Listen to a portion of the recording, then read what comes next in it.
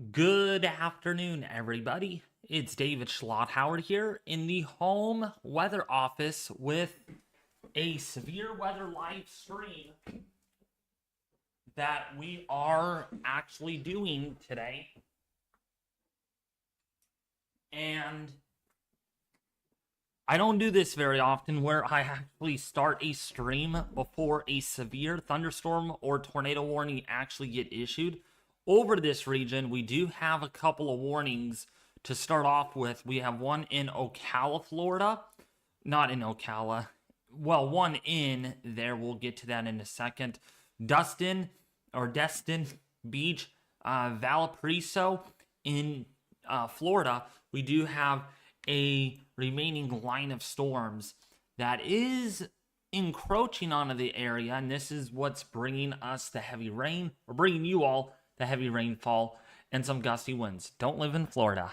And we have lots of lightning strikes that we are continuing with this activity. This warning expires in 13 minutes. This is due to large hail and damaging wind gusts of 60 miles an hour. But this is not the threat here today that we will be focusing on.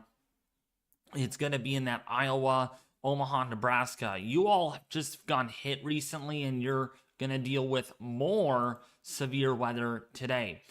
We also have another severe thunderstorm warning. This is in Gibson, Jackson. If you're in Thompson, Pennsylvania, this has also quarter-size hail and 60-mile-an-hour wind gusts. This will expire in 12 minutes. These two warnings that I showed you, one in Florida near Valparaiso, and then we have one in going into New York here soon that is warranted for quarter-size hail and 60-mile-an-hour wind gusts. Okay, so that's what we are dealing with in today's live stream, is going to be the fact that we have some large hail to deal with. Hail that, again, could reach sizes up to quarter size in this area. And then, of course, back to the west, where we will be watching for additional warnings. We'll probably get a severe thunderstorm warning out of this one in Herman, that is in Nebraska. And then we got more storms firing up in Syracuse, Nebraska, Nebraska City, downstream here in Omaha. Yes, does that ring a bell? Omaha, Nebraska got a close call with that tornado of about 4 days ago. So today is going to be, unfortunately, another day that we're going to have to contend with that, with a tornado threat, tornado watch issued for Lincoln, Nebraska, for Omaha, Nebraska. So what we do have is we also have real-time analysis on satellite imagery, which is really, really awesome. You don't see this very often, where we do provide you some satellite images of these storms in real time. And so as we go over the last 45 minutes, because this is a mesosector, we could actually see where the storms are going to be popping up in real time. Of course, this, I thought I had it up there. There we go. So this is Cave. This is, it's a program, it's a software program where you could actually issue meso discussions, and you could do a lot of cool stuff with this program, including looking at real-time satellite images when actually these do load up. And are they going to load up on us? Come on. And there it is. So we can see what the storms are doing. Again, this is 1 minute imagery. So this updates every minute. And we can see how this all progresses all the way through. There's Fremont right there. There's Columbus. And we got some storms that are firing up in around the Nebraska area. We actually get closer. We can see, let's go up here. There's Oakland. Hey, little Bay Area city too. Fremont, got Oakland over here. Decatur. And then if we go to Sioux City, then you got Ponca up here. There will also be severe thunderstorms arriving in that area within the next 1 to 2 hours. Okay, and then more convection is beginning to blow up over here. And if we look downstream, there is some stratiform cloud cover, but at the same time, let me bring up my epic pin here so I can show you all this.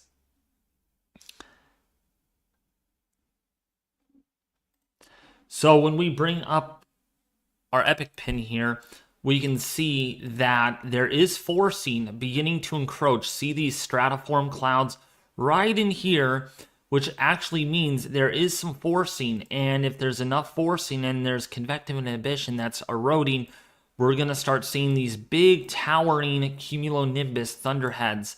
And we even have a complex of storms over here in Clarkson, in Wahoo, just moving out of Columbus. We had a couple of blips there of storms that did try to initialize, but they were failing to do so. But we're beginning to destabilize the atmosphere in this area. This is where our boundary is. And in fact, we actually go over to, let's go to dew point temperature. We're able to load that up. So this is going to take a little time to upload, but we're going to keep it on the latest frame.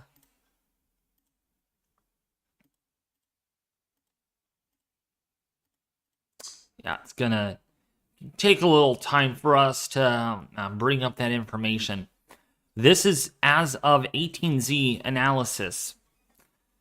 And what this is going to show us is what the temperature is. And this is measured in Celsius. So this is, we're looking at temperatures here in the, let's see, let's take off the degradations here and then take off that. So we can see where our warmer air is, but also what we can bring up here is, let's go to RTMA data and let's go right over to dew point temperature. Because we do have a boundary here. Looks to be a dry line set up. Actually, this could be, I have an intersection here. This is probably going to be the cold front right in here in Garden City, going through Hayes, Great Island in O'Neill up here in Nebraska. It's going to load on us. Okay, there it is. That whole time, that was the dew point temperature. Okay, so, yeah, so not much of it. There is a boundary here, probably a cold front. That's what it looks to be appearing. And this is going to be moving into Sioux City in the next couple of hours. And when we actually bring up, that's what I had the whole time is dew point. I needed to bring up the actual air temperature here. And again, this is Cave. This is a huge program, 50 gigabyte program that I'm using for this. And this is what Storm Prediction Center actually uses. So let me see here if we can bring this up. So it's going to create image tiles, and once that's done loading in, we'll be able to bring you that. Yeah, my internet's pretty fast, but this program is also much bigger than my internet program itself, so it does take a little bit of time to load things in. And so here's the air temperature, and what we do have is really warm temperatures. Yeah, here's a bit of a defluent or a diffused front. Let me actually bring up my epic pin. There it is. Disappeared on me. I do appreciate that. So we do got a bit of a diffused cool front. Not really a cold front because it's not really bringing in cold temperatures, but it's back in here where we do have moisture advection coming in out of the south with higher dew points here. By the way, temperatures down here are already in the mid to upper 80s. We got some temperatures over here in Pratt in central Kansas into the 90s. So it's pretty warm, and the air mass here is becoming well mixed. So we're probably going to have, more than likely, have some thunderstorms develop along this boundary by this afternoon once that air mixes out really well. Further to the north, though, is where we have, and look at, you even see some cloud cover impacts here where the cloud cover has prevented surface heating thus far. So pretty cool way to illustrate that. And I could have multiple products up at the same time. You can even look at wind arrows. So what is our wind doing? And this is based on mesoanalysis. So we do have winds that are coming in out of the southeasterly direction where these storms are. So there is certainly some directional and speed shear.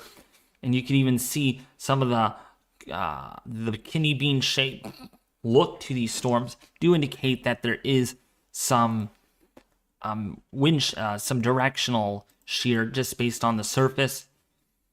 And then this is where our surface low is developing, right in here over the Nebraska area. So let's actually go back.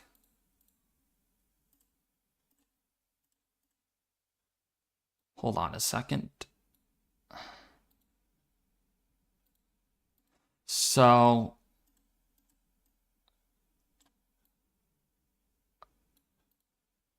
there we go. Let me get county names up here, and then our boundaries will be green. That way we can visualize this a lot better.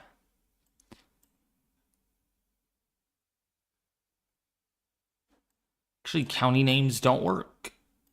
Funny. I hope they work eventually. So we're going to go back and look at Doppler radar, where we do have 2 severe thunderstorm warnings that are already issued. We got one in North Bend, Morse Bluff. This is crossing over State Route 30.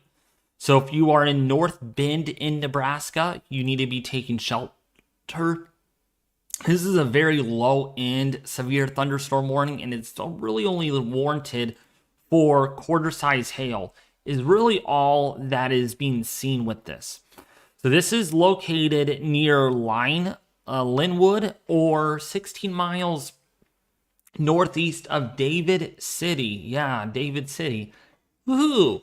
I'm a city moving northeast at 35 miles an hour.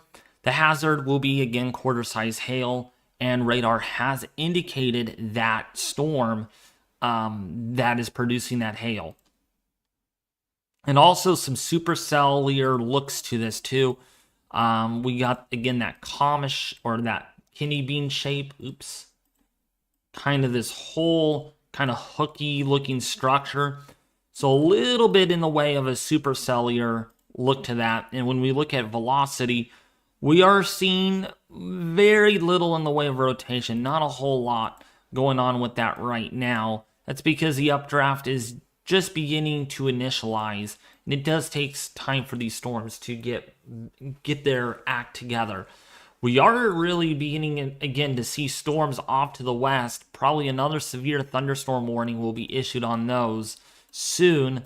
We got another storm getting into Avoca. This is in Nebraska. If you're in Murray, Nebraska, Plattsmouth in Nebraska, you need to take shelter. This is a little more significant warning for damaging winds and quarter-size hail. And again, hail damage to roofs are expected. And we did not get a warning. So that was probably another warning. A new warning for Florida. And now, wow, that actually has a tornado possible on it. So again, until we get more development up here, we will have to actually take a look at with what Florida is up to with their severe weather. So we can see here, tornado possible tag on this. And yeah, there is rotation up there. Up here in the Mary Easter Fort Walton Beach, just to the north of that, where we do have a little bit of rotation, not particularly strong. That's why they didn't go tornado warn, but there's a tornado possible on this. And again, That means that Doppler radar does indicate there's some rotation, not enough to declare that warning, but enough to have a tornado possible. And again, radar has indicated both for some large hail and some gusty winds, potentially over 60 miles an hour. There has also been some wind damage reports out of that storm. Power lines down and, in Holy, verified by Hawley and Navarre Fire Department. Is reported that those power poles are down because of that severe thunderstorm warning, because of that complex of storms that is. And those are very deep thunderstorms. Echo tops on these in Florida are reaching 40 to 50,000 feet. So if you know your bearings, this is near Pensacola, Panama City Beach area, Hurricane State, because tomorrow is questionable if I am going to be doing a hurricane forecast that might be delayed by another day. And that is to be blamed because of the severe risk tomorrow. My lighting is a little funny. There we go.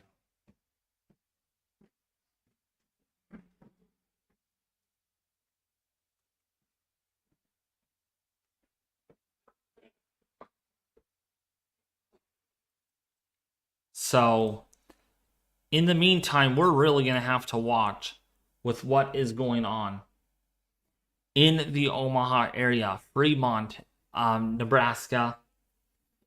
We do have 2 warnings. We have 3 warnings in total at the moment. And again, as we move through the period, we are going to start seeing these severe storms really ramp up. And that was the concern today.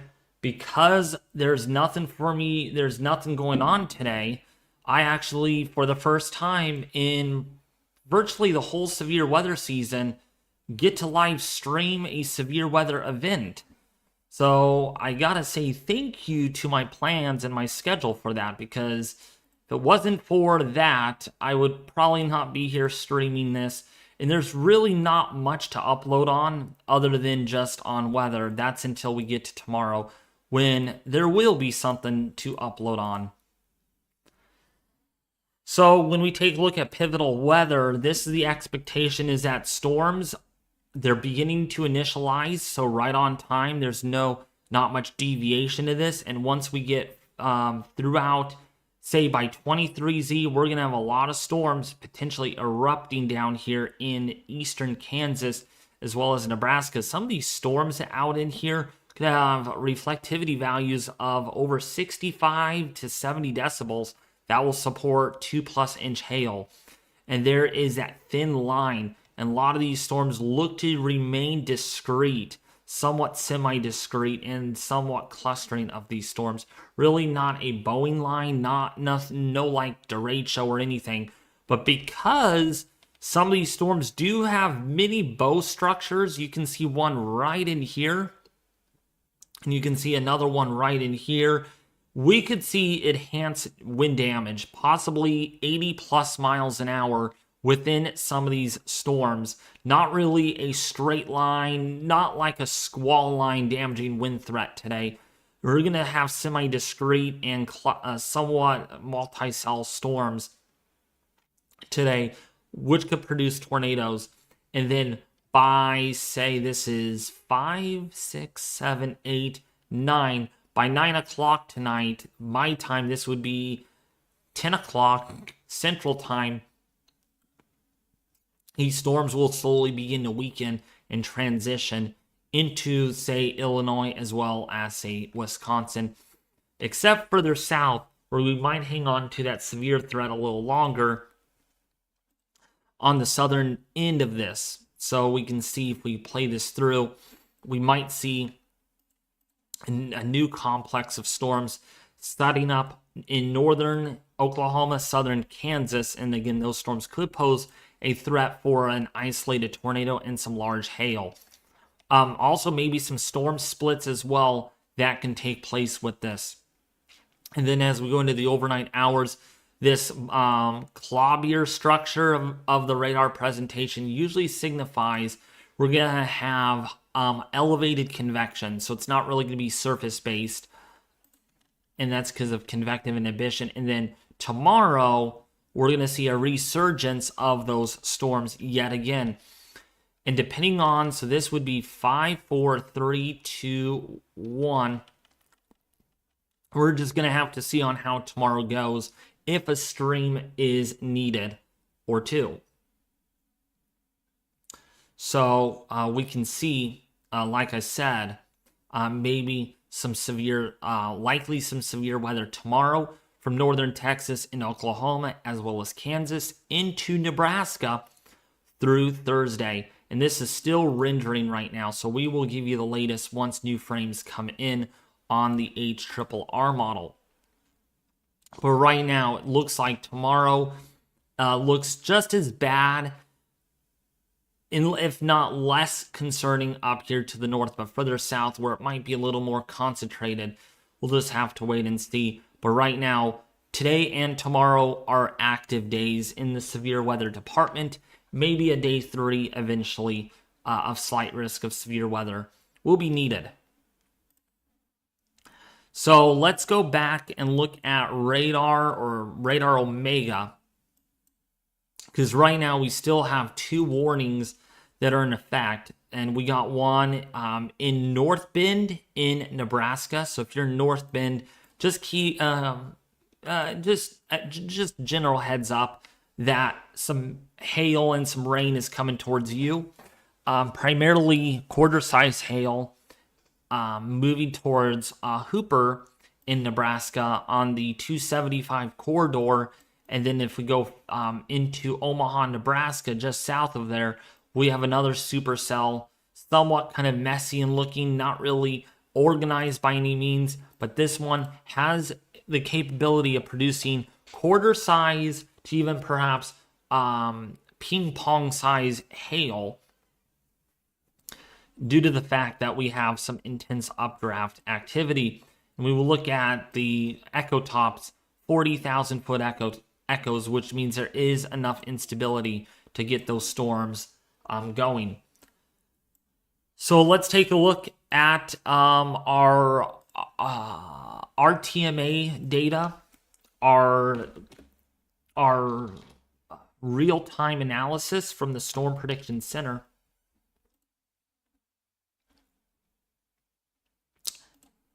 Let's go over here. Oh, wait, no. Let's go further north.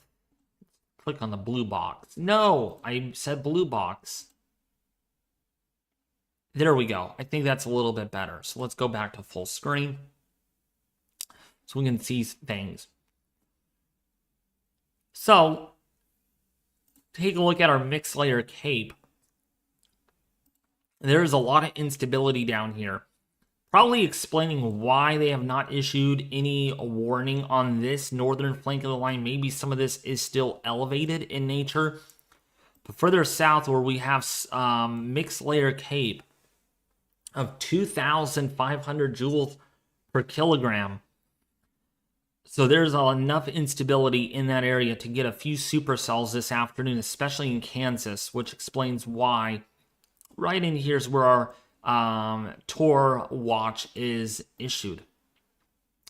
When you look at our surface-based instability, it is definitely much higher, especially down here where we have 3,500 joules of cape. That's a lot of energy for storms to get released once they develop. And that is why there's a big hail threat within this environment. And if we take a look at hail parameters as well, higher the number generally, the better the chances you're going to get some large hail. And it looks like down in here, primarily, where we have the best chances, and even throughout this portion of the atmosphere, once the cap breaks, we have a pretty good shot at seeing 2-inch hailstones likely within this environment. Let's take a look at our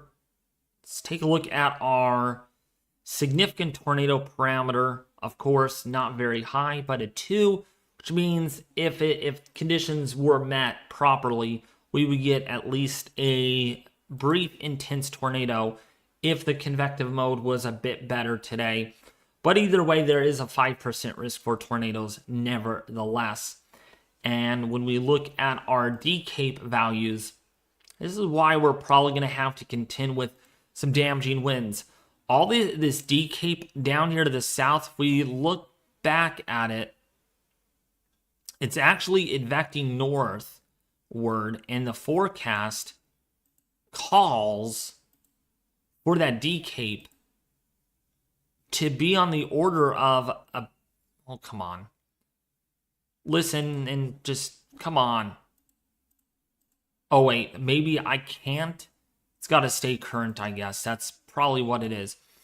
So if we look at this, we can see the decape increasing over Iowa and even in western Iowa during the next 6 hours. And that's why there is that concern for damaging winds, because just like cape is energy for updrafts, decape is downdraft cape. That is the amount of energy that a downdraft will exert if the parcel is favorable to sink through that deep layer. And the higher decape values are supportive of stronger winds because there's more evaporative cooling and there's a lot more downdraft energy to exert on. So when you have really high decape values, that gives you 70, 80 mile an hour wind gusts.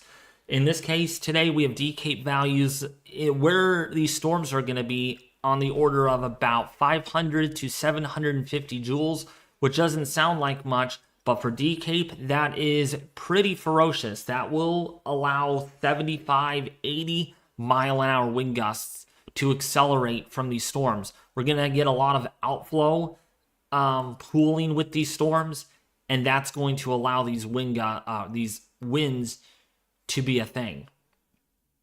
So let's actually go to, let's look at another parameter. So this is a SARS hail size. This is the objective analysis right now. And we can see anything in yellow is supportive of hailstones of at least an inch to 1.75 inches. But look at this right in here. That is hailstones 2.5 to 3 inches in diameter. That is where we have the concern for significant hail today.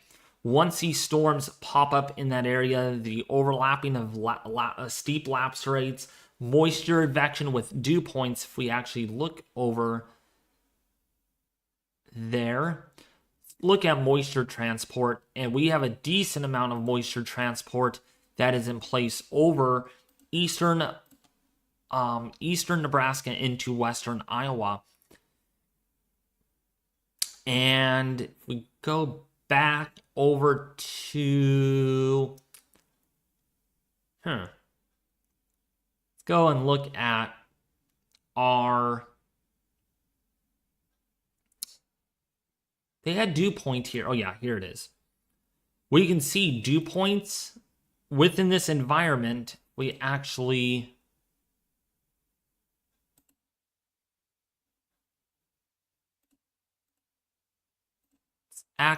go over and see this. So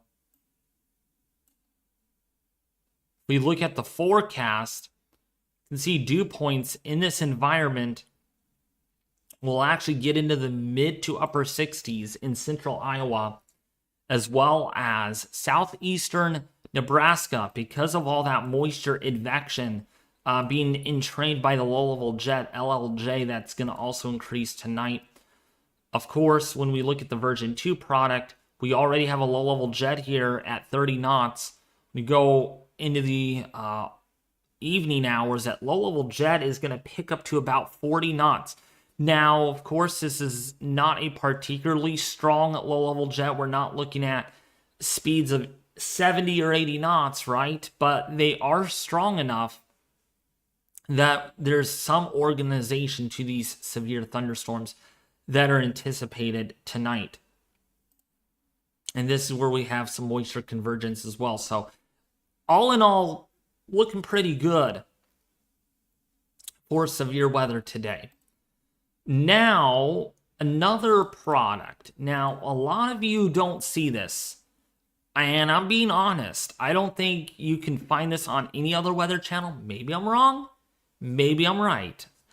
But this is the WAFS model. Okay. This is a model that updates very frequently, like every 30 minutes. And why is that important? Well, because we can predict if and when these storms initialize. Right? So if we look at our radar and we go to the radar forecast, now there's different WAF members here. So WAF's member 1 all the way down to 18, which actually I'm a little surprised they have that many members that run an ensemble that renders every 30 minutes. So we can see what these storms are going to do, and this is doing pretty good with its projection. And storms may struggle at first on this run, but after 20Z, that is about 1 o'clock my time. Wait. Yeah, that's 1 o'clock my time. These storms are actually going to get a little concerning. Storms down here in Kansas all the way into eastern or western Iowa. If we look at different members, mean different things, right? So this is a very intense member with actually some hail tracks. See these right here? These are hail tracks. Here's a hail track. Here's one. Here's one right here. Here's one right here. Here's another one. So you can see that the WAFs on some of the members, oh, and here's another hail track up over here. So all the black lines that I drew up are little hail tracks that the Ensemble is picking up on, or one of the members. That is member 3. Go to member 4. Again, this is 21:30, so this is 3:30 Central Time. And you can see different members, we scroll down, have different things. There's general agreement down here, though, that storms do initialize sooner than what the HRRR model is showing. We'll see if the WAFS is correct or not, but it's these storms that might contain the bigger hail, possibly 2+ inches in diameter, given our SARS hail size objective analysis. But there's also some members up here, member 16, that really has a cluster of big supercells that wants hail sizes potentially 3 inches in diameter. That's a possibility. I'm surprised these down here don't have a whole lot of hail tracks. So this model, we're going to look at this very often. And it goes even further than that. Let's actually look at instability. So again, how much juice is in the atmosphere. So if we play this through, again, this doesn't go out very far. And oh, okay, we got the 1930Z run. So this is actually running right now. So this is just beginning to render. So in the meantime, we'll use the 1830Z. Now, these do not run every 30 minutes necessarily. I wanted to kind of be clear with that. The National Weather Service at NOAA will run this manually. So if they need a doing that, oh, let's run it this time because of what we're seeing, see what we get out of it. They will run the model manually, but usually it's every 30 minutes. So like 18Z, 1830, 19, 1930, 20, 2030, 21, 2130, right? Which, by the way, UTC is Universal Time. Okay, it's Greenwich Mean Time. It's GMT, all right? So it's based out of Greenland. Wait, no. Close? It's based out of Europe. kind of that UK time frame. And this is just a set time, so that way we can convert off from that in easier sense to take a look at where and when these storms fire up. So that's why you don't see Central Daylight Time here or Eastern Time or Pacific Time. It's a set time, 21:30. If you want a conversion, I could help you convert that, okay? If you guys are wondering what 18Z is, I'll just put this into simple perspective. 18Z during daylight saving time, the time that we're in, is 11 o'clock Pacific time. That is 2 o'clock Eastern time. And when we fall back an hour, it's 10 o'clock Pacific time, and it's 1 o'clock Eastern time. So that's also why they just use Greenwich Mean Time as well, because that doesn't change. They don't fall that back or forward. All right, so just kind of a quick little conversion there and some lessons of that. So instability today, like we talked about, is a big issue with this one. Definitely anywhere between about 1,500 to 2,000 joules per kilogram throughout the afternoon hours here across eastern Iowa into, not eastern Iowa, southwestern Iowa into eastern Nebraska and much of eastern Kansas. Going to have the best chances of higher instability today for those storms to release the energy once they develop. And then we could actually, oh wait, no, that's not that. So let's go to our tornado. Oh wait, no, let's actually do hailcast. This is very cool. So you get other products. So let's run this one.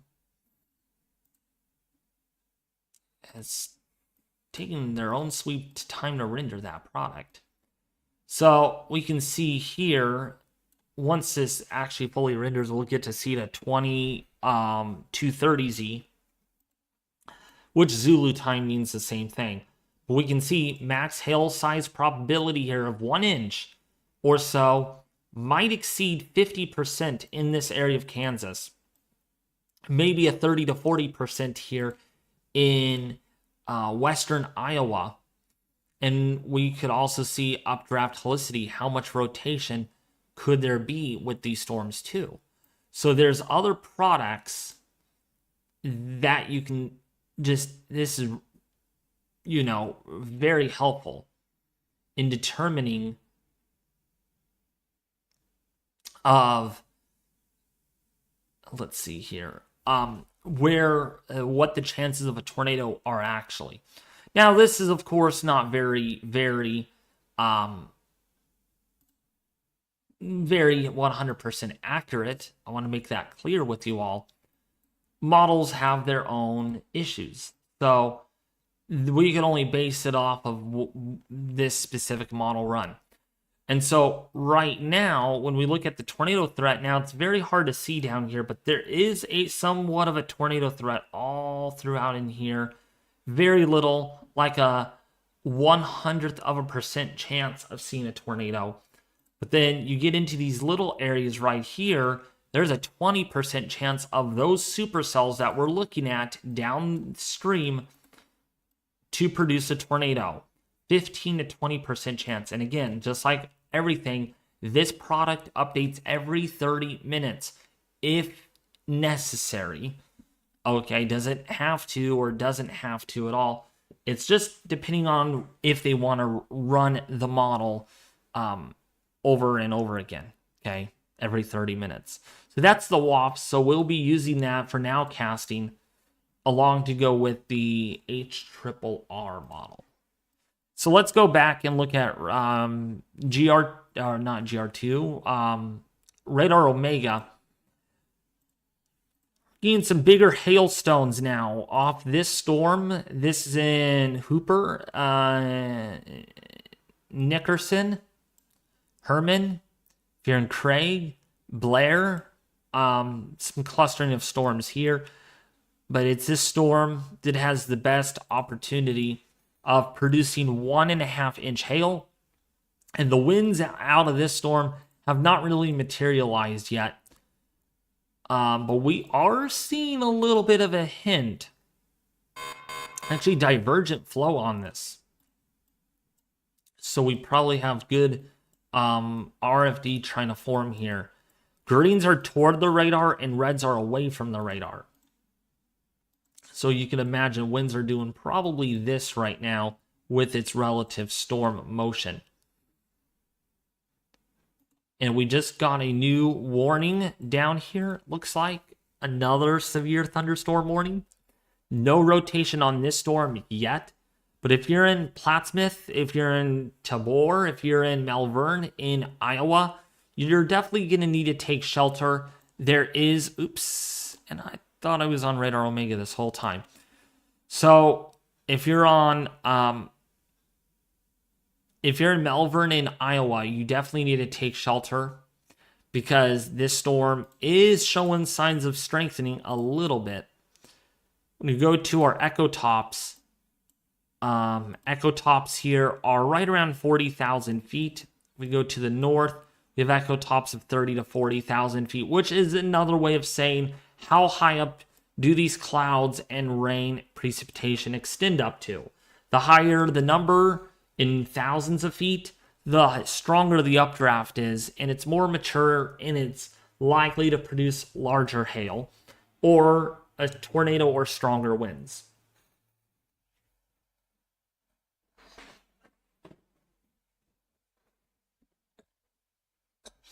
So if you are in eastern Nebraska, we have 3 individual supercells that are producing some large hail. The one near Vermilion thought that would get warned eventually, and it did.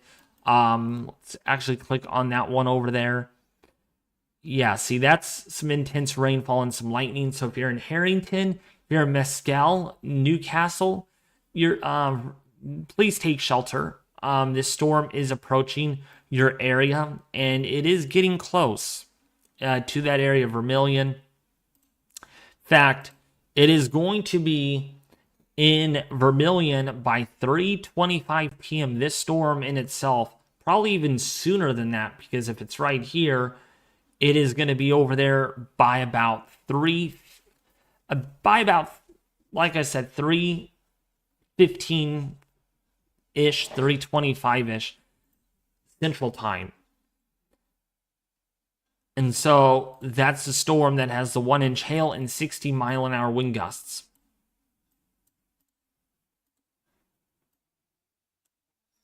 By the way, how's everybody doing? If you are enjoying the stream, please consider subscribing if you haven't already, and share this with their family and friends on social media.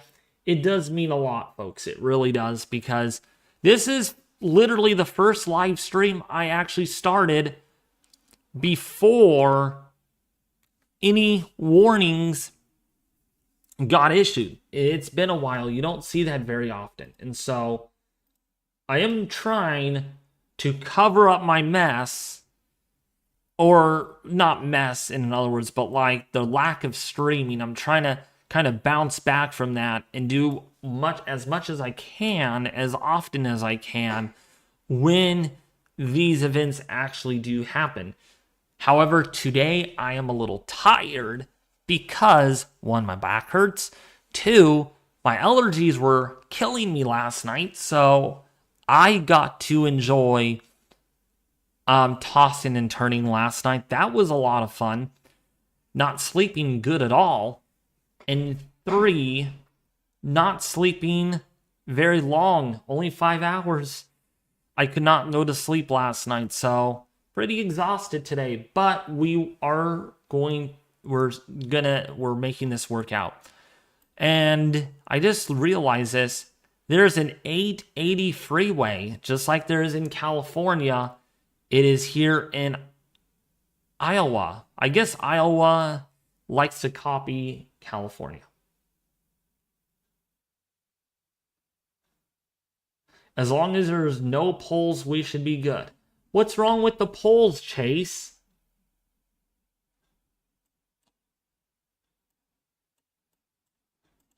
No one liked the poles that I had?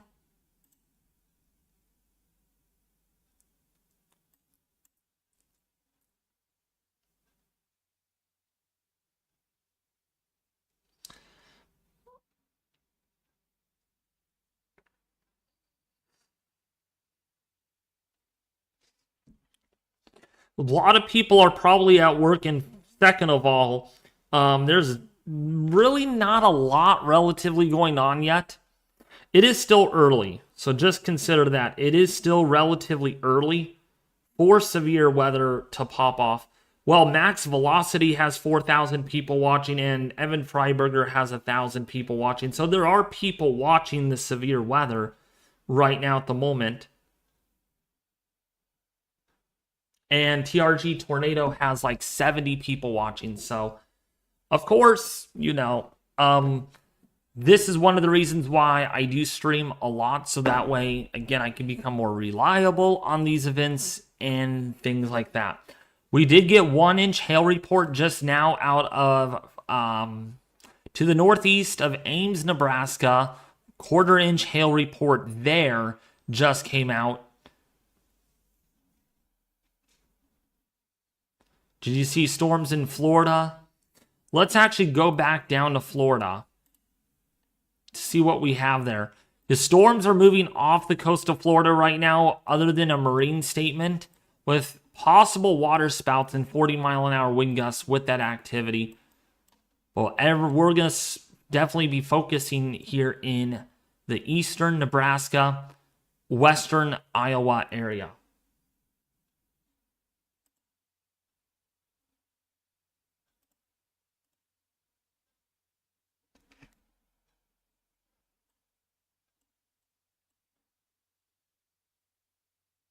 You're growing, keep going. Ah, nice nursery rhyme. Growing, going. Makes sense. Thank you, Chris. South Florida looks very cool.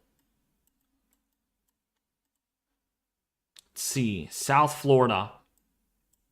Again, there are thunderstorms, but they are not severe at the moment. Nothing extreme going on there. Dew points are very high, though. You got dew points in the mid to upper 60s to lower 70s. So it's definitely a muggy, humid day there in southern Florida.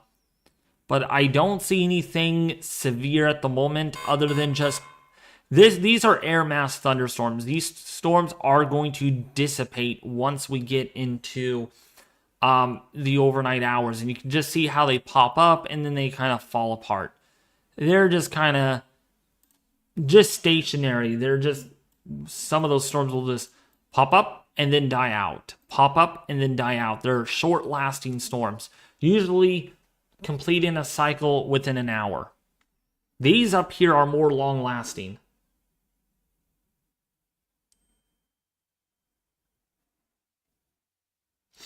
Michael Guerrero, in my personal opinion on that storm, models have actually are not as significant on that storm for the West based on the Ensemble model guidance. So I'm not really too concerned about that system at all. Probably going to bring maybe about a 1/10 of an inch of rain or so. So again, not a very significant storm by any means. And temperatures are likely to drop into the upper 60s to lower 70s. So again, models 4 or 5 days ago had that system very significant for the West. But this time of the year, there's a lot of model uncertainties because we are transitioning into the summer months here in the next couple. So therefore, models are going to be outrageously ridiculous on some scenarios, which again, I would be very careful about that. I just don't think it's going to be anything significant. Like I said, maybe between about 0.05 of an inch to maybe 1/10 of an inch of rain for the most part with that weekend storm system. I'm not concerned about it whatsoever.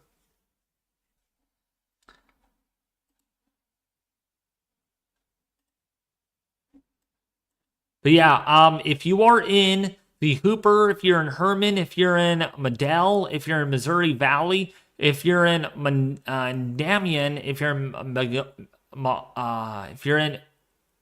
Mongolia in Iowa, please take shelter. These storms are strong right now. These are moving towards Woodbine right now. Woodbine, if you're in the I-29 corridor, definitely getting hit with some heavy rain and some large hail with that. And then, of course, the storm over here off to the west has 2-inch hail. And again, if we bring up our, and it's moving to the east-northeast at 31 miles an hour. And the forecast here is that it's going to be in Herman right around 3:22 p.m. That storm, the heaviest that is of the rain and hail that is anticipated with that.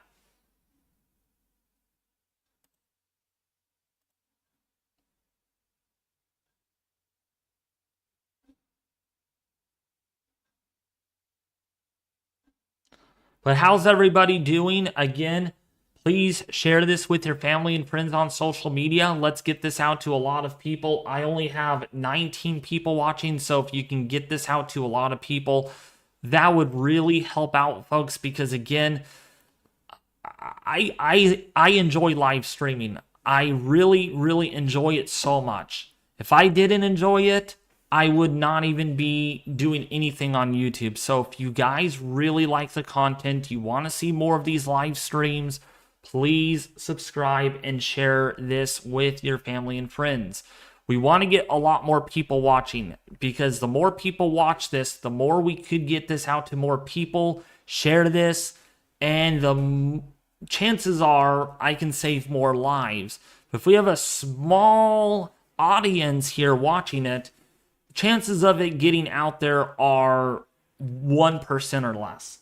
So sharing is caring, and I would really appreciate if you all can share this with your family and friends on social media. Spread the word, please, because as long as I'm available, we're going to be doing these severe weather live streams very often, including hurricane live streams as well on the channel, like we did with Lee last year and Ian the year before that. And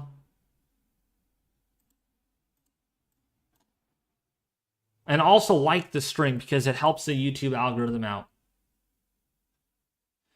David used Warren Jin in Awip's cave.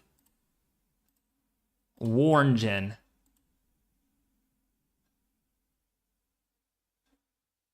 I'm not going to issue a warning if that's what you want me to do. I don't think that would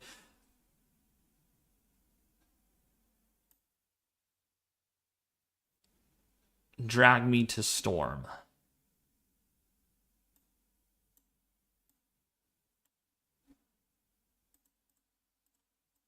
Oh yeah, and then I can do that. So I can say, this is actually really cool.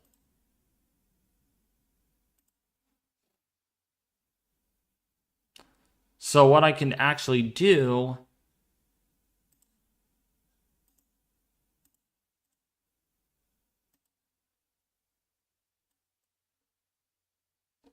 so Doppler indicated, and then I can say threat, choose up to 1 each wind and hail. So we're saying 70 mile an hour wind gusts and probably quarter size hail.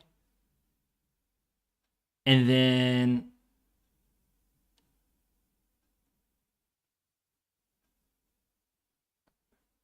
I'm just gonna create this. So that's, oh wait, why is it not responding? That is funny. It's not actually responding to this, to my AWIPs. Warning generator. There it is. Oh, look at, I issued my own warning. This is a test message though. But you can see I could actually issue my own warnings, which is cool. I need to actually do more of this and actually kind of get the...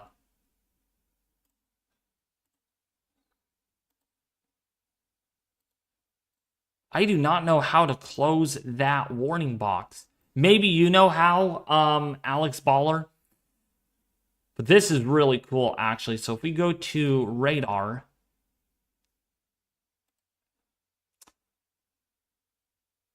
if we really wanted to, we could actually, I could literally issue my own warnings which again, I do not like to do because I do not want to be called out, saying, oh, David's issuing a unofficial warning.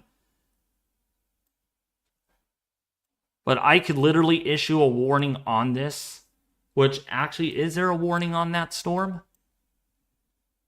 Oh, there is a warning on that. So if I really wanted to, I can be like, okay, I'm going to issue a warning.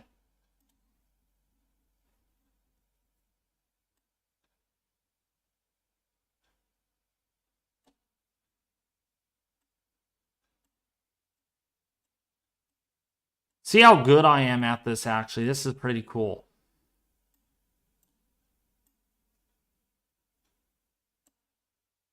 Can I move the vector? Oh, I can't move the vector. Darn it.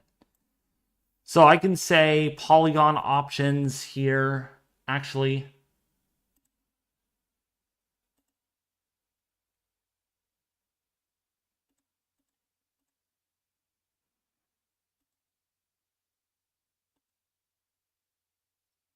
So if I basically want to say severe thunderstorm warning, I can say Doppler. This will expire in about 40 minutes. Oh, there we go. Okay, so I can say it's going to be... So in about 45 minutes, radar indicated, and then I can say 60 mile an hour wind gusts. And then I can say... I'd say this is producing ping pong size hail.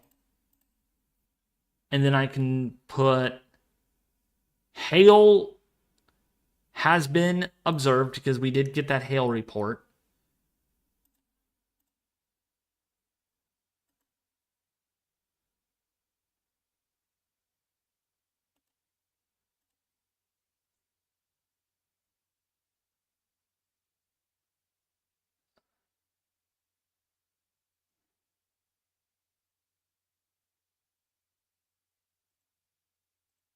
And then once I'm actually...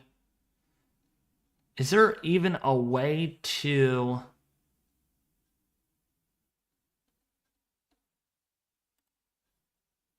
And then the text will actually get created.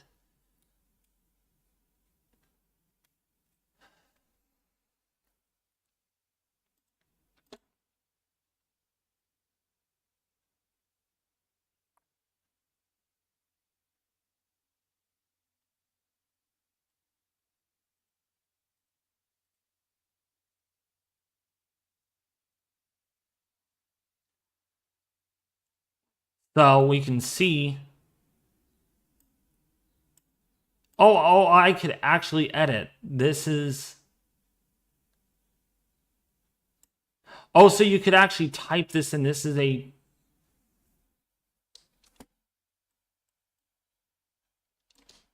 Oh, wait, no, you can't. Oh, wait, can you cut it?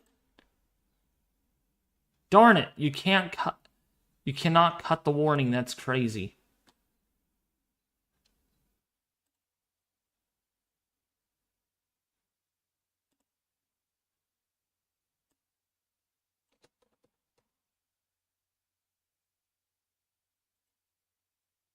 No, I can't. But it does do pretty good. It really does. So I actually like this. The warning generation.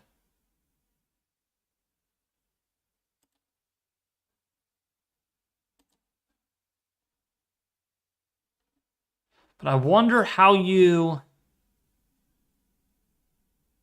I wonder how you take it off, though. That's what I'm trying to figure out. Oh, here.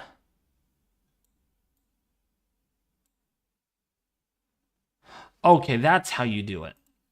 That makes perfect sense.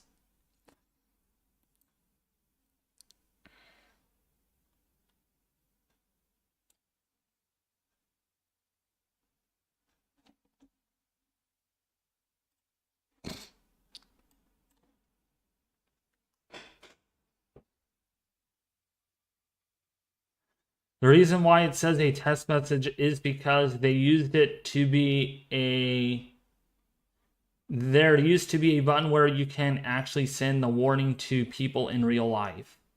Oh, wow. They removed it a couple of months ago because of trolls, though, sadly.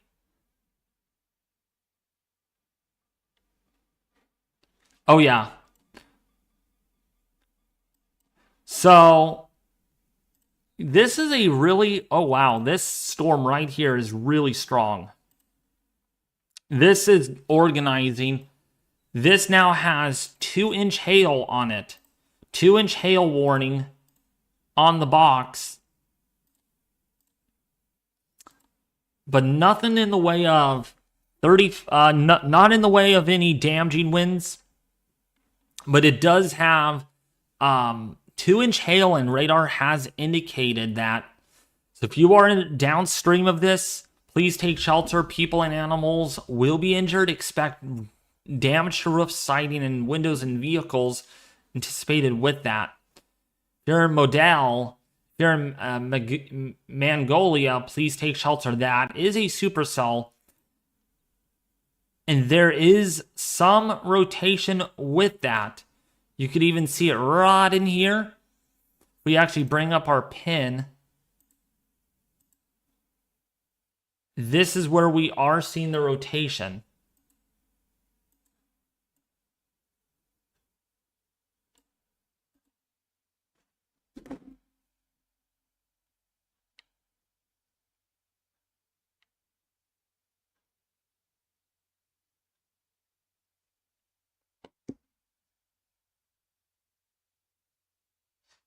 So definitely a hook on that storm.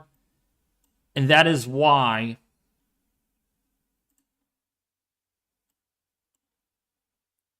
they have, they're going to probably have to issue a tornado warning on that soon if that continues to organize. Definitely trying to.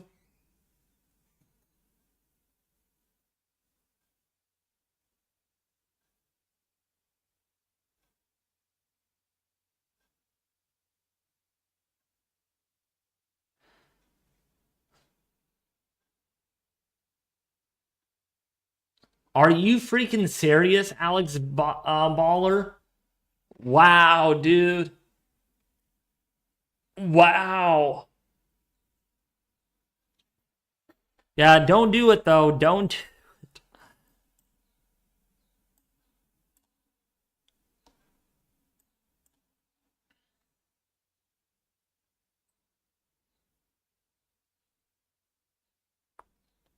What's up, Marie? How are you doing? Welcome to the stream.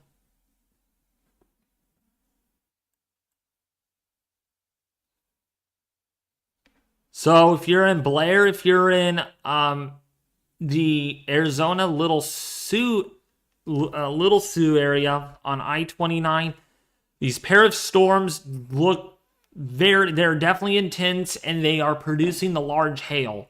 We also have another hail marker here of 2 inches. And this one has 2.5 inches. So this is the more dominant storm over here near Herman in Nebraska. Blair, Nebraska, definitely the dominant one. And then, of course, over here in Malvern, that has 1.5-inch hail. Hastings, that's into the Iowa border, the Iowa side. And yeah, look at that.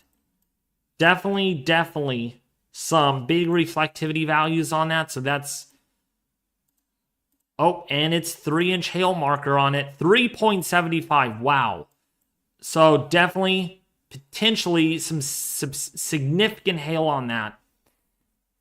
Big time. And if we look at the echo tops, we're up to 49,000 feet.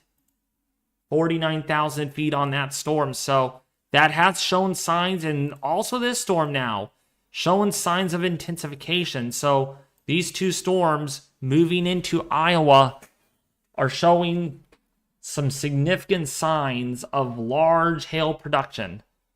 That's what the hail marker is showing. And if we actually bring up our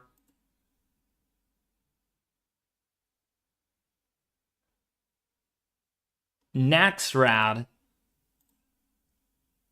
these little dots that you see right there are actually hail tracks, not official hail reports. The diamonds, like this one right here, is a hail report.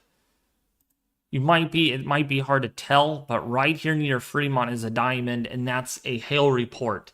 The circles with hail with numbers inside of them, that is NACS rad hail track history.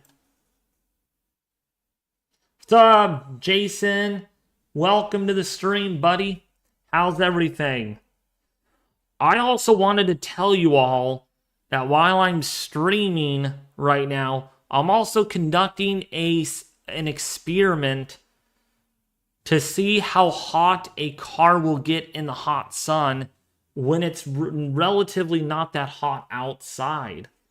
So right now, my car temperature outside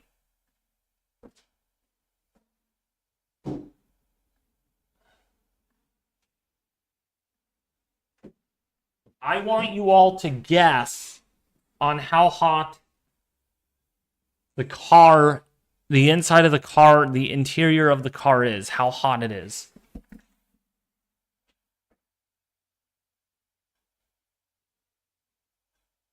Man, oh gosh. Ooh, yeah, that's, boy, that is substantial. What's up, Quentin Jones? How are you doing? Quentin Jones, 20,000 subscribed, 64 likes. Nice.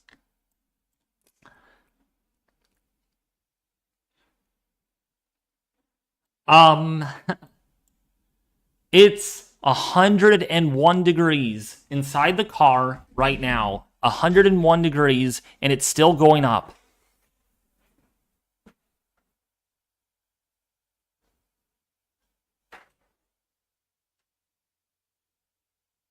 Oh my gosh. Woo.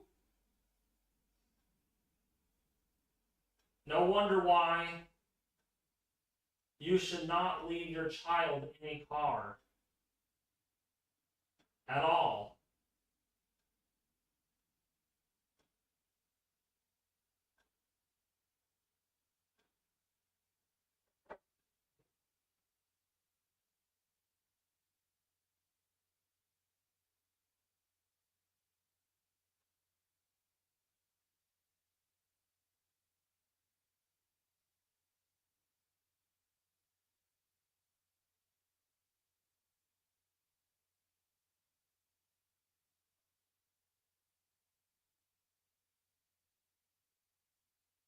Oh my gosh. Ooh. That is hot. 101.4 degrees in the car. And today, it's only like in the low 70s here. Goes to show you, even on a cool day, don't leave your pets or your children or anyone in a hot car. I will be conducting these experiments once a week with a different temperature, and I'll be logging that into the database. And hopefully, if it all serves well, we'll send that off to the National Weather Service so they can better educate you all on how serious being in a hot car actually is.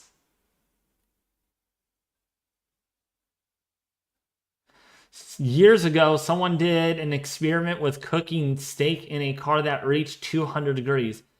It toasted. It tasted nasty. Disgusting. Alex Baller, I'm not playing no severe weather simulator, buddy. This is a live stream on the severe weather. Okay, we got 2 warnings now. This is more significant now.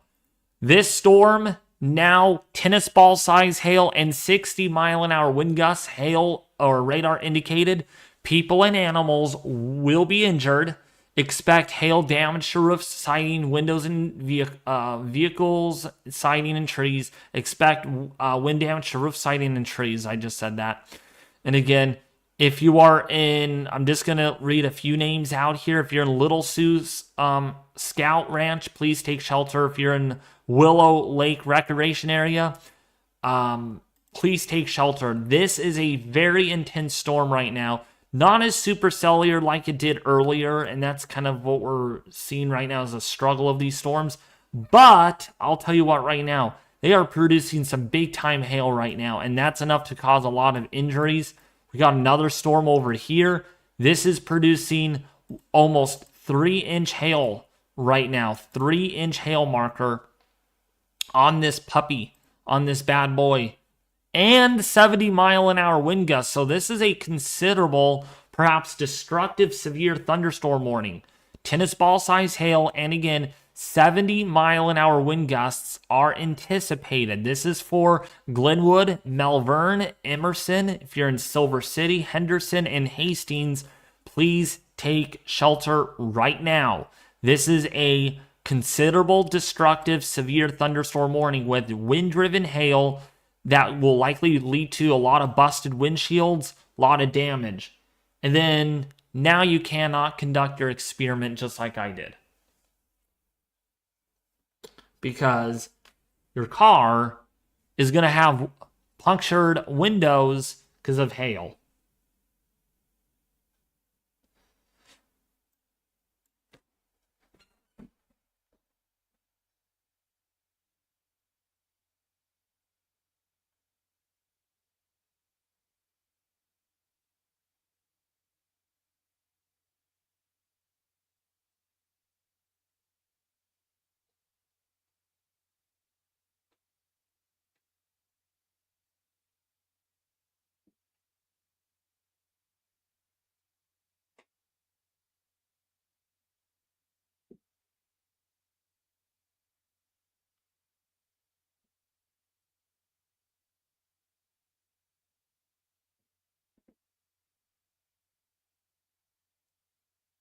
So if you're in Melbourne right now, please take shelter.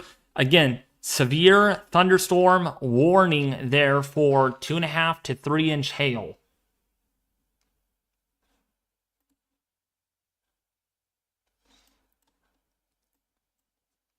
Man, this storm up here in Herman is looking pretty concerning. A lot of hail, a little bit of a hail track on that. Thus far, averaging about 2.5 to 3 inches. So again, please take shelter, because that storm is looking pretty nasty. Pretty nasty.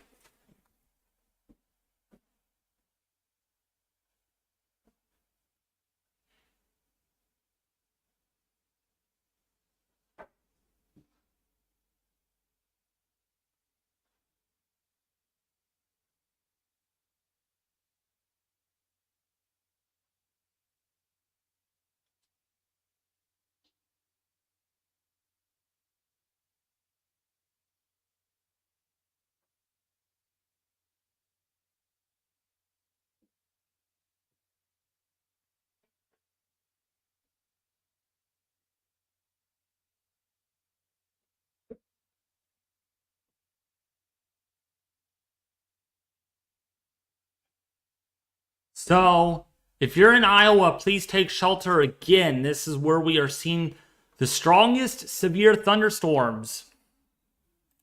And actually, let's go over to GR2 analysis, where we could actually scope these storms out to see what they look like in 3D. And here's one storm that looks fairly robust in structure.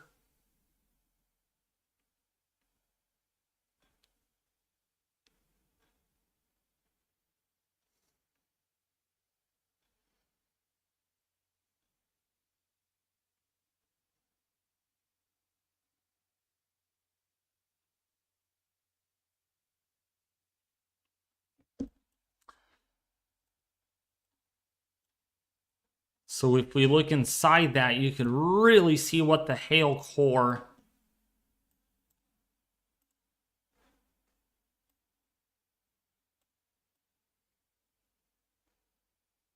certainly looks like.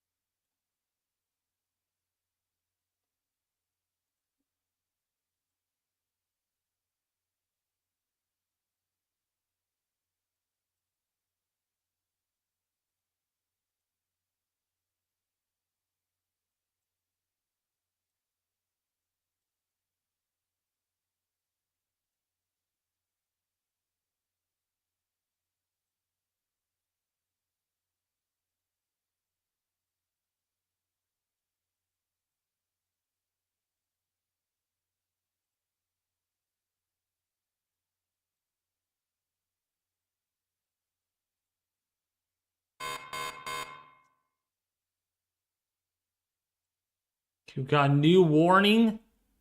Oh, there we go. Storms are beginning to develop. In Kansas right now, got a new tornado watch. New tornado watch down there into central Kansas.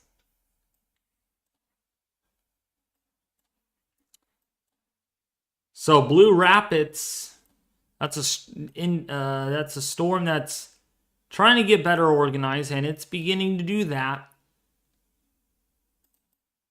If we look at our echo tops, 42,000 feet right now. We go back up here to the north. That's where we have the heavier rain and largest hail.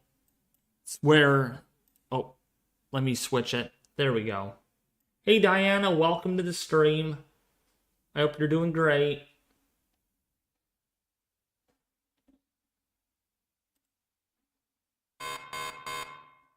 And another warning.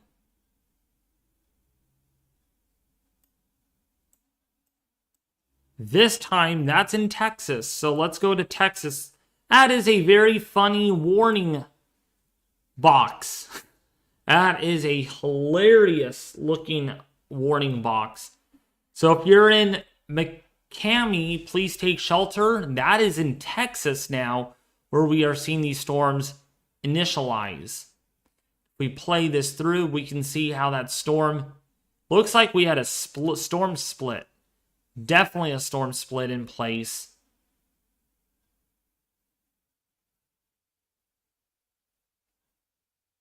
And we'll see with what that does in the next few hours, or in the next hour. Has really high echo tops, 48,000 feet. So there is more instability down there to feed that storm versus to the north. But still, it's going to be a long day, or long evening, I should say, because these storms definitely have that kidney bean shaped look.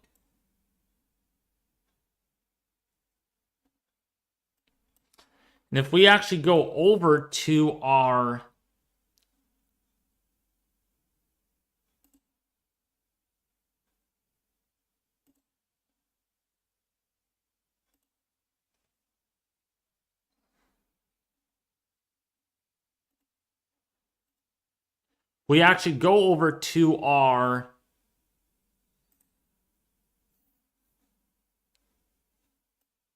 our cave software.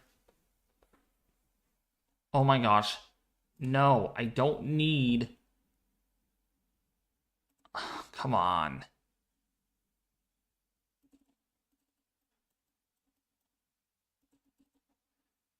Once that loads, I guess, we'll get back to it. Decided to crash on me. So in the meantime, we will be watching these two storms. Right, or yeah, these two supercells.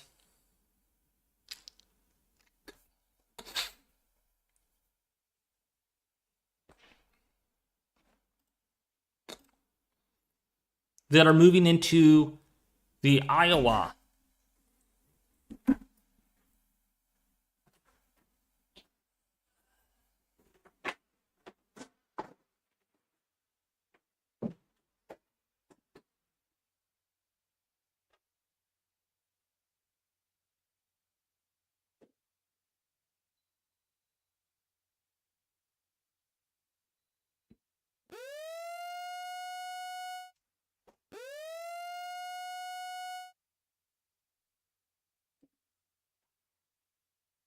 Okay, we got our first tornado warning.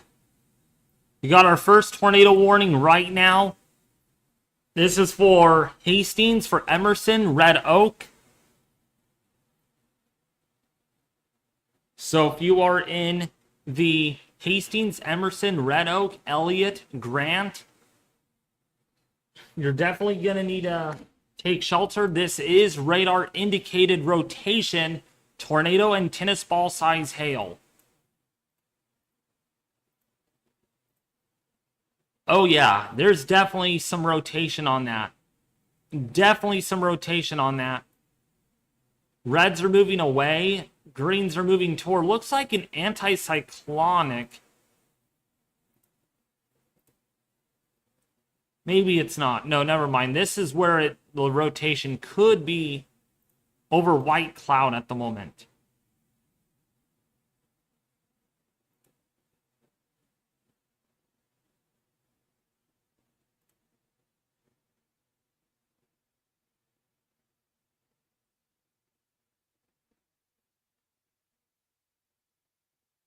So if you are in Emerson, Red Oak, Elliott, Grant, Griswold, please take shelter.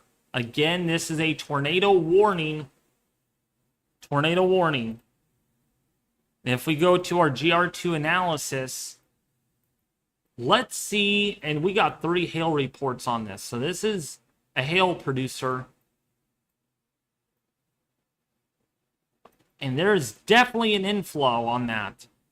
You can see it right up in here is where your mesocyclone actually is. So there is your inflow coming in, feeding this updraft.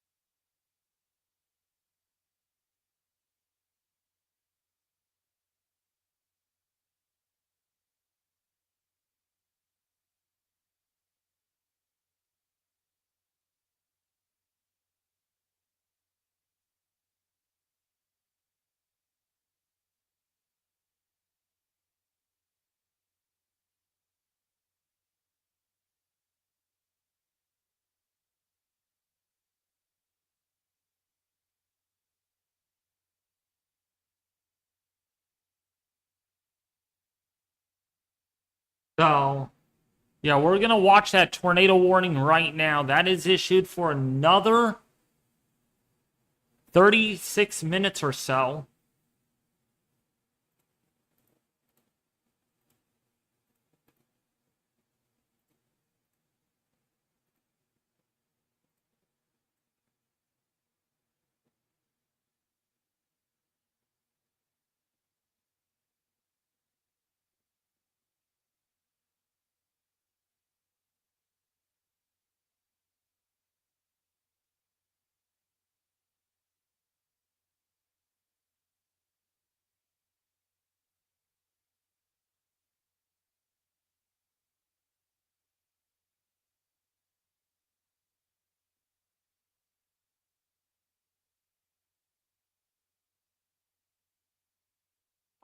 So, yeah.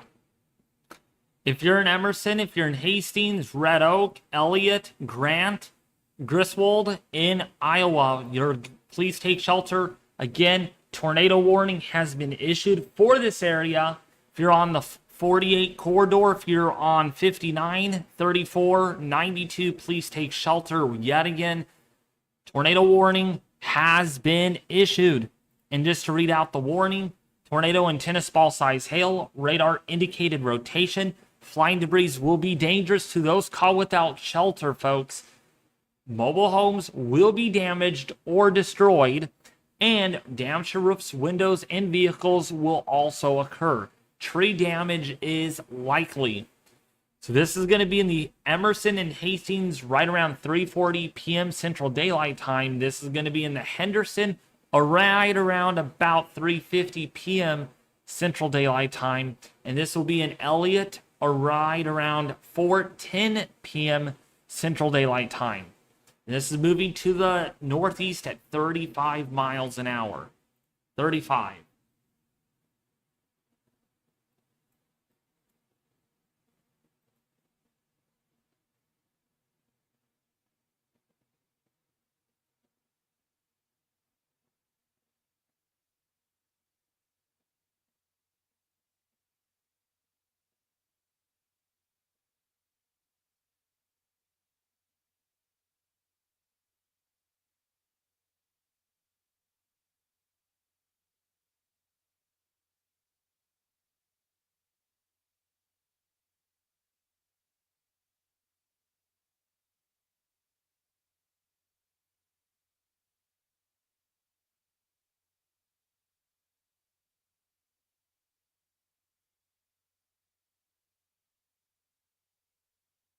How's everybody enjoying the stream?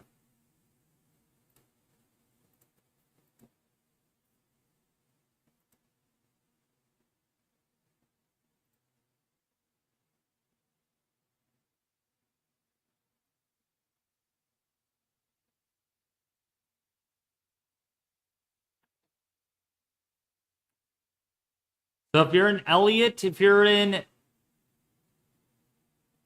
Macadamia, please take shelter. Again, tornado warning there. We're also keeping an eye on another storm in Magnolia, Woodbine. If you're in Dunlap, please take shelter. Little Sioux, definitely take shelter as well. There is some rotation with this storm as well. You're going to have to see if that gets tornado warned or not.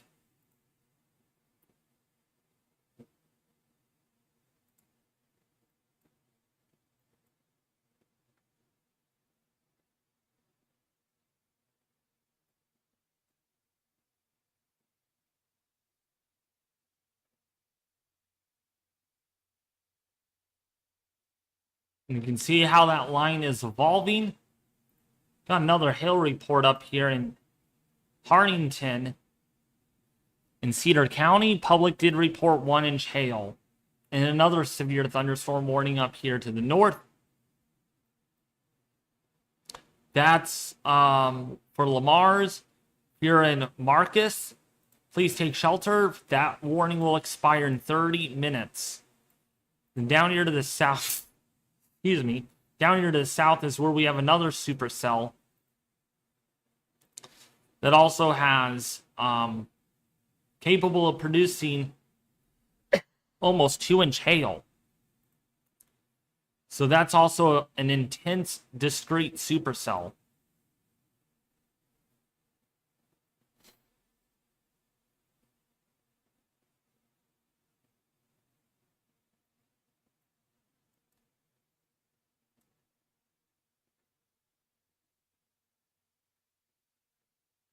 There is that supercell. When we look at the analysis, look at that.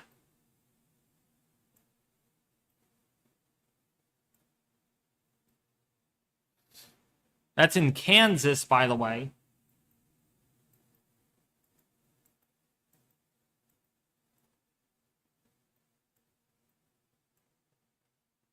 Thank you so much, Diane.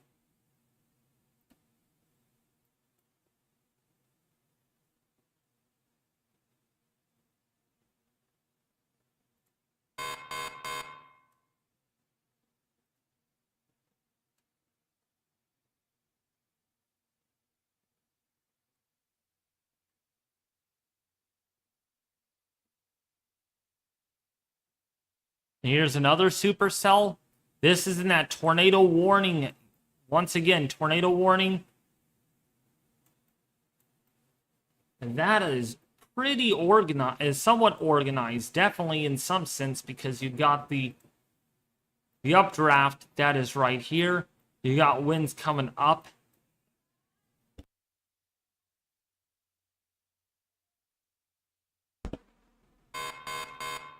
So, you can see where our updraft is within that storm based on looking at the 3D.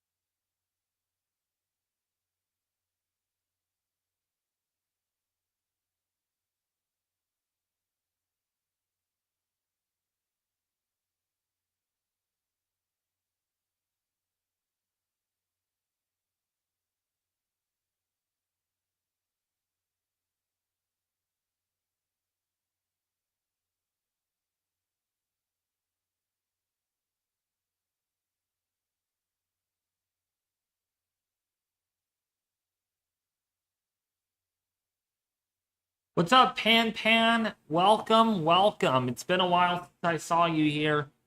Hope you're doing great. I am trying to do more of these live streams as often as I can possible.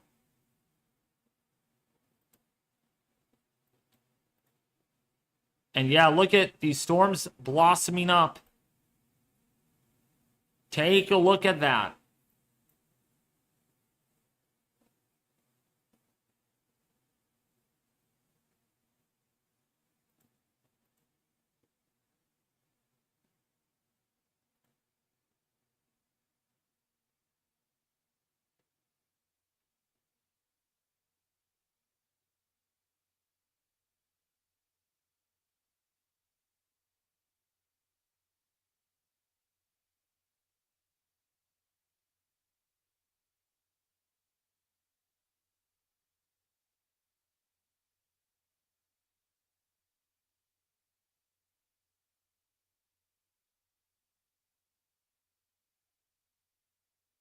Developing rapidly. Yeah, those storms are definitely developing at a rapid rate.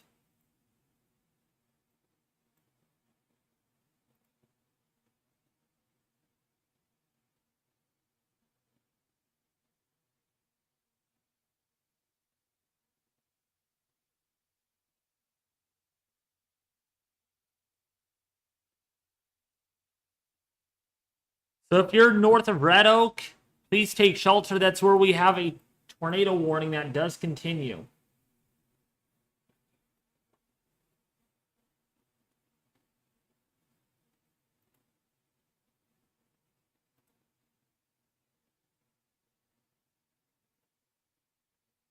Man, my chat is so dead. If you guys could hear me, please let me know.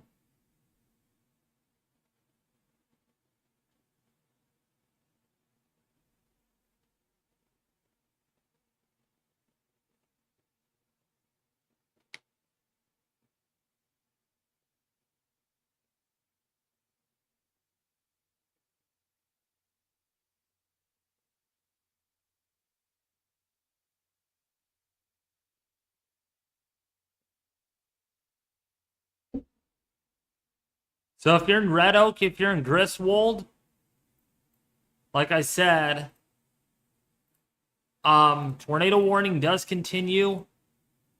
Zoom out with what we got. We also need to keep an eye on the storm down here in Oh, we got one in Oklahoma, believe it or not. Let's go and work our way down.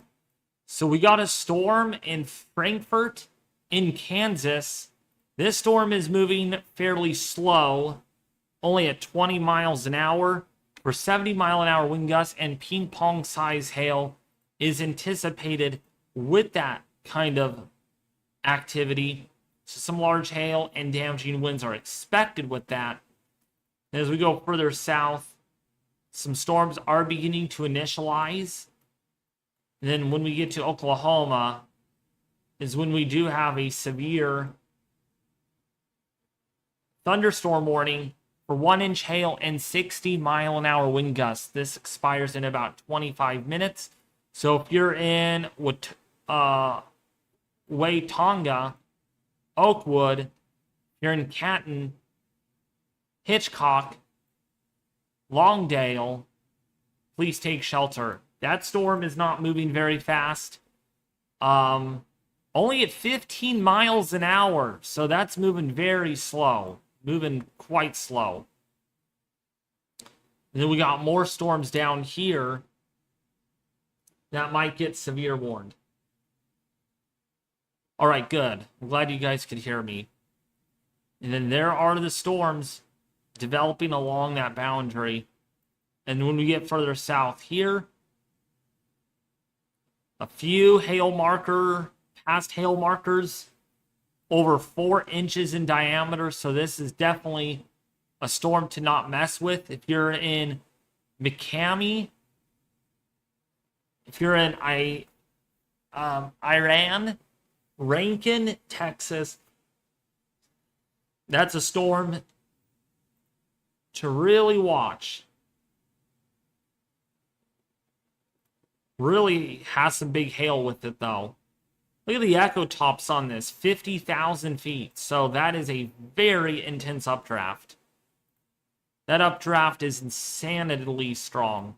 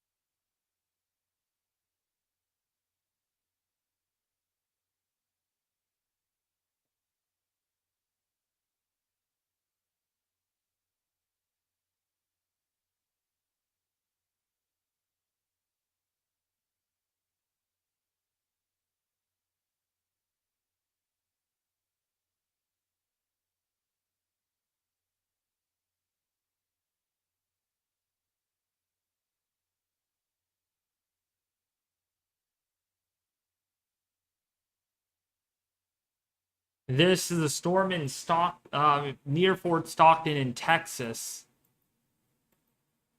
See the echo tops on that storm. Definitely a very strong one.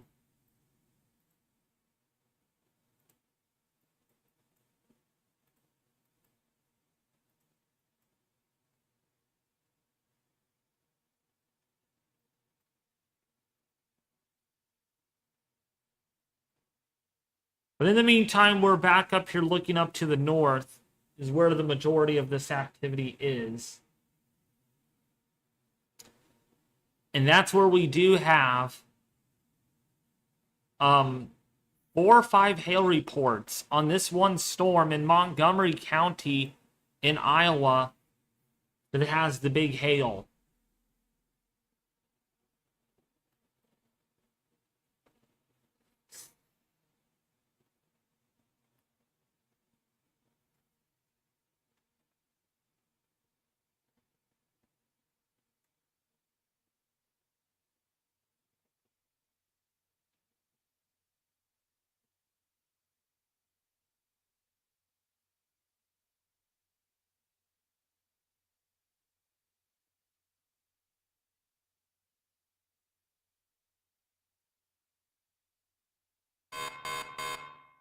So we'll just have to watch this activity if we get any tornadoes. We do have that tornado warning that does continue.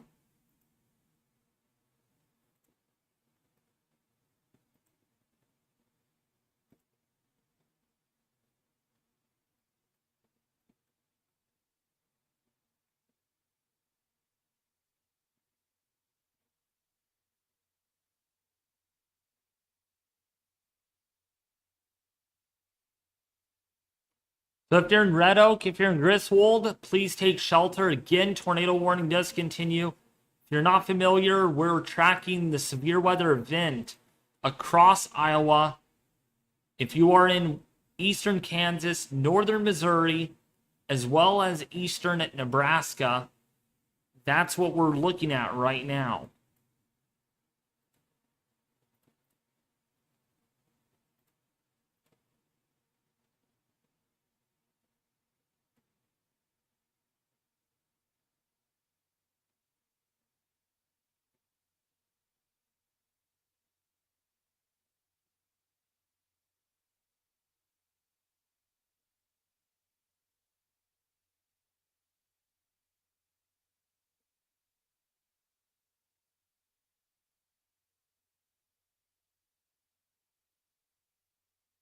And this is where we have those discrete storms setting up. Right in there.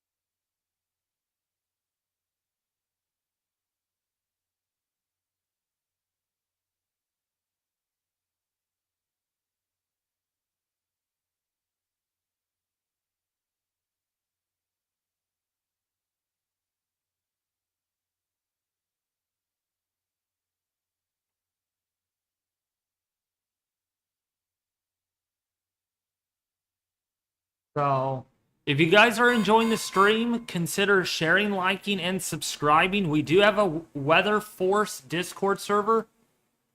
If you all want to participate in that, there is a link. There's an invite link in the description, and I will also put it up here in the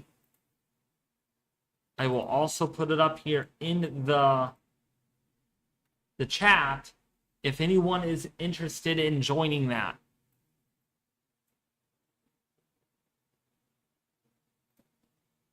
Again, this is what it looks like if you all want to participate in it. We do have a lot of fun in there. You don't want to miss it at all. You do not want to miss it.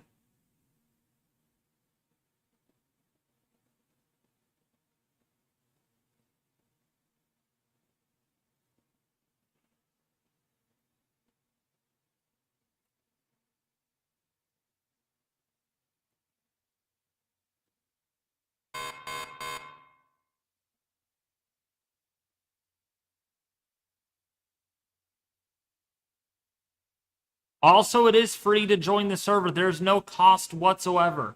No cost whatsoever.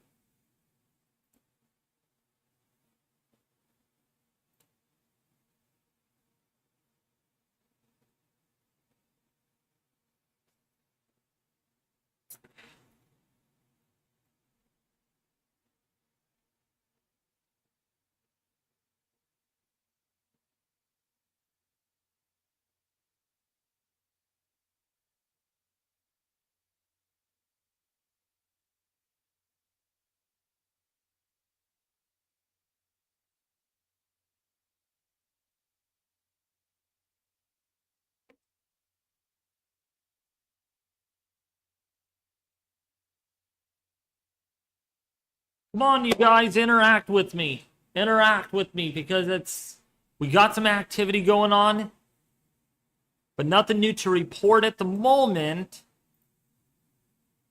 That would be great. Talk to me.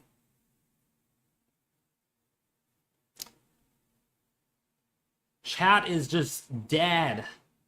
It's crazy. It's just deader than dead.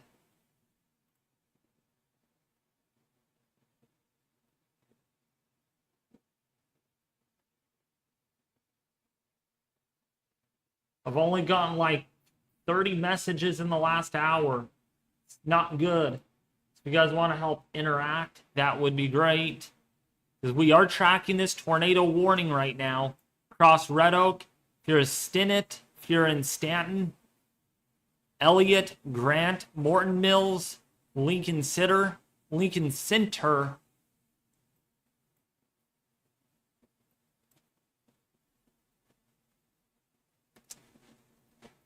That's headed right for you.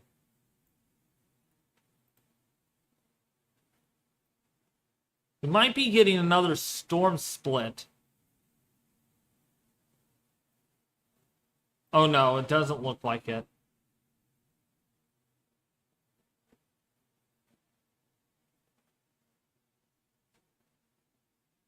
It's all right, the Reaper.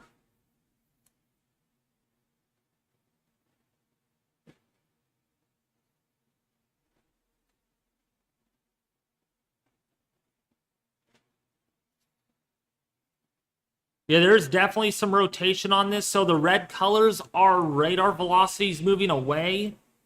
So if we look at this, red is away, green is toward the radar. Again, red is away, green is toward the radar in velocities. So this is basically showing us that we have rotation right in here is where we have some of that.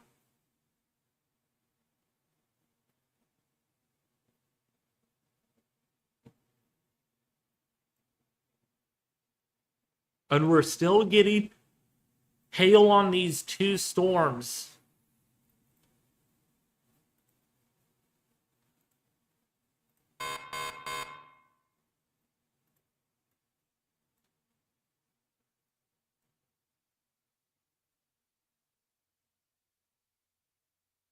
Storms down here in northern Kansas definitely have some large hail producing cells. Vermilion getting hit. Vermilion in Kansas. And yeah, that radar presentation continues to intensify with that hail core. If you're in Willits, Vermilion, Frankfurt.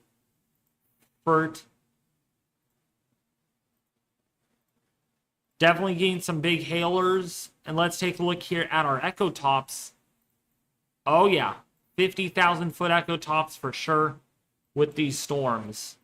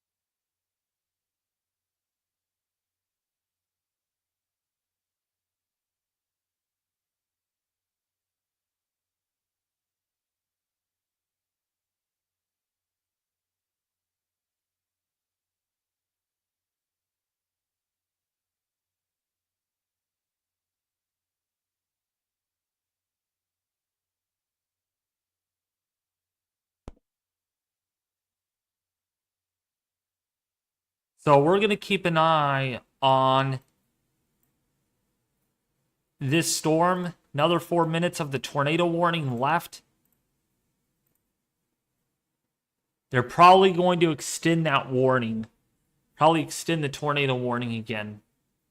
Most likely, because there is still some rotation on that storm. Yes, I did, Chase.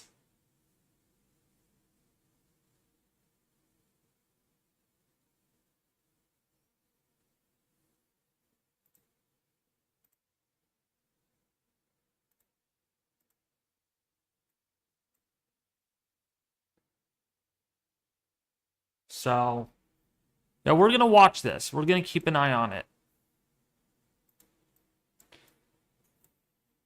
Let's take a look at northern Kansas.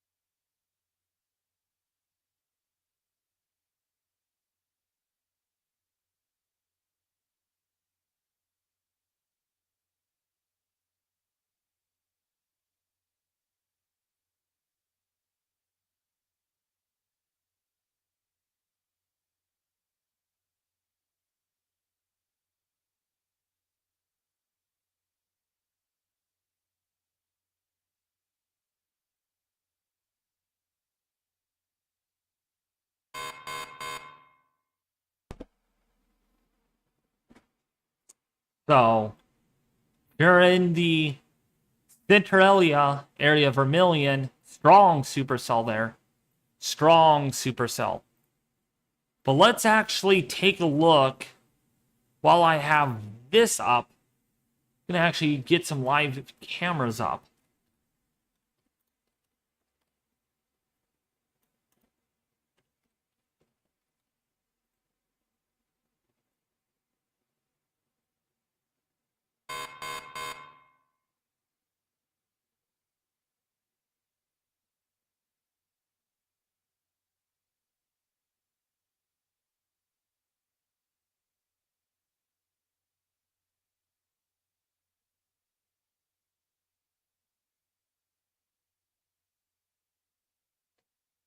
But anyways, how's everybody doing?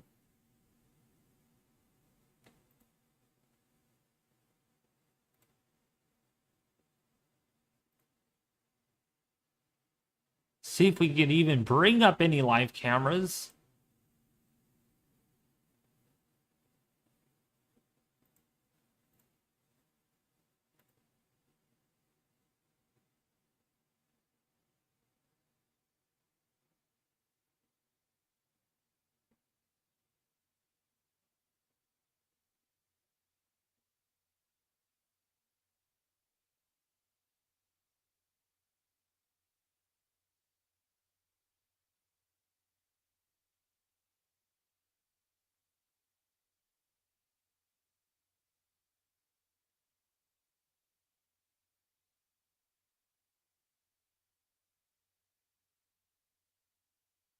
Oh, you're busy and tired? Okay, Chase.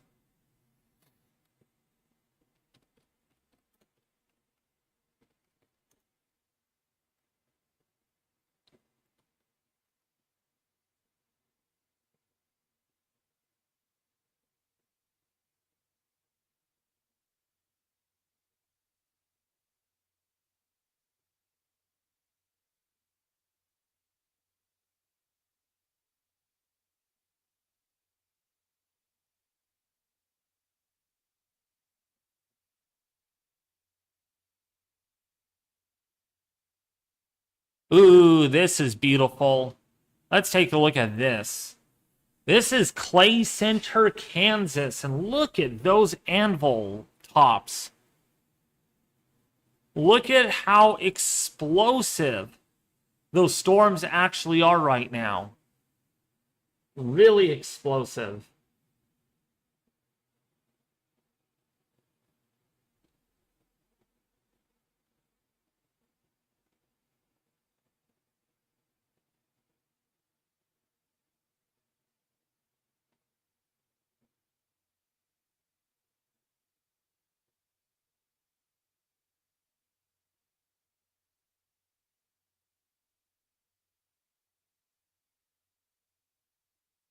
Dang, those are tall. Tall cumulus clouds.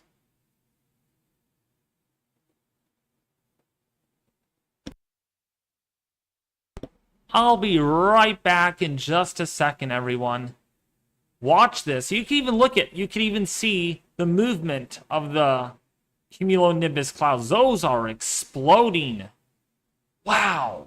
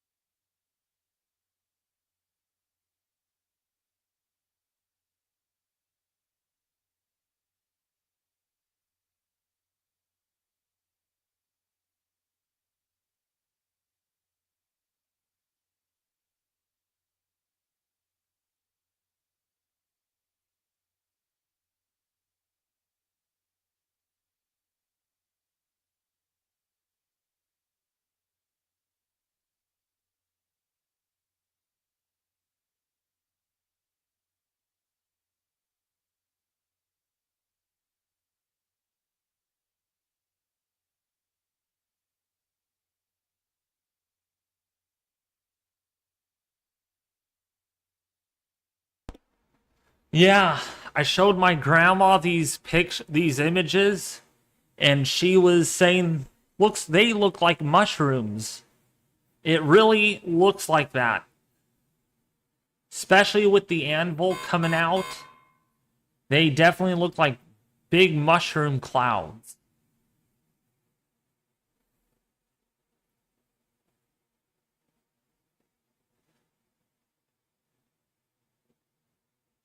What's up, Vig? How are you doing? Just tuned in. Anything forecasted for Central Iowa along I-80? It is pretty nice here. So we will take a look at that in just a second. Wow, that is a very, very good live camera. I actually like that. One more, then we will look at. These are dark clouds. Look how dark this is. So we'll have to keep an eye on those two cameras. Definitely those two cameras. So let's go over to the I-80 in Central Iowa. So you're probably in the Des Moines area. So yes, Vig, you are going to get severe weather this evening. Okay, this evening, expect severe weather to crawl or move across your area.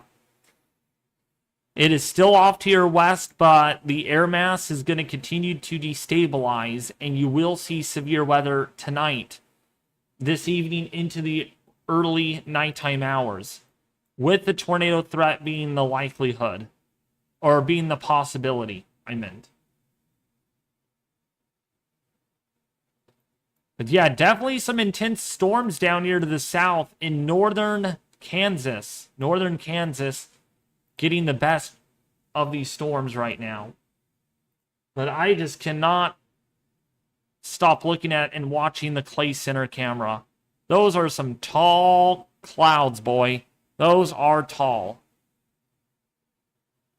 Look at, here's a new updraft popping up right here. Look at, watch this. New updraft going up.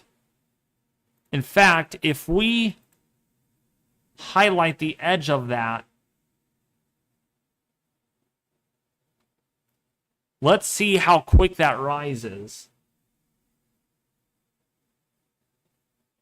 You're very welcome, Vig. Of course.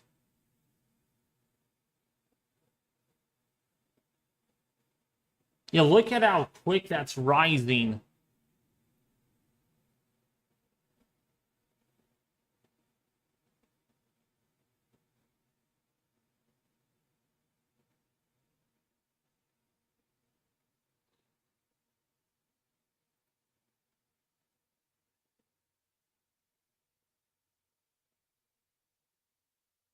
Wow, that is going up. It's going up pretty quick.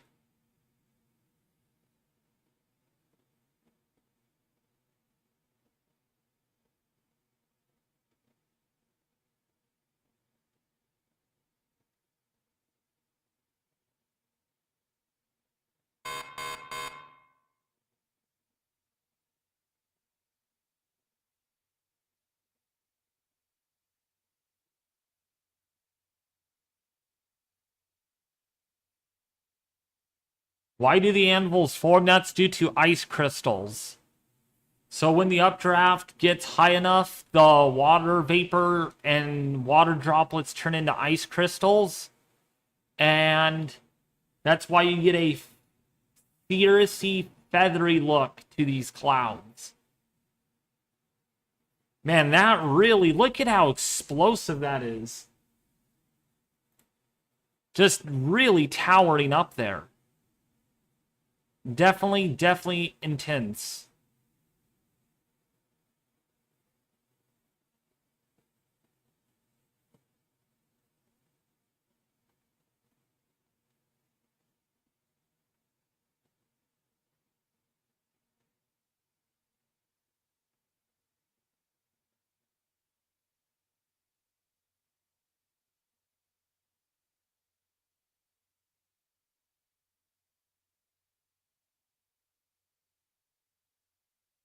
You can really see this cloud right here really going up. I'm surprised not a lot of people are watching this. I thought this would be really cool to see.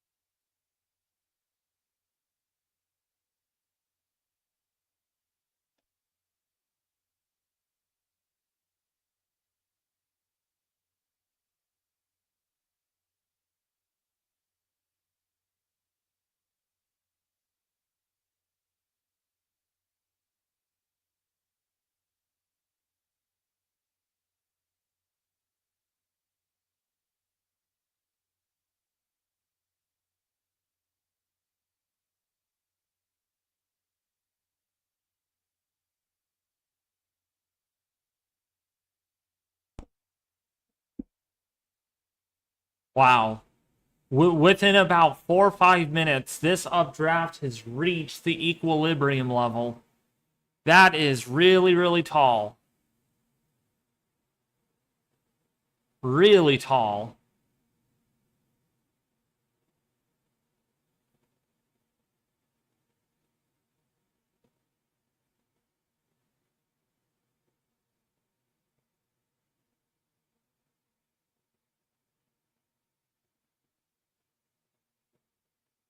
Really pretty cloud formation. What's up, Cyclone03? How are you doing? Welcome to the stream. So that's a look at that.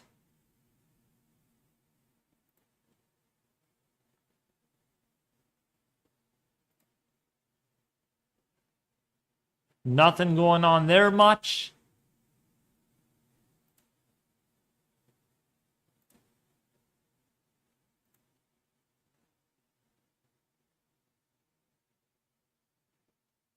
Just some dark skies. So that's a look at the Doppler radar. Hope you guys enjoyed that a lot. Showing you just how much energy there is. We might get a tornado warning on the Frankfurt storm. A hook echo is developing. Can definitely see that.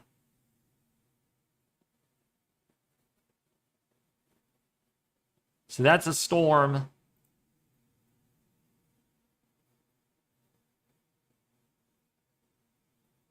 Oh yeah, that's definitely curling up. Look at that. That's a really intense updraft. It's why we have echo tops of 50,000 feet. And Clay Center's right here.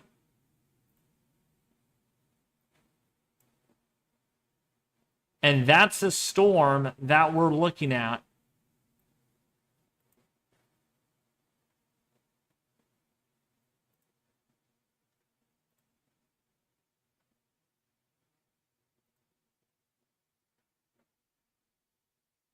What's up, Kitty Diggins? How are you doing? Welcome, welcome.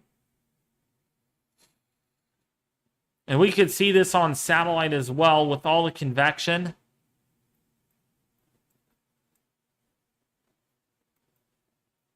See, yeah, there is Clay Center. You can see the anvil.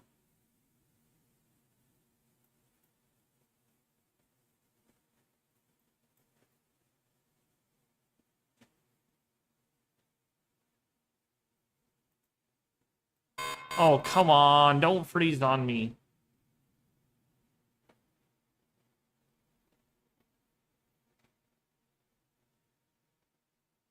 But this is a look at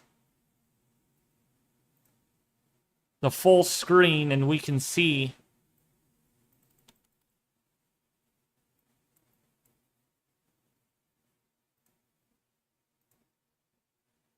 there we go. Now it's loading in. But you can see how that convection really evolves.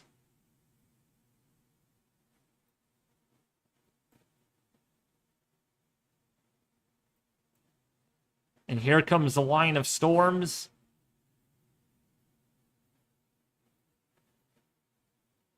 And there they go, blowing up right along that boundary.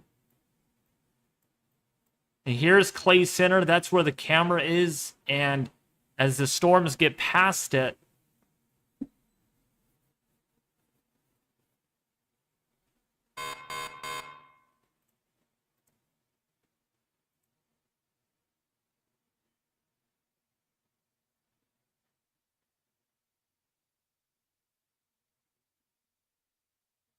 there it is. Very explosive storm. Again, that is this of what we're seeing. Look at that. Very explosive.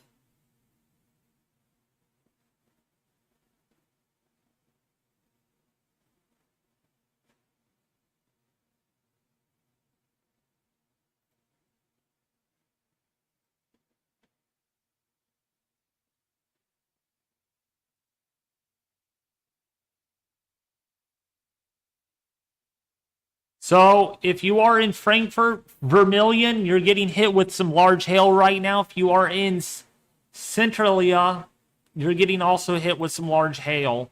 Part of those storms. And yeah, these do have some rotation. This one downstream of Vermilion does have some rotation as well. So we do have some supercells that are developing along that boundary. Yeah, definitely organized. Look at this. Really getting organized. And then, of course, in Onega, that's where there's a severe thunderstorm warning. So this is where we continue to see these storms flare up and move into Des Moines.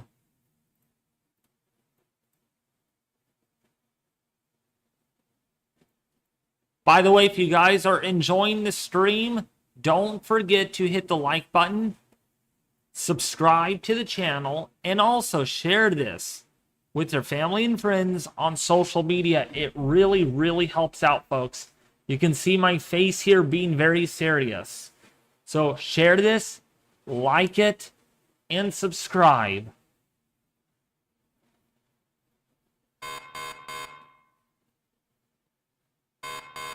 Do you think it's going to turn out like it's supposed to be this afternoon? It already is.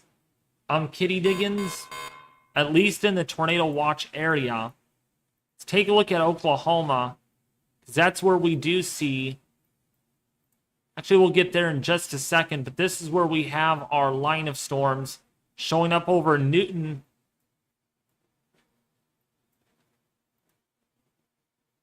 And then going further south here into Clinton, that's where we have some stronger supercells with echo tops that are 54,000 feet. So got some really, really high anvils with that. And again, that's across western Oklahoma, northern Oklahoma.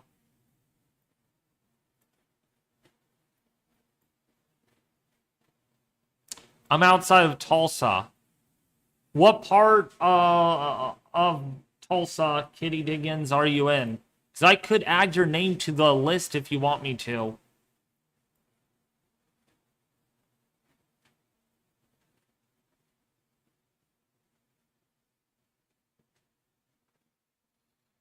Yeah, Broken Arrow not seeing much right now, but the storms to the west will more than likely will more than likely weaken, though, by the time they hit even Tulsa. A lot of humidity down in across Oklahoma City, though. Definitely a humid Catoosa. Okay. Let's see.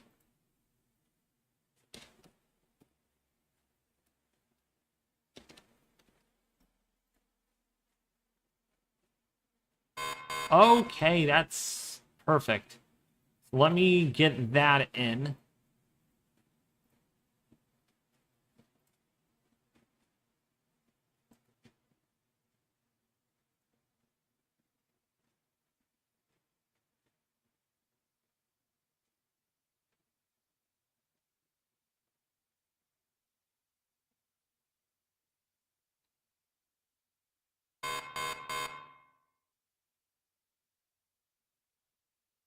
There you are. You're on the list. You're on the name list.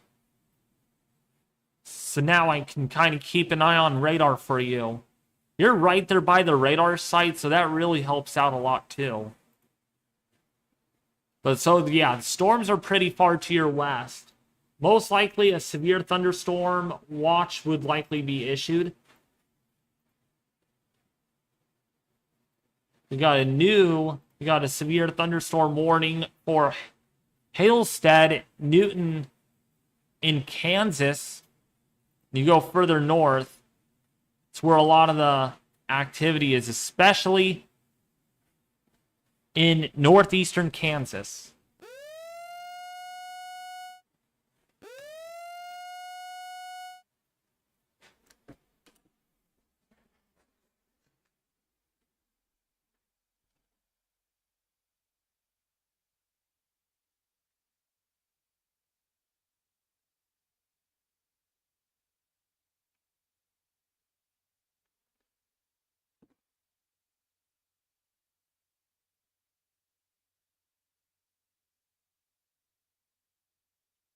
It's kind of expensive, Cyclone 03.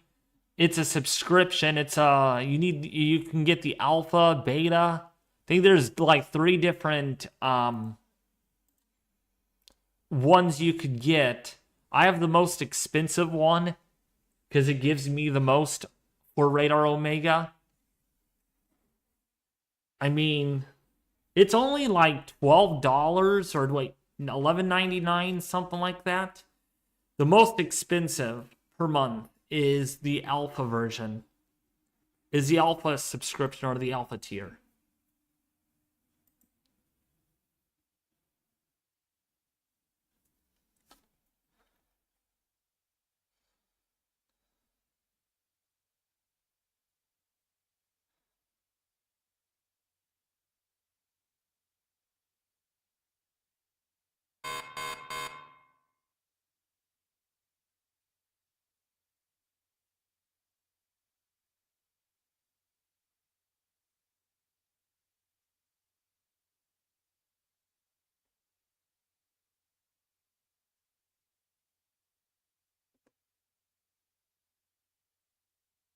Okay, we got a tornado warning. Yeah, we got a tornado warning in northeastern Kansas. Frankfurt, that's what I thought would happen. Got the rotation, got stronger. We might even get a tornado warning in Kelly because there is rotation on that storm as well. So definitely an area down here in northeastern Kansas that we'll have to watch.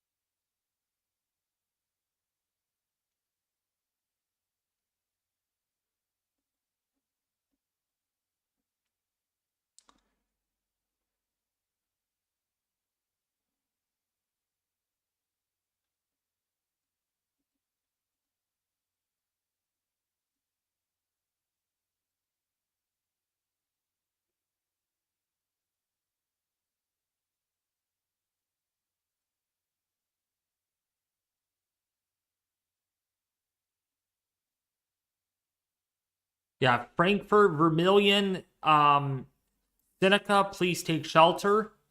So again, tornado warning here. We're probably going to end up getting a tornado warning on the Cinderella storm in Kansas.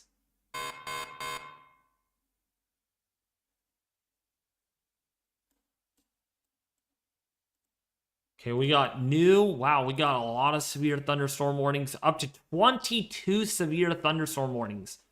So yeah, things have really heated up.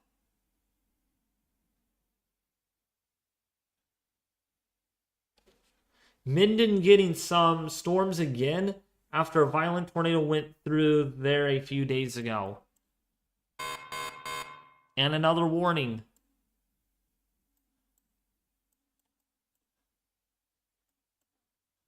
So we're up to 23 severe thunderstorm warnings when we began the stream with just 2 warnings. And a tornado warning. Wow. Dang. All these warnings just going off. All of a sudden. This is crazy. So if you're in Wheaton, please take shelter. That is a tornado warning. Oh, yeah. Oh, my goodness. That could be on the ground, actually. Nope, that is on the ground. That's a tornado on the ground right now. If you're in Westmoreland, please take shelter right now. If you're in Westmoreland, Kansas, you need to take shelter right now. That is a tornado on the ground right now. It is correlated with high reflectivity values. So again, this is the area that I'm really... It's this area. So let me actually circle that and keep...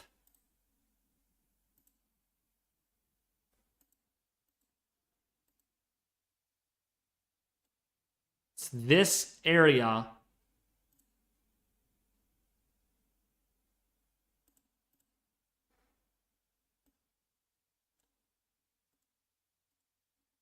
It's that.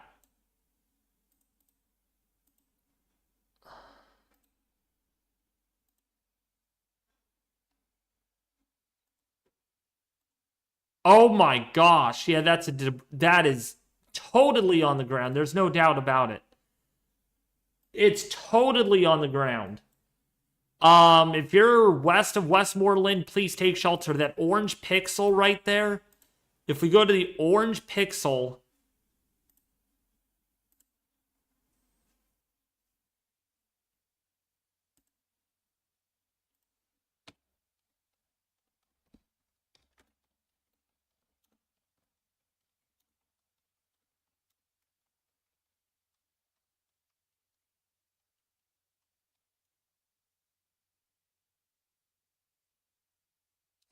Orange pixels. So if we go to high velocity,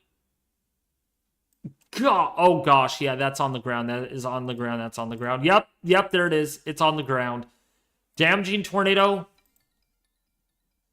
Hold on.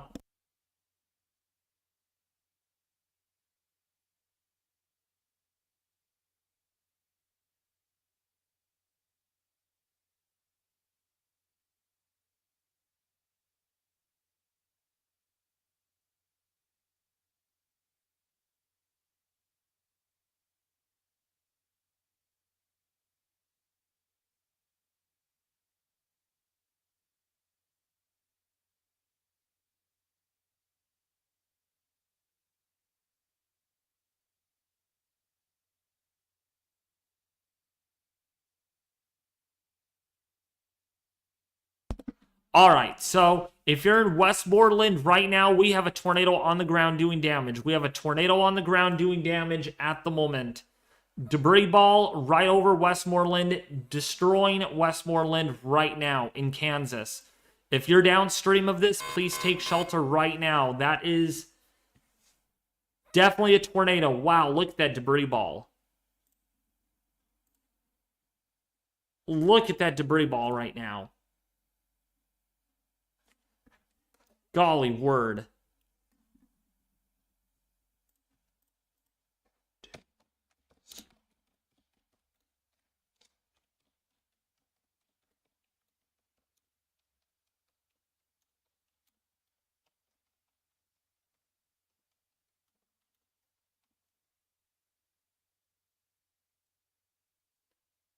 So if you're in Westmoreland right now, please take shelter. Please take shelter right now.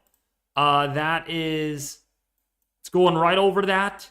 If we go to our velocities, 35 touching 55 right now. That is really tight rotation. Very tight rotation. What's up, Ray Glaze? How are you doing? So Westmoreland, you need to be in your shelter right now. Tornado is on the ground. That is correlating with high reflectivity values. Okay, and it is still on the ground. You can see the orange pixel.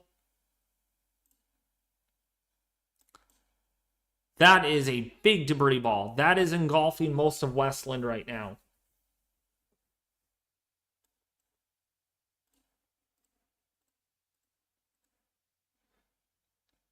Please share this. Get the word out to people right now. If you're in Westmoreland.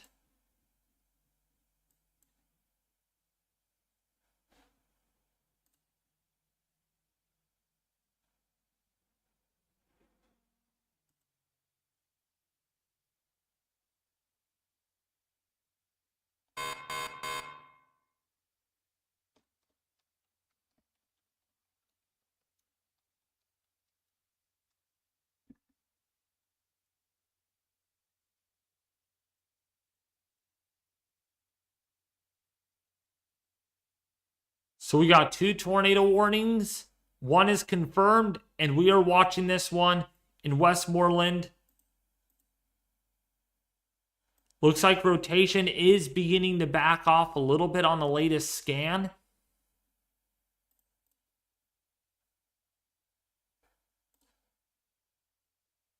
Briefly there, definitely tornado. Definitely a tornado. Testing. Can anybody hear me?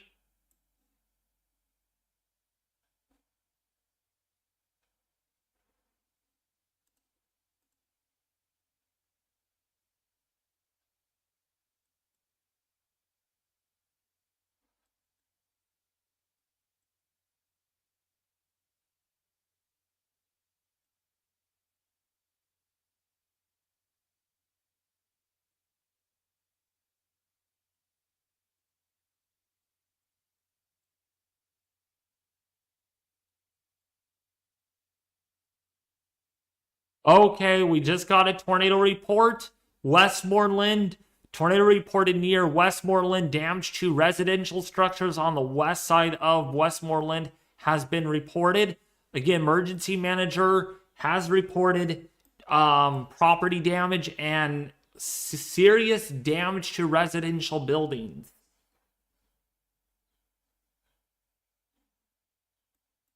So if you're downstream of this, this is a tornado on the ground. If you're in Vermilion, if you're in Seneca, also another tornado there, but radar indicated.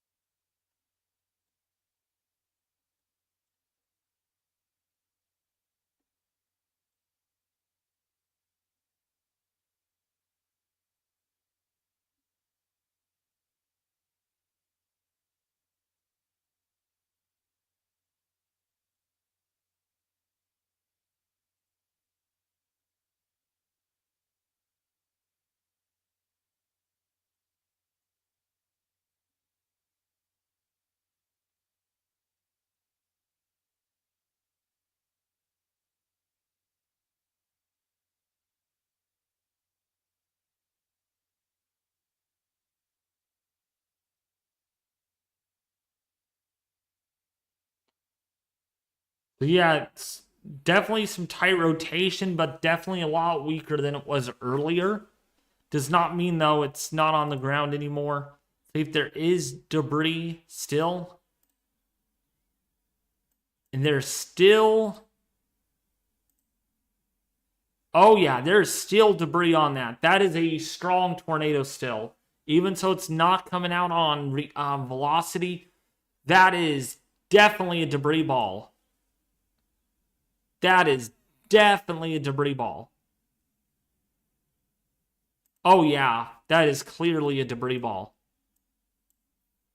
And that debris ball is about...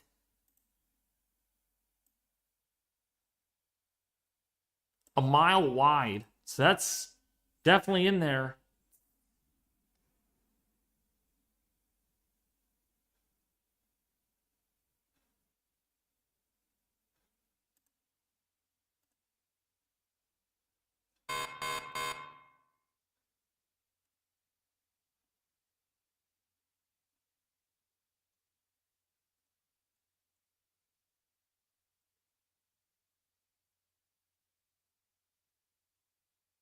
We got a new severe thunderstorm warning downstream of the current tornado warning. Man, there is in one area, there's like 4 warnings. That would be so annoying to have 4 warnings all at once in one little area. And of course, we go up further north into Nebraska. It's where we have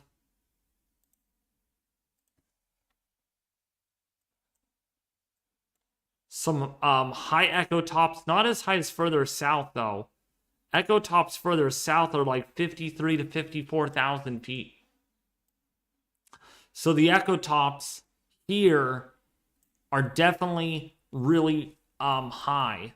Still right around 46 to 47,000 feet.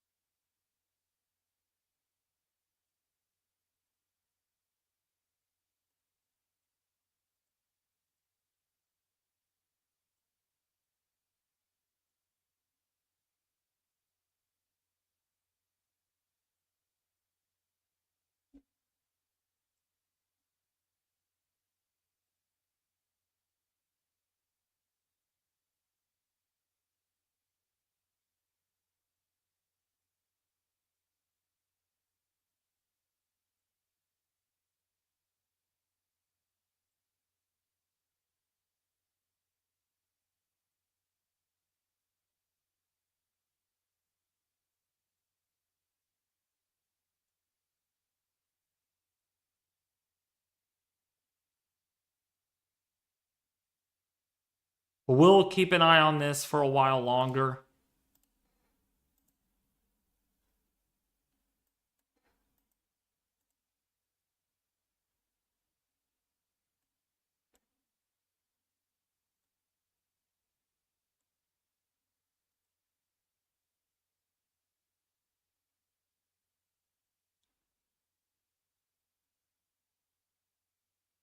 That's definitely a debris ball still.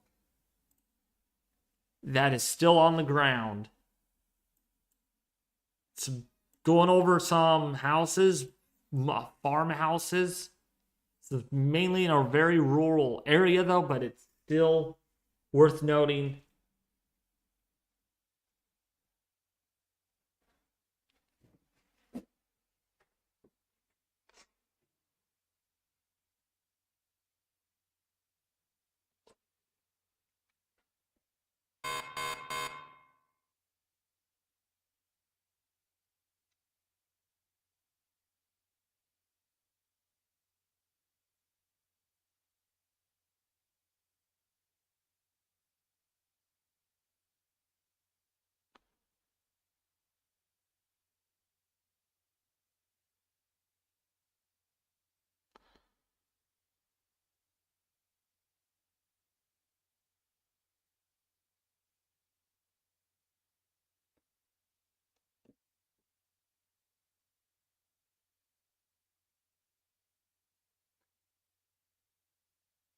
So yeah, if you're downstream of this, if you're in Wheaton, if you're in Onega, if you're in Evansville, if you are in Corning, Groff, Wetmore,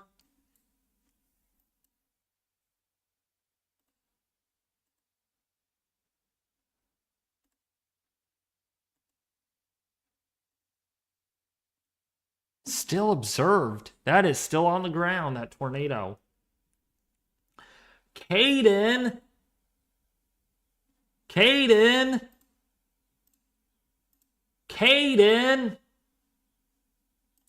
been forever. How are you doing? I thought I lost you for a while. I would like to talk to you on Discord again. I would really like to reconnect with you on Discord again.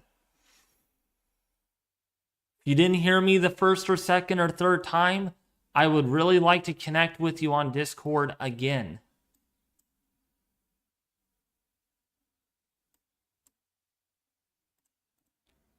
If you didn't hear me the third or fourth or fifth time, I would really like to connect with you on Discord again. If you didn't hear me the first, second, third, fourth, or fifth, or sixth time, please connect with me on Discord again. Okay, we got a new tornado warning. This is for Corning, in the same area. We have 3 tornado warnings right now. 3 tornado warnings, and all 3 of these, we're up to 25 severe thunderstorm warnings. This is insane.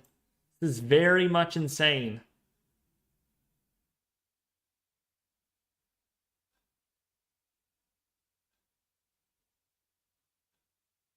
I forgot my Discord login. Darn it. See if you could find a way to get back in, though. Or if not, maybe I can text you on my phone, but I don't know your phone number. Because if you can't get, because I would love to talk to you again. I really would. It's been like almost a year. It's been like 5 or 6 months since we last connected. Well, since we last kind of talked briefly, I would say. But it's been like over a year since we we literally last talked.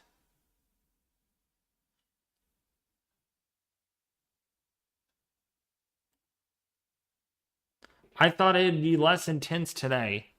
Well, Kitty Diggins, your thoughts are different now.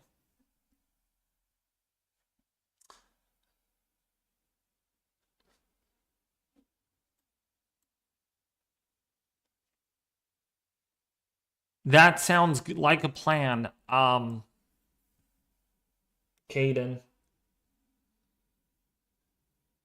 Also, if you're wondering why I removed quite a few mods, I will also explain that too. when we talk, because I don't want to talk about it here on stream. We might have a tornado ready to produce right down here south of Vermilion. Definitely a lot of rotation. Definitely a lot of rotation.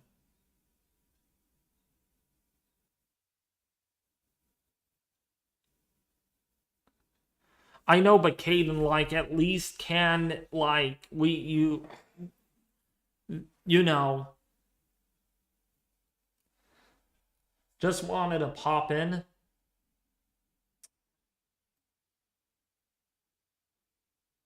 Thank you. Thank you anyways.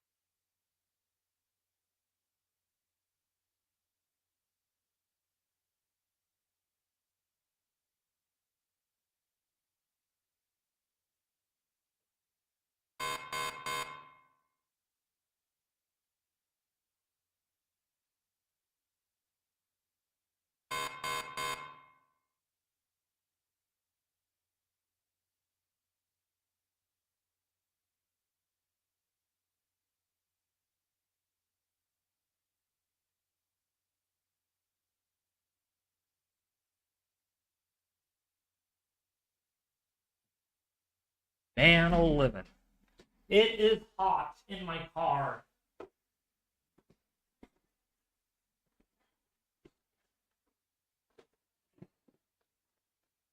Sweet, Caden. I wanted to tell you that not only will we have a strong tornado or an intense tornado possibly in this area because of the rotation, we actually might. Let me check correlation coefficient. And no, we don't, but that's a strong supercell. But the inside of the car is about 110 degrees right now. 110 degrees, folks. 110 degrees. And outside, it's only 76 degrees. So think about that. Despite a 76-degree day, it managed to still get into the 110-degree range in the car. Not a pleasant time to be in there at all.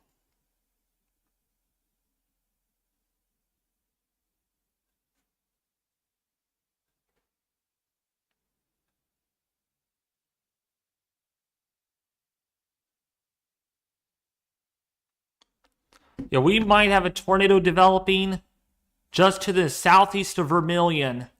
Look at that inflow. Really intense inflow coming into that storm. No, Caden, it's not wild California weather. It's called placing. I'm doing an experiment with my car. I have the car out in the sun right now, just bathing in the sun, and I'm measuring on how hot the car interior of a car gets. I'm doing some experimenting, and I'm doing these once a week up until winter time. And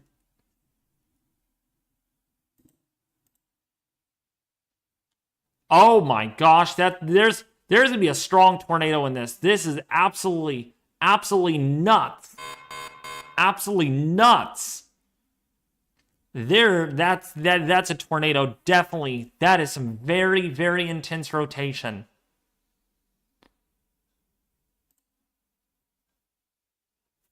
Golly word. That might even be some debris. Yep, that might be a debris ball. That might be a debris ball. You bet that goes confirmed. You watch. You watch. It's going to get confirmed. It's going to get confirmed here really soon. Yep, it is sure very cool to see that, Caden. It's going to be very interesting on how warm my car still is after the sun sets.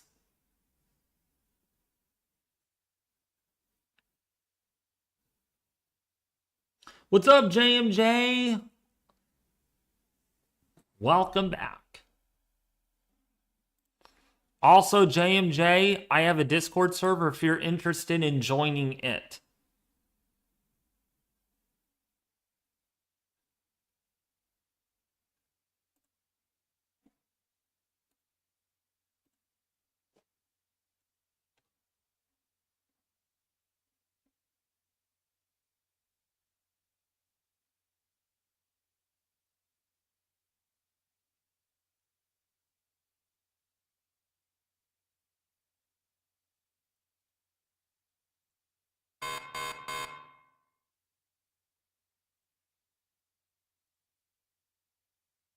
That could be, Caden.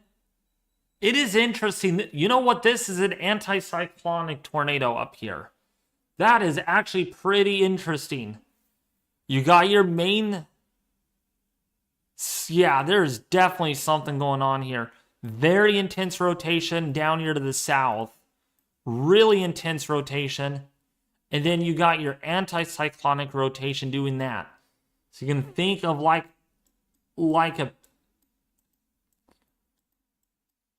a river of wind going through between a high pressure just to the north and a low pressure just to the south. And we're getting a handful of warnings right now.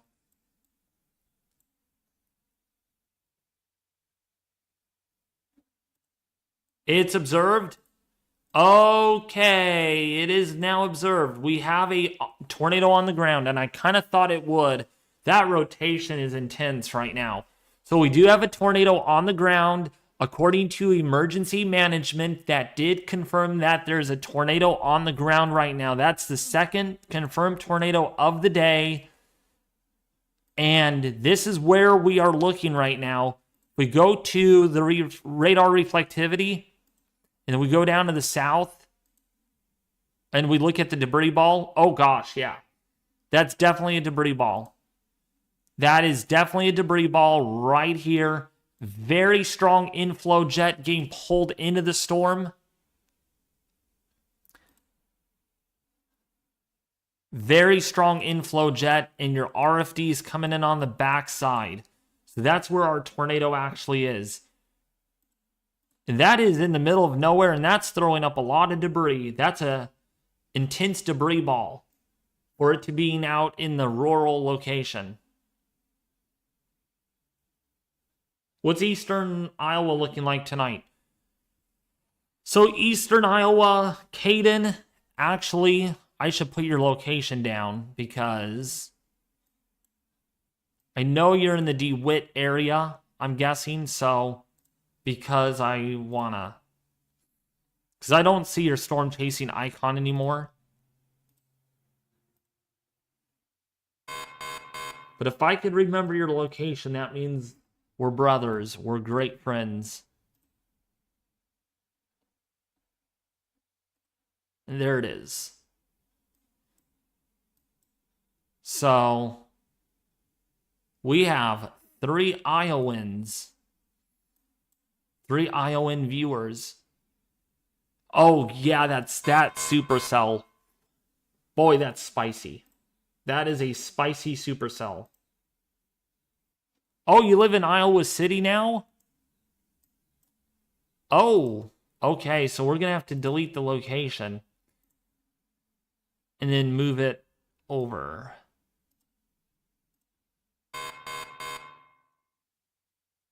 So you're in Iowa City, right? Okay, so we will put you right here. Oh, why isn't it working?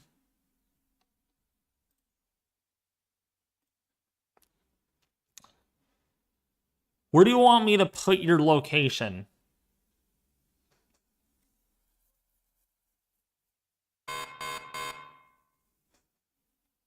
Each little beep, beep, beep you hear, that's a severe thunderstorm warning.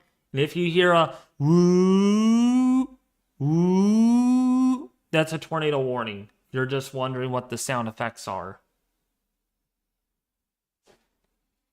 So Iowa City, what part of Iowa City? You're by a weather station though.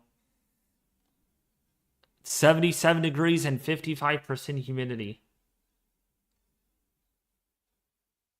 My chaser dot is on. Ooh, nice.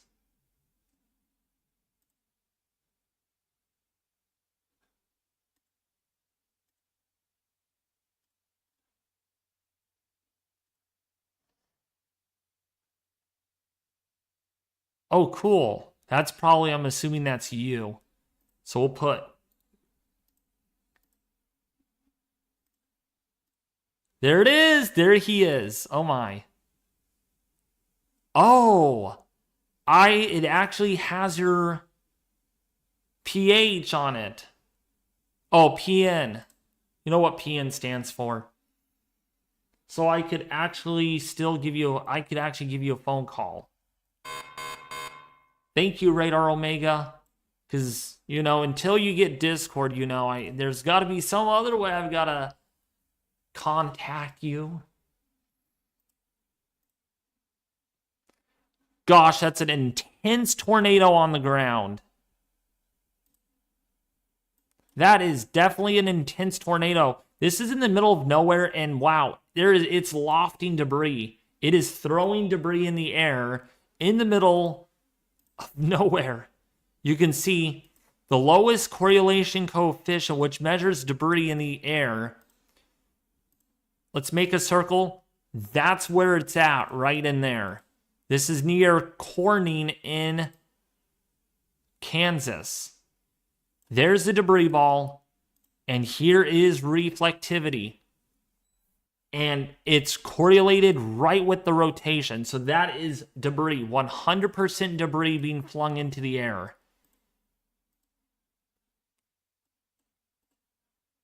That could even be a strong tornado. Does not surprise me. That is throwing a lot of debris up in the air right now.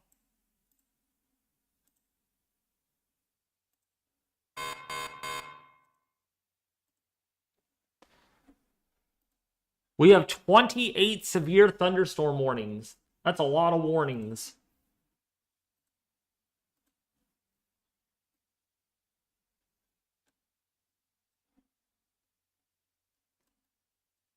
And just for reference, that window is all your warnings. There's a lot of warnings.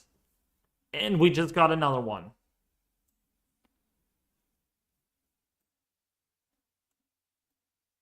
Geez, a lot of these are in Texas. Visual confirmation of a tornado southeast of Vermilion. So we can actually confirm that that's a tornado. Definitely a tornado.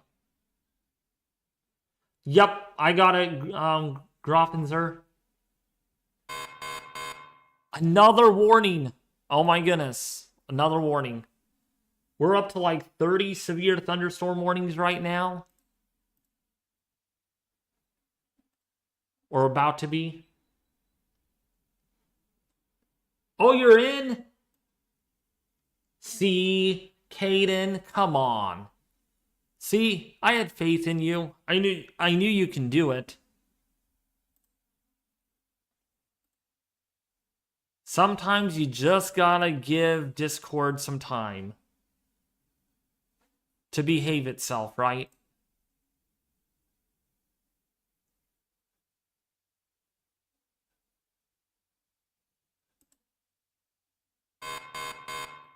And another.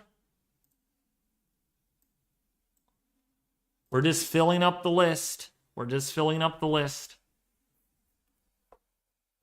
I just like how they put each supercell has some kind of a warning right now. They just don't have these big old like line.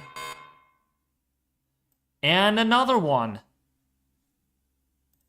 Wow, we're really filling up the warning box. 30 severe thunderstorm warnings.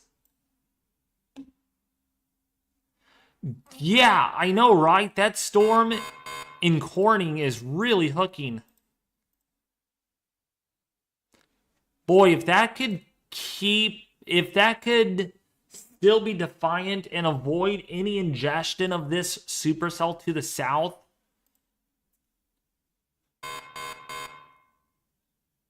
we're probably going to try to get a storm merger going on over here. That could really be bad. That could actually augment rotation. Whew. Hayden, so are you into Discord? I don't know if you sent me a friend request.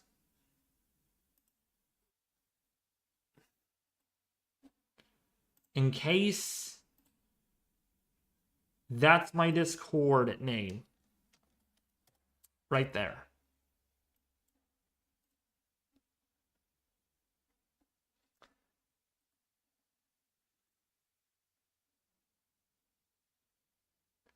It's adding a hook echo. Yes, it sure is.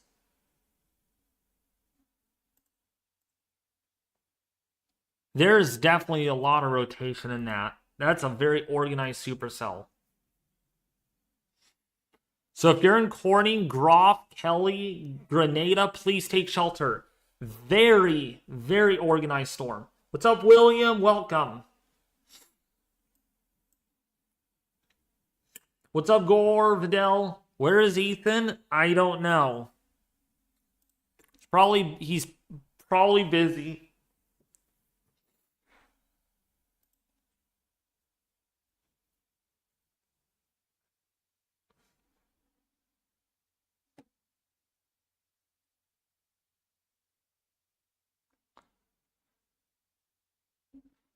Yeah, this tornado warning is gonna go for a while.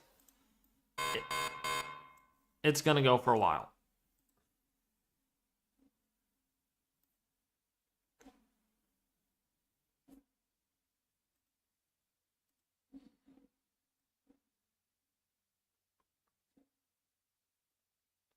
I don't even know if Caden is even on anymore. I don't know if you're still here, Caden.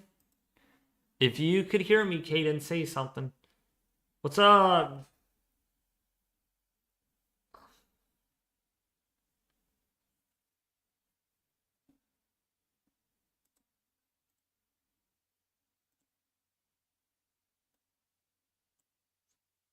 But yeah, if you guys are just tuning in, we are tracking severe weather. Actually, we do have a live camera in Topeka, Kansas.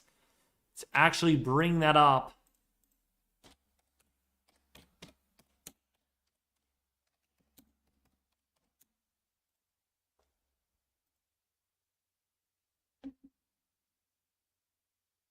Oh, perfect. We got...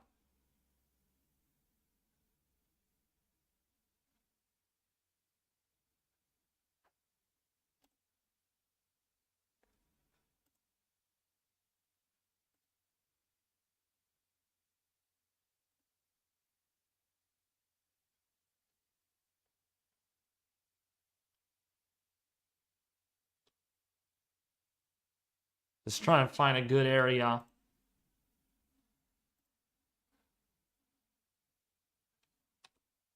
It's the backside, West Topeka, Central Topeka. Maybe Emporia. Let's see if we got...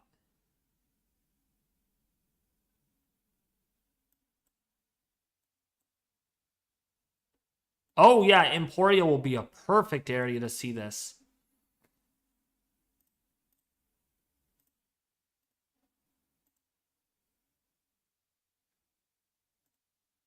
Yeah, Emporia. Great location. That'll be a great area to see that. So, yeah, we're tracking a confirmed tornado warning still ongoing in Corning, Groff, Kansas. Corning, Groff, Kansas on 9 and 62. Again, if you, to repeat, this is a tornado on the ground. And see if that is still on the ground. Let's see if there is any debris. Looks like there's no longer debris. I'm not seeing anything on that storm.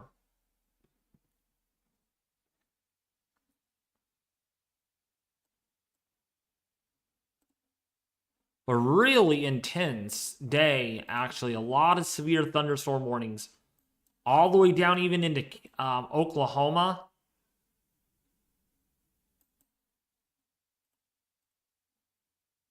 We got another storm that could get tornado warning in New Cordell in Oklahoma. You might have another tornado warning there soon.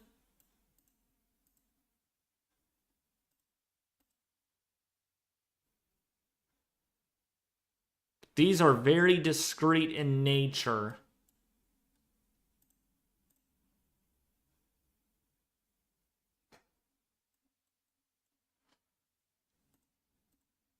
So we got a cluster of storms in western Oklahoma, and then we got the big cluster really shaping up in Kansas with this cell that had a history of producing 4-inch hail earlier, just south of that tornado warning.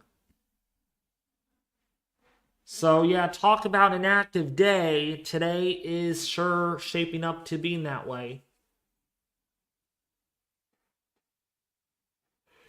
Gore Vidal, Tyler Bass is working.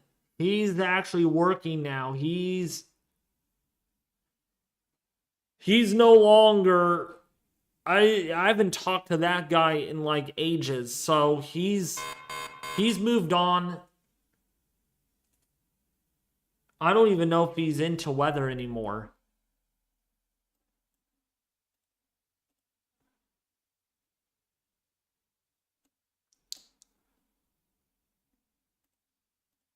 Some people, when they get older, they just move on from weather, you know? People's interests change. Gore.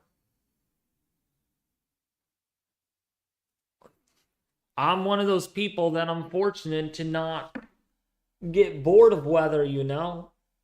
I've stuck with weather since I was young, and I'm stuck with weather that I'm older.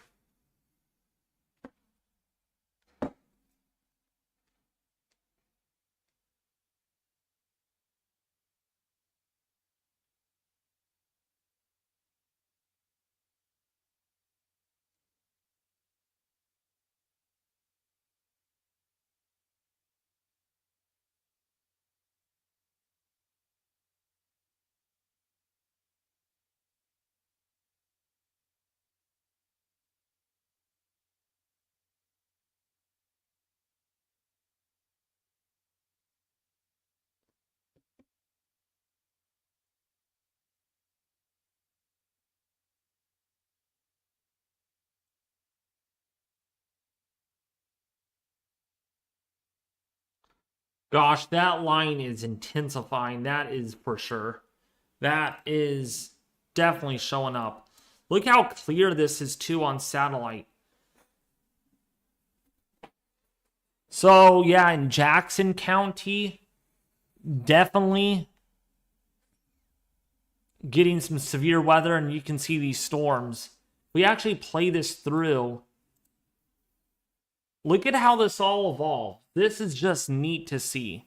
Just watch how this all evolves.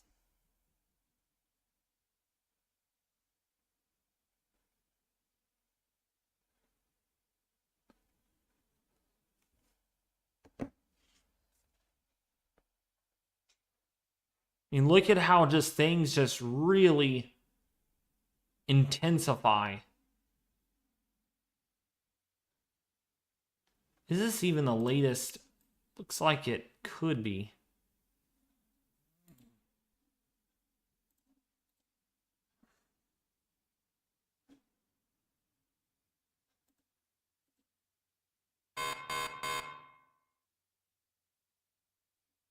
There we are. There's the latest satellite imagery. So if we play this through again,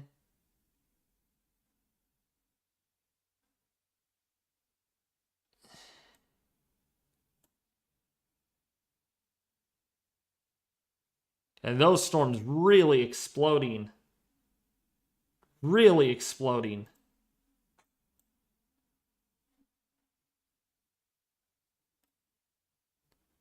And that is why we still have a confirmed tornado. Another tornado report. Tornado hit a house at this location. So we have visual confirmation that there is severe damage to a building. Just to the southwest of Centralia in Kansas. And we have 30 severe thunderstorm warnings and 1 tornado warning. Crazy. And we're up to 30 again. 30 warnings.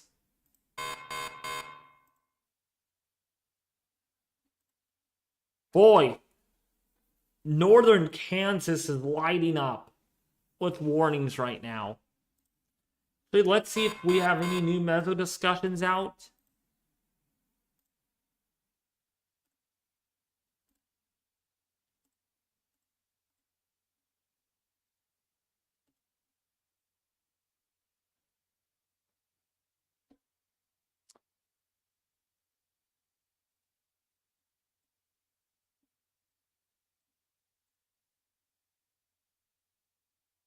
Four tornado reports so far today.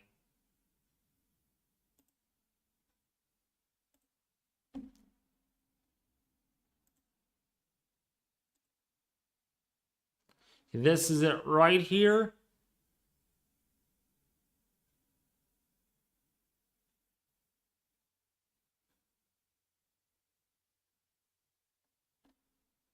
Okay, there's your cold front, and then there is your dry line. That's what the image shows, and there's your dry line.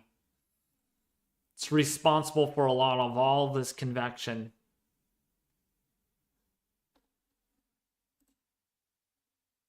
And that makes perfect sense when we look at the satellite data.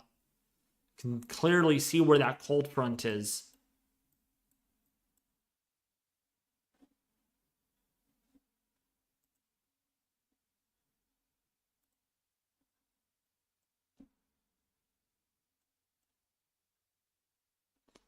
Man, look at just how explosive those storms are. All because...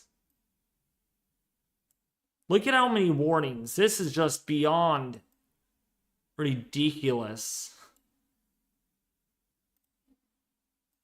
We got 33 severe weather warnings.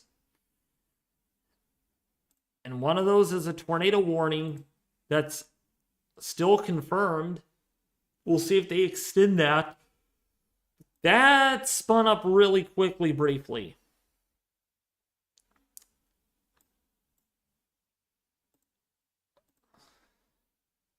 We could have another tornado near Barada coming into Missouri. There is rotation on that storm.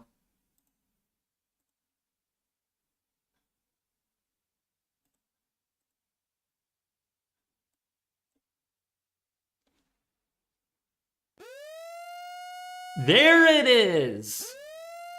Right on cue. I thought that area would have a tornado warning. Shabert, please take shelter right now. Radar indicated tornado for the next 50 minutes. Please take shelter. We're also looking at hail up to 2 inches in diameter. This is a very serious warning. Significant hail and a tornado are all anticipated. We're now up to 33 severe thunderstorm warnings and 2 tornado warnings.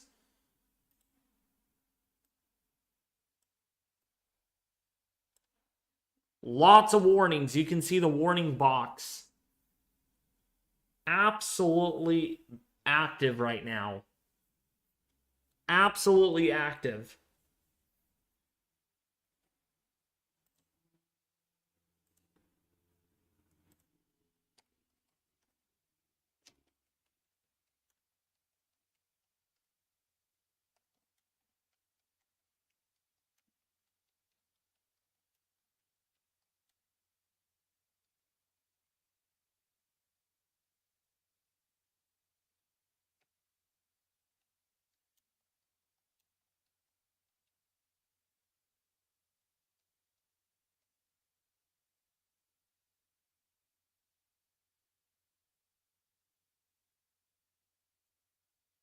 And another warning. Good grief.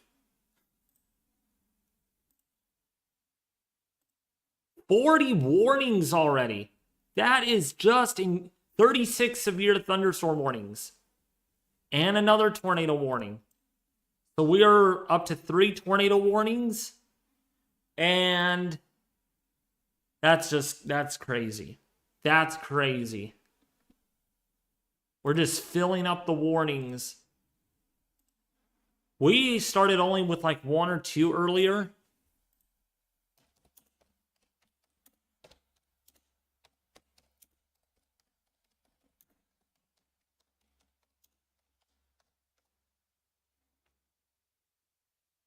I don't know if you all could hear me. Chat's been dead for a while. Just making sure the audio works. But yeah,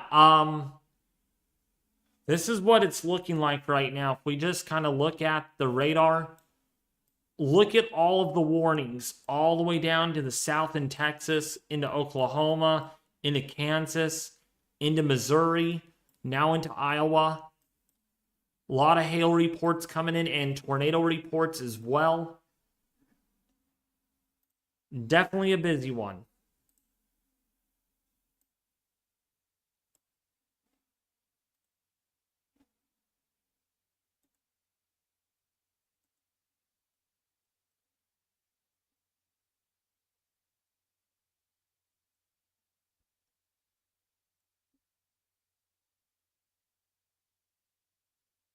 Now we're down to a lot lesser warnings, but that could fill up quickly.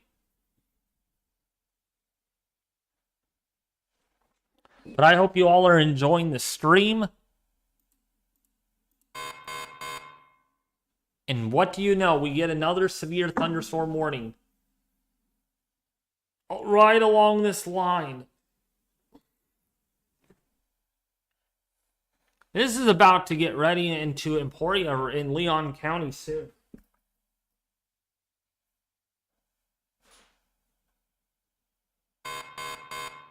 And another one.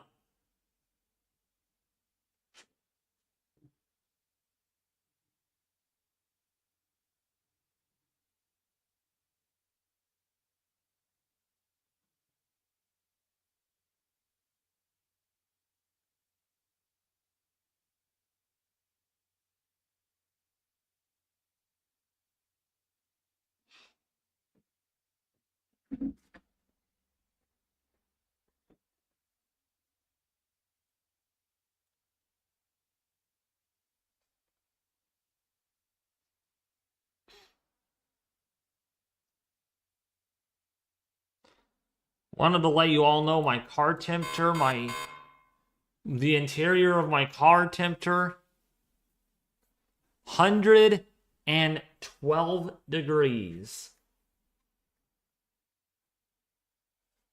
Yeah, we're just getting warning after warning right now popping up. So if you are in Sedgwick in Kansas, Sedgwick County, Wichita, Kansas, actually we do have live cameras there. Let's actually get over there too.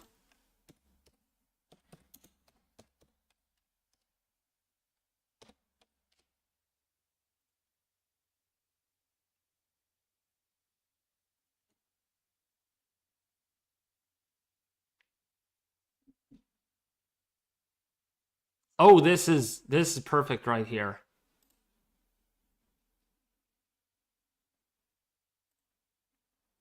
Look at those buildups.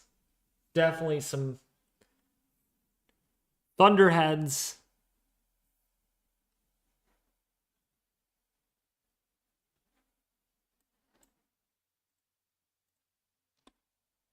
That's one camera, and then this is another one.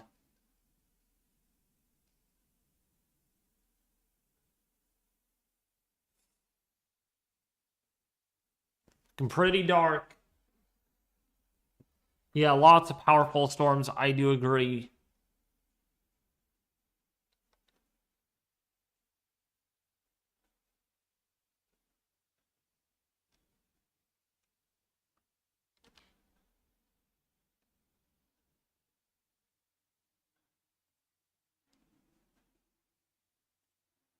So that's down over here in Wichita. Those storms are coming right into the area. Right in.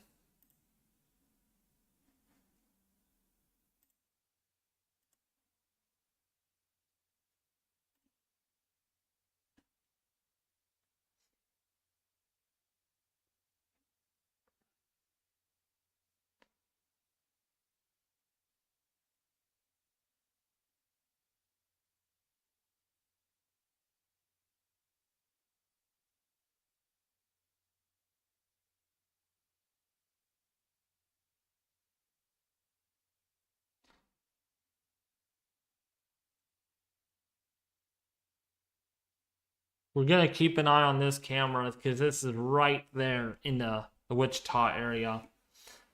Strong storms coming in.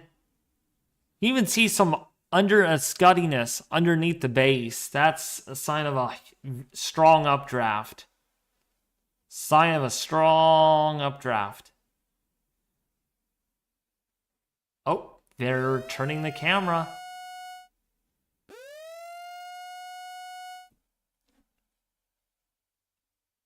Is that a... Ooh, rotating wall cloud. Okay, you might have a tornado on this one. Oh, don't turn it back. Don't turn it back. We have a new tornado warning now. So, Mound City, please take shelter right now. 3-inch hail, possibly even almost 4 inches. So, some big hailstones out of this. Please take shelter, Mound City in Missouri. Mound City in Missouri. That's where you have the storm. That's a continuation of the storm that we first detected as strong rotation. And that's coming into Mound City right now. And another. This one is in Oklahoma. So we have, observed. We have an observed tornado. Okay, that was...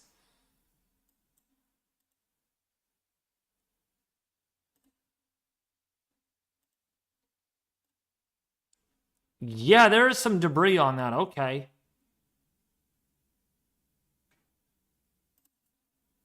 Okay, yeah. Cloud Chief just to the south of New Cordell in Oklahoma. There is a tornado warning, and it's confirmed. We have four tornado warnings, 31 severe thunderstorm warnings at the moment. And look at how our list has expanded. Our list continues to expand. And we have a little ways to go. Another 10 minutes before the next set of warnings expire. Actually, yeah, like 10 of them.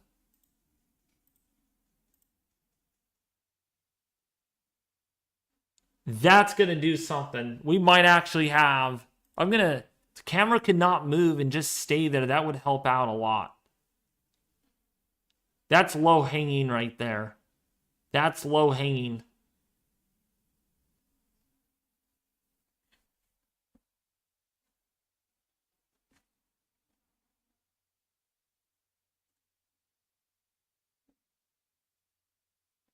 that could be maybe something's trying to form.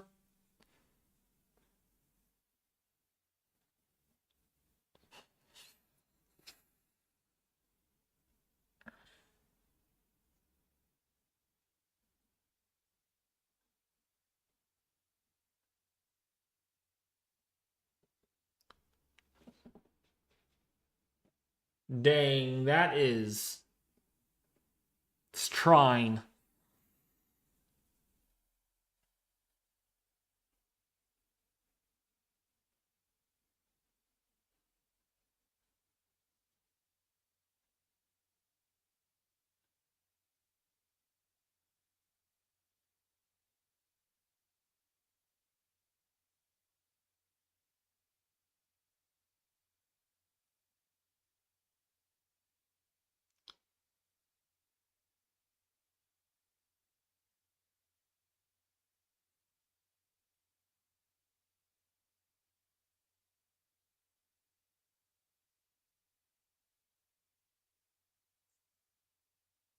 Really low. Low hanging. We got another tornado warning. So we have 5 tornado warnings? 6 tornado warnings.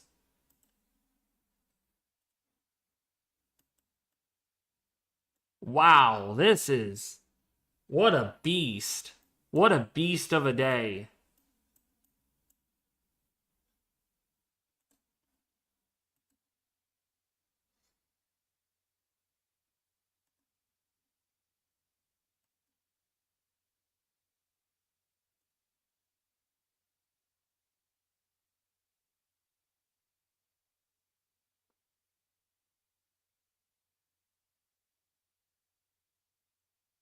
Oh my goodness.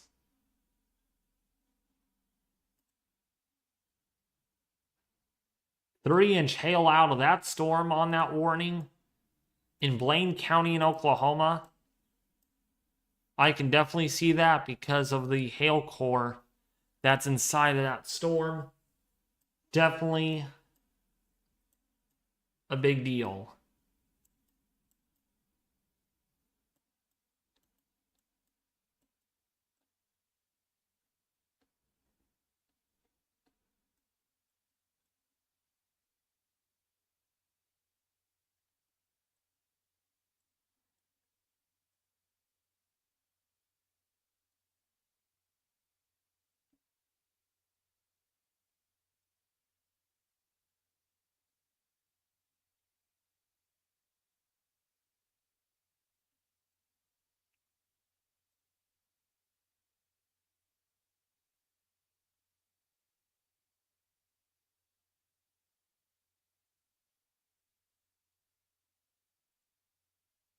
And we got almost 40 severe weather alerts.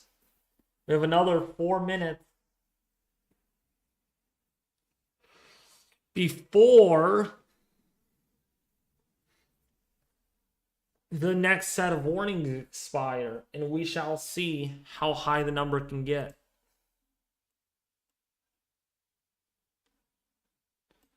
Yeah, we have, and we're up to 39 warnings. We're up to 39 warnings.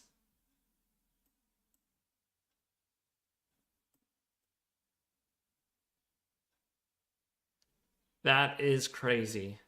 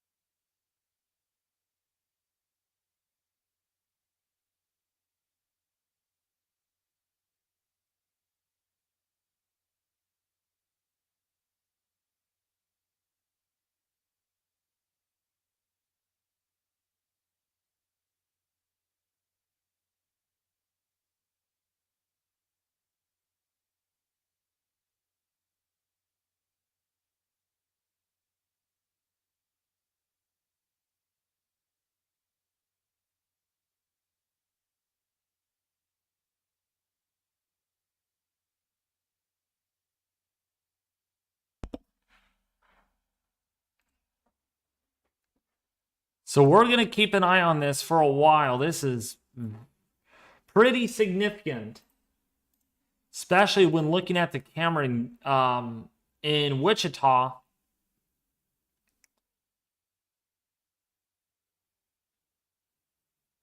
Ooh, look at the lightning. Did you guys see that? Some purple lightning.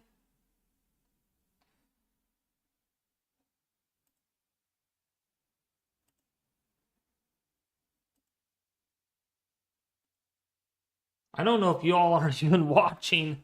Oh my goodness. No one has said a word in over 10 minutes in my live stream. We're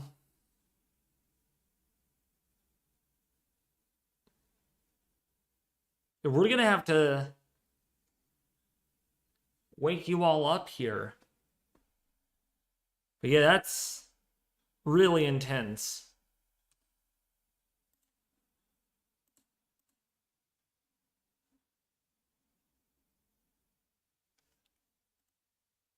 Let's take a look at Holton.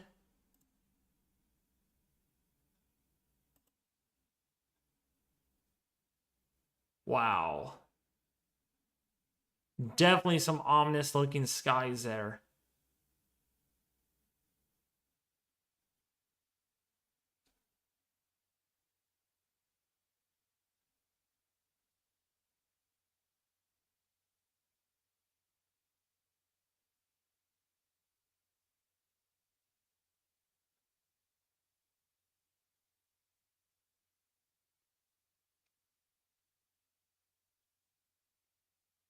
Sure raining there, it looks like, in Holton.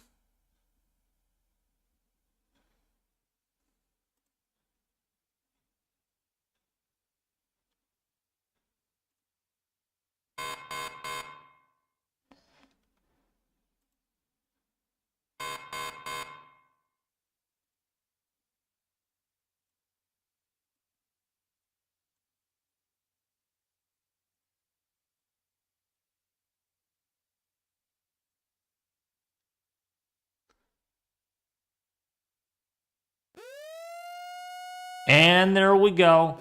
New tornado warning has been issued for northern of Holton. Oh, and that's where we have a camera. That's where we have a camera. Aiming right at that storm right now.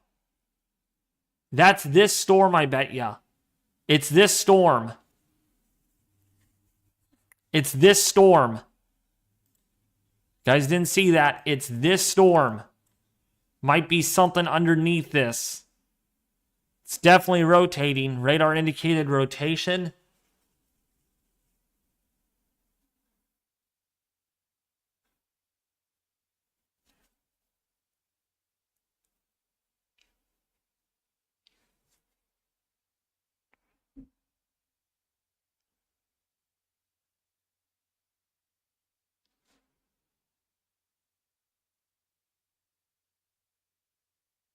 Also, something I wanted to point out in this live stream. Take note where the dry line actually is here. Might not seem very obvious, but to me it is. Take note how low the bases of these clouds are, these thunderheads. And then you go up, there's the base of another cumulus cloud, and you can just see how strannulated these cloud filaments are coming out. That's a sign that this is an actual dry line right back in here. And so we might get convection that bubbles up along this, like we're seeing over here. Look at just exploding that storm. What is it, Alex Baller?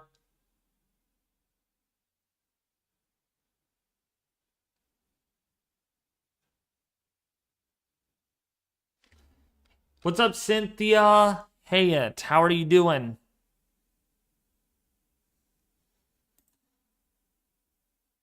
So for St. Louis tonight, there you are going to get some sort of shower and maybe a thunderstorm, but it does not look substantial like you are seeing out like in Kansas, obviously. But you will get some rain by tomorrow morning.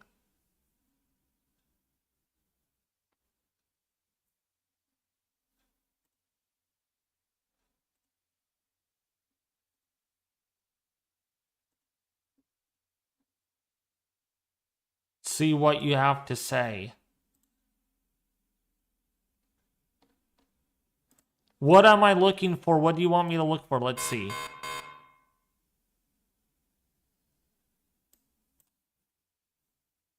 Did you really? Oh, wait, no. Is this today's outlook? If you put a moderate, which, by the way, Alex Baller, a 30 sig for hail and wind is not a moderate risk. I'm just kind of letting you know that right now.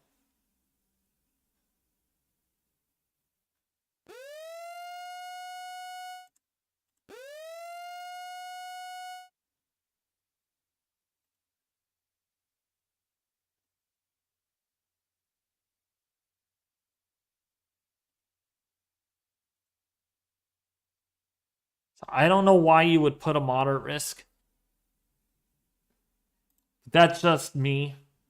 We have another tornado warning. This is, oh gosh, this is going right into Topeka. Right where that camera is.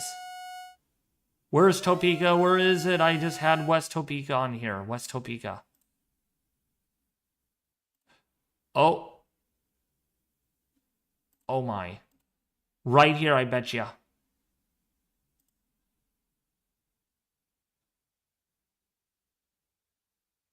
Looks like this might be rotating. Not necessarily on the ground. We have another. We have 7 tornado warnings. Oh my gosh. I need to call Ethan.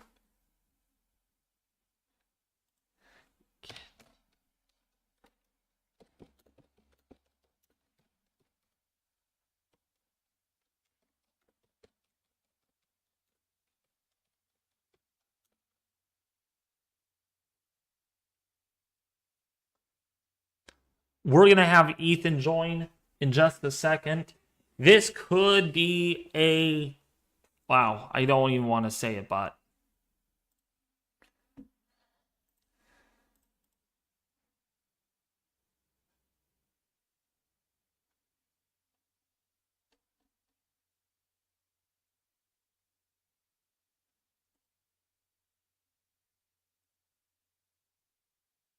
There's no moderate risk, Alex Baller. Actually, one could argue that.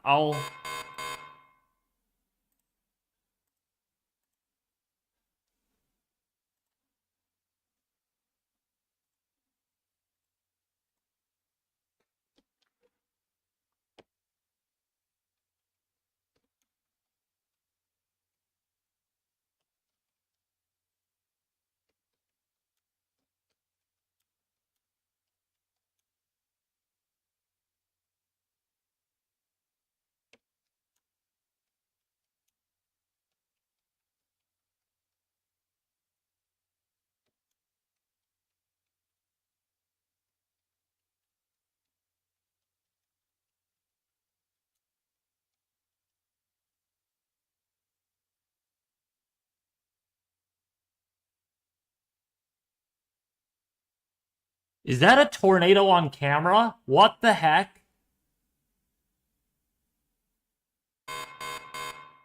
I hope that's not a tornado on camera.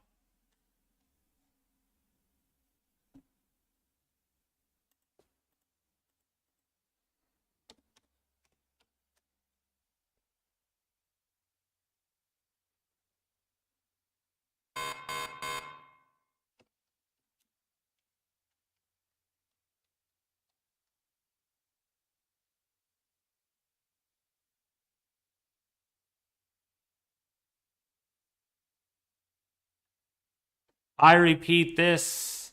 Man. That might be a... What are they doing now?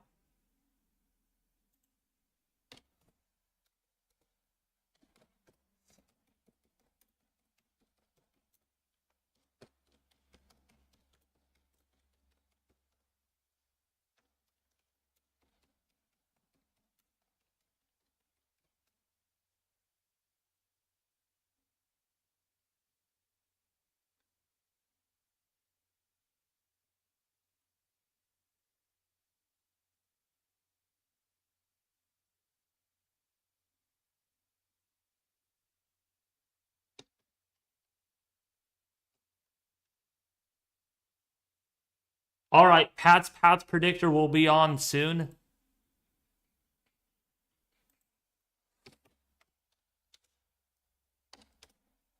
Man, this is 7 tornado warnings. Go back to down to Hobart, New Cordell. That's where we have 2 tornado warnings that are ongoing. One has good rotation with it. The other one is kind of anemic looking. Cloud Chief, please take shelter though. Otherwise, these will expire in about 20 to 35 minutes.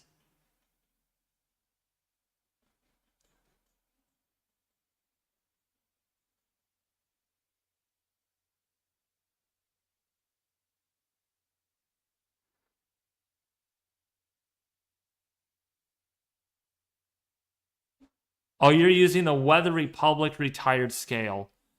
Ah, okay.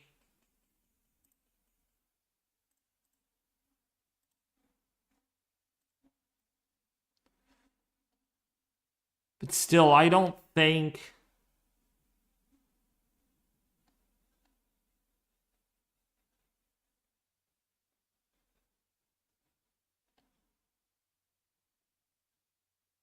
But still, I don't think a 30 sig should be a moderate. I really don't think so.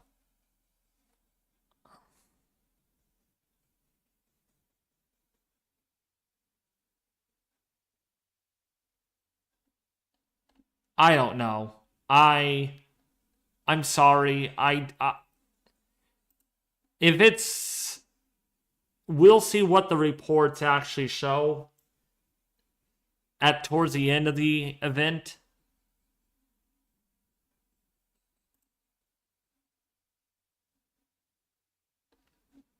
But I don't this is really hard to put it in words.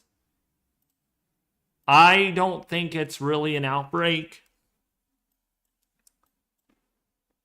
We'll see what the wind reports and hail reports look like.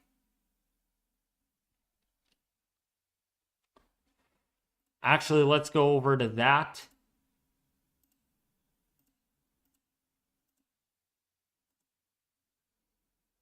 Oh, we have a new meso discussion. So the southern influence of the northern plains shortwave trough appears to be affecting northeastern Kansas and extreme northwestern Missouri early this evening. Surface front is advancing east with this feature and currently arcs from western Iowa, southeast Nebraska, central Kansas.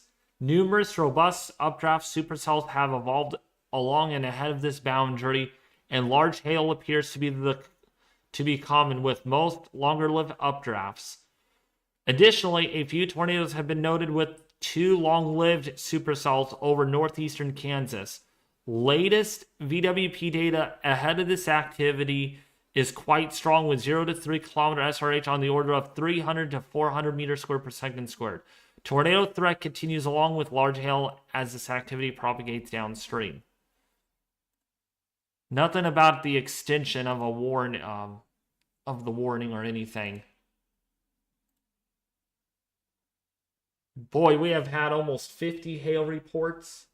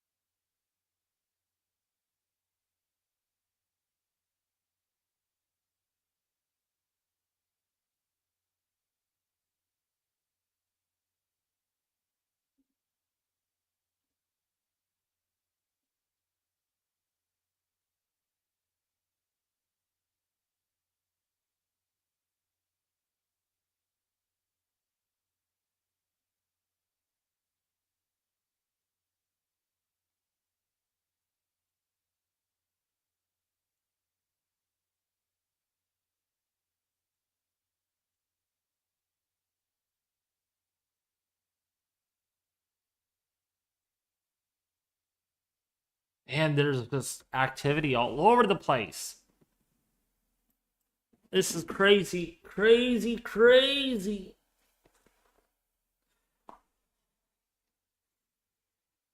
Wow, we had a 3-inch hail report. Okay. Broadcast media reported 3-inch hail just to the southeast of New Cordell in Oklahoma.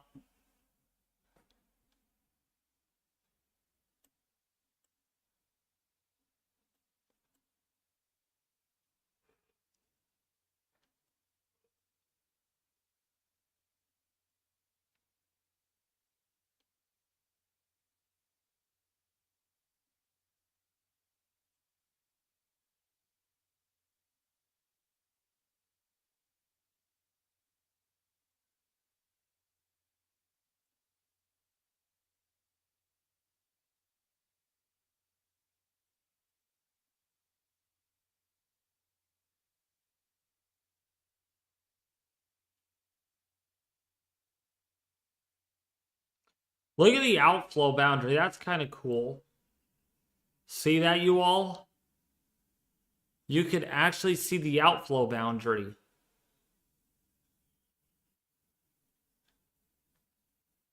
It's showing us that's some rain-cooled air along that boundary. That rain-cooled air.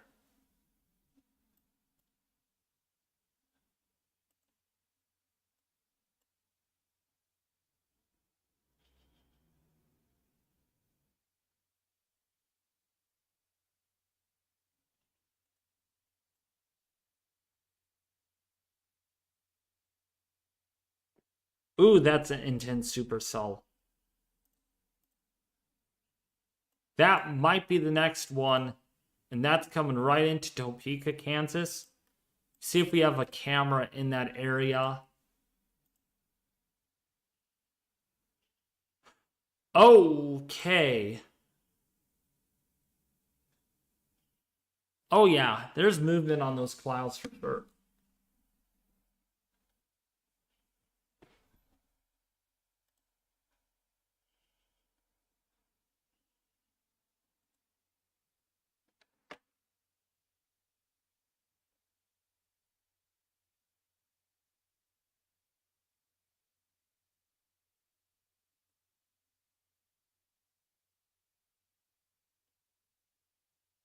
Jeez, look at the clouds rotating.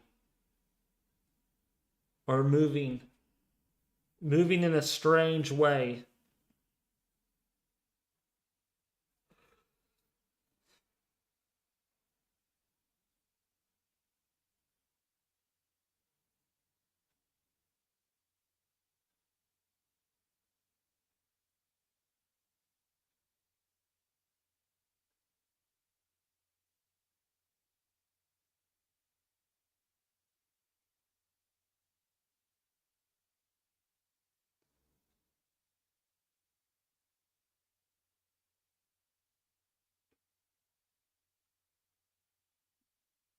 And the chat gets quiet again.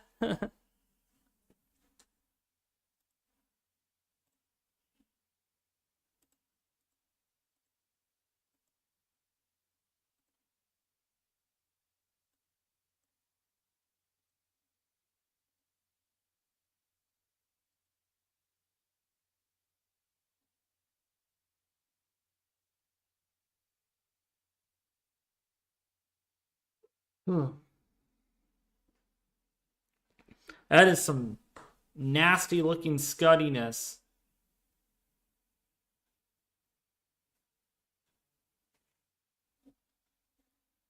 What's up, Pat? Hey, Pat. There he is. Welcome. We good to go? Yes. Yes. Yeah. Look at the scuds on my live stream. I'm sorry? Look at the scuds on my live stream. I can see it. That is quite a lot right there. Yeah. Yeah, can your audience hear me or? Yeah, they could hear you. All right, fantastic. Yeah, by the way, this is Pat's Path Predictor, everybody. He is going to school for meteorology, aren't you? Yes, I am going to school for meteorology. But this week has been a very busy week for me. It's the last week of the semester, a lot of projects to finish, a lot of stuff to do. So I'm not going to be on here for too long. I'll be on here for like maybe 20 minutes or so, maybe 30 if I'm feeling it, or but I have a lot of work to do. So yeah, I'm just going to be taking a little bit of time while I'm looking at all of this here. That's But in the fine. meantime, That's fine because by about 5 o'clock, unless Ethan B could hold down the fort, I actually have to go because I'm going shopping with my grandma at Costco, and then we're gonna eat there. So all right, David, where are you? It's kind of hard to hear you from the Discord um, call. I'm by my mic. I'm in my room. Interesting. Okay, we can deal with the kinks of that later. But yeah, all right. So I'm gonna go ahead and take a look at what we're looking at on Radar Scope. Where is this exactly that you have on your live stream? That is Topeka. That's the Okay, That's yeah, fantastic. that's the West Topeka camera. Fantastic. This Yeah. is all right. We have a tornado warning. I'm looking on Radar Scope right now. Tornado warning with golf ball sized hail with that as well. And it looks like we have it. Whoa! Yeah. And it looks like Whoa! yeah. No. I mean, go to the Holton camera. Look at this. Wait, No, I have the camera right here. Look at that. that's fine. That's fine. I know. It's just Dude, that's okay. That looks interesting. All right. Really rotating, kind of. Yeah. We'll have to pay attention to that. But in the meantime, yeah, this tornado warning in Topeka expires in 8 minutes. Golf ball sized hail. Fire department reported a funnel cloud 2 miles northeast of Silver Lake, and this was as of 6:02 p.m. We have another tornado warning that's likely going to expire very soon, just to the north of it, as well as that's going to be likely downgraded to a severe thunderstorm warning. Wichita's under a severe thunderstorm warning. Let's go ahead and see what the radar there is looking like on my end. Yeah, I have Radar Scope on my computer, guys. That's why you can't see it. That's why you're looking at the live cams on David's. Yeah, 60-mile-per-hour winds, quarter-sized hail for Wichita, but there is a line of severe thunderstorms from west of Cedar Rapids to actually hold up. That's near Des Moines, all the way down to near the Texas-Mexico border. And so explain to my viewers, why are portions of the line, Pat, explain to my viewers, why are portions of the line all broken up with multi-cell, supercell storms? And it's some parts of the line, like in Kansas, is almost a solid line of storms. Well, part of it is because, well, this is a lot of these severe thunderstorms are solely mesoscale, which is essentially a lot more localized than a synoptic scale look at it. Part of it is also because there may not be forcing in the certain area that in the breakup as well. Maybe not enough forcing. Maybe the cap hasn't broken just yet. But part of it's also just the fact that, and this is the main reason why all this is on a line, is because based off of what I'm looking at, this looks like this is in front of a massive cold front that's just pushing from for pretty much as far north as Minnesota all the way down to the U.S.-Mexico border.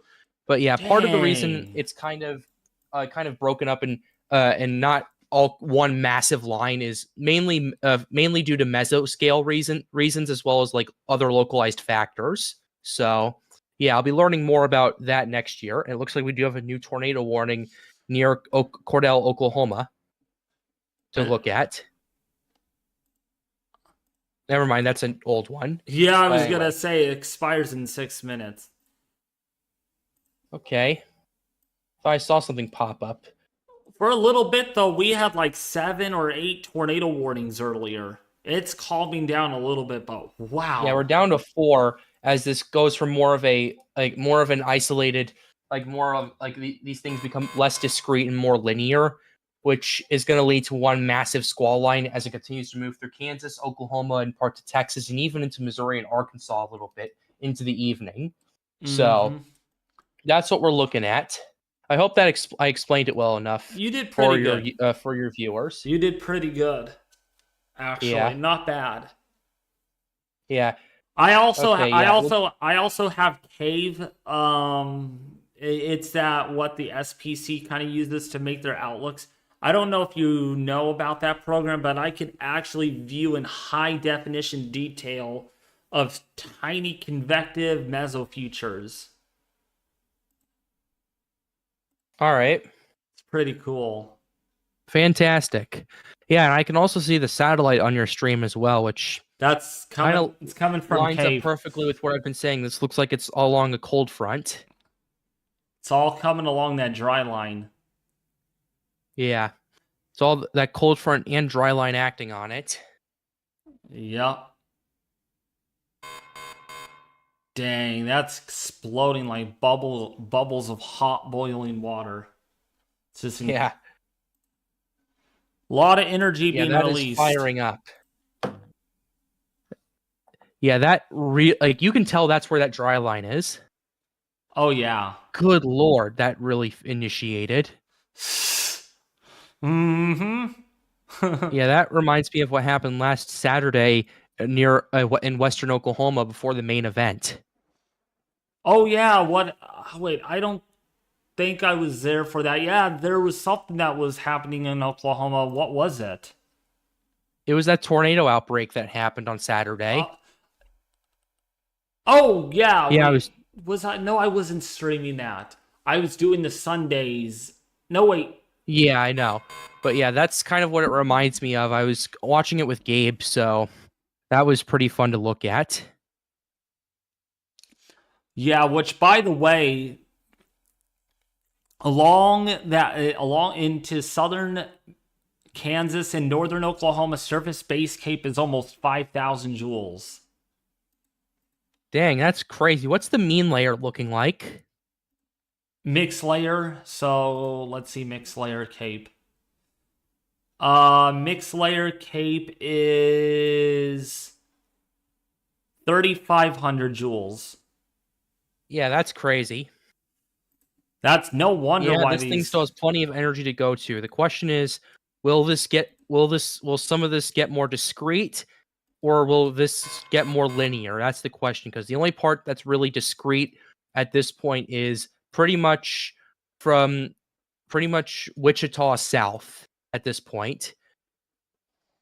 And that 30% enhanced risk, that's mainly for wind and hail, both hatched risks, especially around Des Moines. Oh, yeah. Yeah, the threat for tornadoes is not really there today, mainly due to the lack of wind shear as well as SRH. There's just not enough there, but there is enough there for a squall line, which could produce some very large hail and some very gusty winds. Oh, yeah. Oh, I wanted to tell you this. You might laugh at this, Pat. Guess who issued a moderate risk of severe weather today? Who did? Alex Baller. And I'm like, what? Dude, why are you issuing a moderate risk? There's like... The parameters aren't there for that. I heard your debate about 30 hatched. No, that should absolutely not be moderate. That should be enhanced. I told you, Alex Baller. I told you. Yeah, buddy, I'm sorry to call you out about that.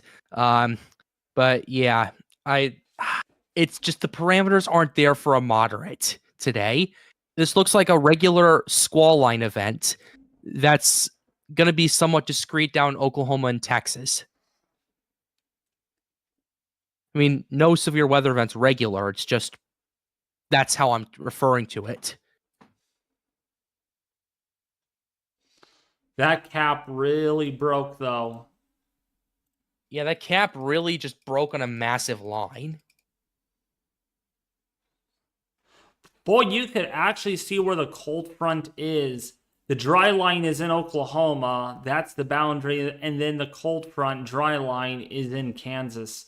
which explains why there's a lot of solidness to the line there in Kansas versus in Oklahoma. And the supercells are Yeah. more stationary in Oklahoma. They're not so much stationary. Like, that's a little bit, I feel like the satellite's a little bit deceptive on that. It's just they have a lot of larger cloud tops that make it look, and because they keep initiating, it's not like, it's just kind of deceptive from there. But anyway, yeah, they're definitely moving. I mean, it could, part of it could be that it's moving slowly. I mean, that's what tornado dryline warning. storms technically do. But go ahead. New tornado warning. Let me take a look at it. Southern Kansas, 60 minutes. Oh, that's the Wichita storm. This thing's firing up. All right, let's take a look at it. Expires at 7:15 Central Daylight Time. Severe thunderstorm capable of producing a tornado and ping pong ball sized hail.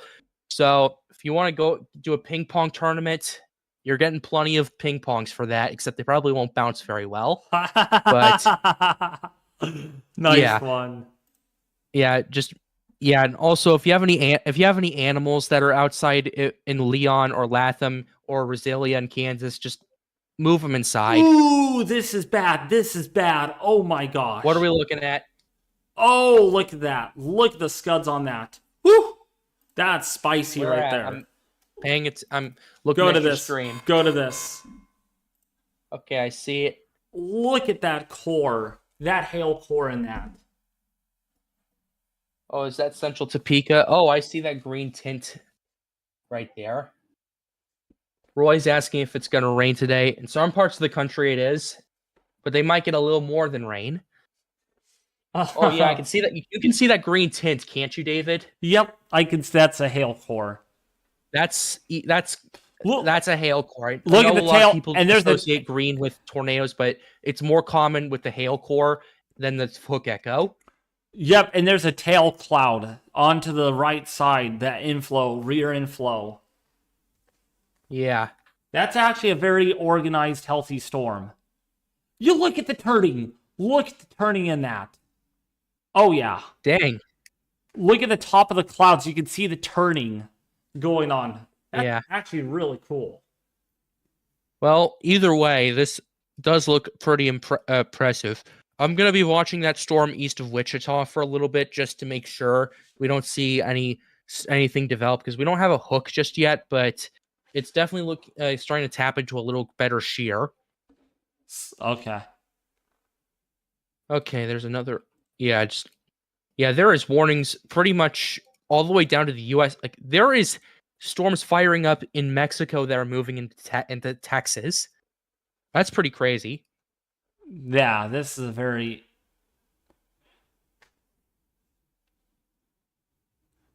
Man, a lot of low hanging right there on that storm, but this one...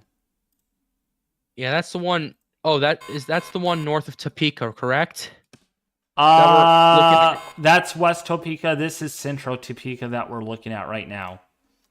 I'm assuming it's viewing the north part of it. Yeah, that hook is near Menoken.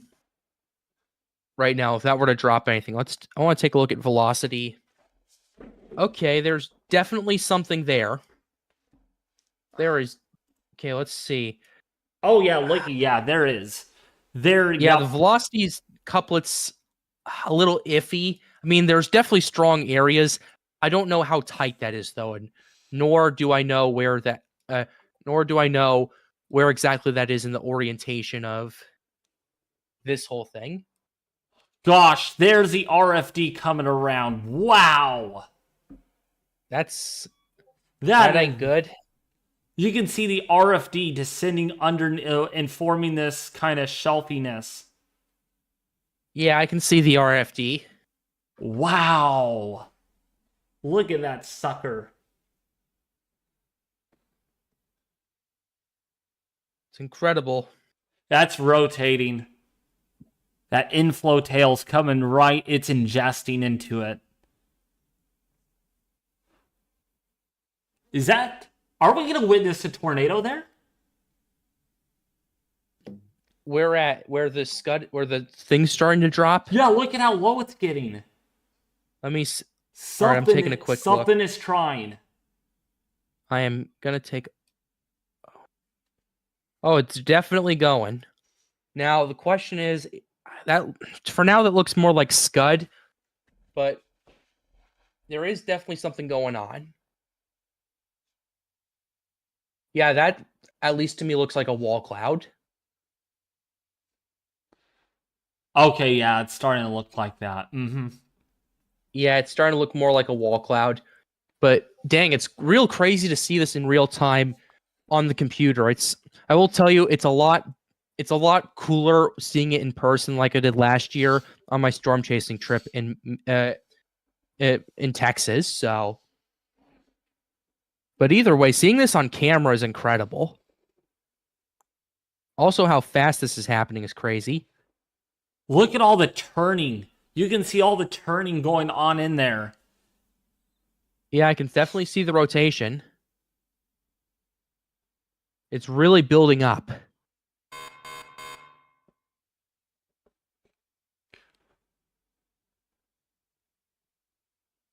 Wow. Okay, I think this is the one that's warranted. This is the warned tornado warning.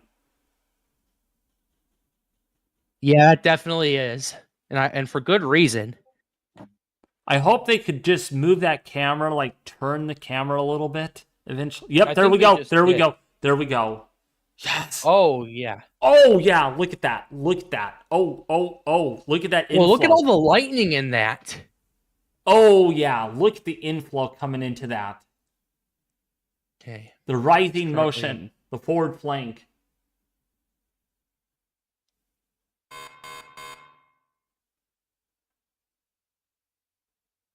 Yeah, there's definitely... Yeah, Topeka's getting some rain right now from a cell to the south. Just wanted to advise you on that. Okay. Yeah. So there might be a little bit of rain coming pretty soon in that area. But either way, that is definitely a supercell. That's rotating. Look at it. You can see it rotating. You can see it right here. It's rotating. Clearly. It's coming out this way, and then you can see the flow coming in right. There's rotation right within this. Yeah. Oh my gosh. Oh yeah. Dang, that's really starting to ramp up. Oh wow, you can see it in really going up in real time. Like, look at how much scud that's feeding in, especially as that's moving to the right, David. Yeah. Oh yeah. Dang. Wow, that is really spinning up right there. Yeah. That's one event we have. Is that a tornado? Is that a tornado at the very bottom? I know it's hard to tell. Where at? I don't see it. Right somewhere in here. You can see a base coming down right here. Where's your cursor at? Oh, you'll see it. There might be something. I don't know if that is. Can't find it. It's hard. Way back in there. If there is a tornado, it's most likely rain wrapped. That's what I was thinking. It could be. Yeah, this looks like an HP. High precip. Okay. Yeah. There might be a funnel there, according to someone in the chat. Okay, I see where you're talking about. It's a little... Is there a way I can improve the quality on this or something? That could be right where it's at, too, because that's where the inflow is. Yeah. If there's a tornado in there, it's most likely rain wrapped, but you could definitely see that wall cloud building up. You can, yeah, right down in here. Yeah.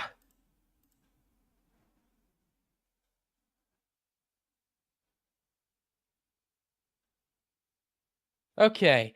In the meantime, we're going to be paying attention to that. I'm going to take another look at the radar just to see what we're looking at while David is highlighting the stuff going on. Looks like not much has changed. I'll take a look at the velocity, though. Okay, yeah, there's definitely a tight couplet, David. Are you There's definitely a tight couplet with this. We're 82 to Oh shoot, yes. 82. Yup. Yeah, we're Right there. 82 and 61. That's right. That's what that's what we're looking at. Yep. That's definitely it.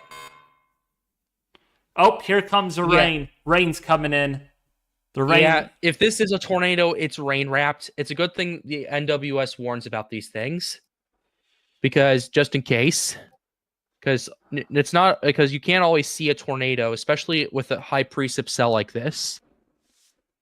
So far, nothing's been updated. We're still waiting on the confirmation by either law enforcement or NWS. Dang, that wind really picked up. That wind, it really. Oh yeah, that bringing that rain in the. Yeah, that rain's really not helping very much. Trying to find this thing. Yeah, it's from a cell coming in from the southwest. So. Also, well, Alex Baller said moderate risk. No. Oh my god. We already went over this. This is not a moderate. Oh, Alex. But I mean, it's an enhanced for sure, but not a moderate. I would think if this was a moderate, a lot more people would be on Discord chatting all about this ahead of time. Yeah, there'd be a lot more coverage of this, interestingly enough. See if we can go to Halton now to see if we can find anything in Halton. Nope, nothing in Halton. Yeah.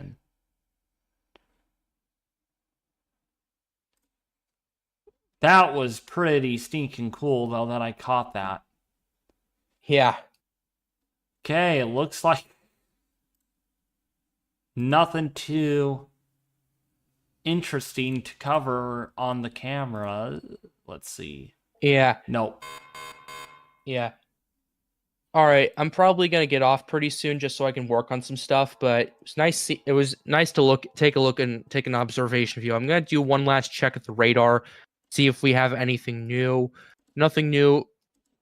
We're down to 3 tornado warnings now, so telling me that we're looking at a more linear setup as we continue to get into the night. Let's see. We have a supercell looking. We have a single cell actually near Watonga, Oklahoma.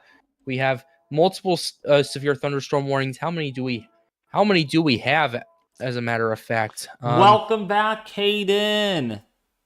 1, 2, 3, 4, 5, 6, 7, 8, 9, 10, 11, 12, 13, 14, 15, 16, 17, 18, 19, 20. We have 25. We have 25 severe thunderstorm warnings, and we have we have 3. 25 and 3 tornado warnings.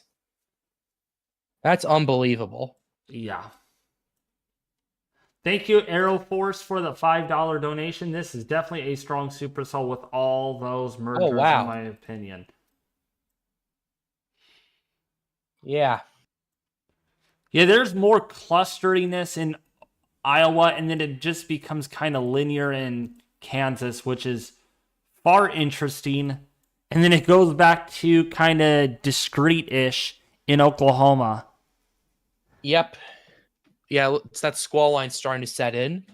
And okay, all right, yeah. All right, I'm gonna head off now. I appreciate you having me on. I hope I could give your viewers and you some insight. Of course, yeah. Viewers really enjoy you.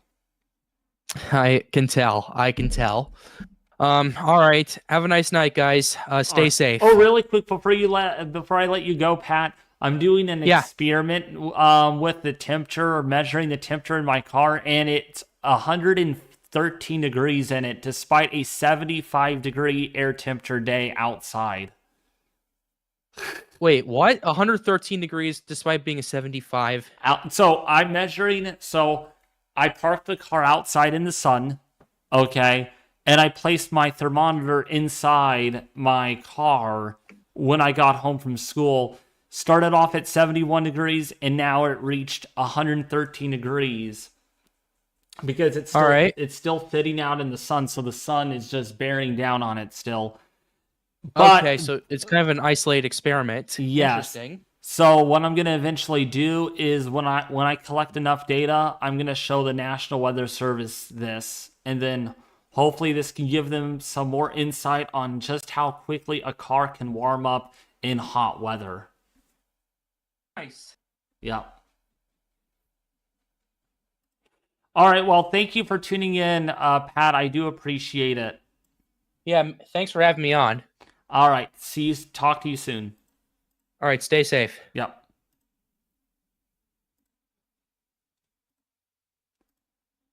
Okay, I'm back, everybody.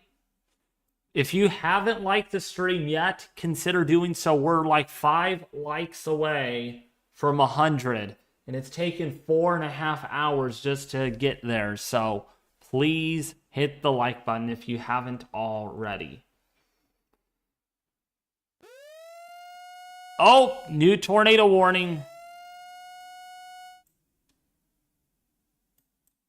We have a new tornado warning now for Oklahoma. We have a new tornado warning for Oklahoma. That is definitely an organized supercell. Once again, Alex Baller, there is no moderate risk today. In your opinion, if you want to keep it moderate, you can. But it's not moderate. It's not moderate.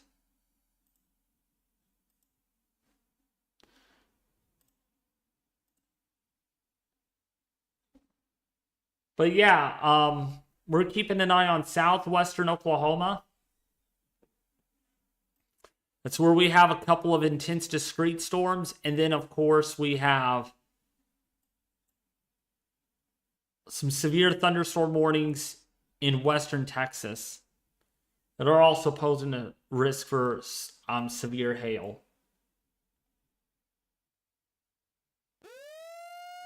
Another tornado warning.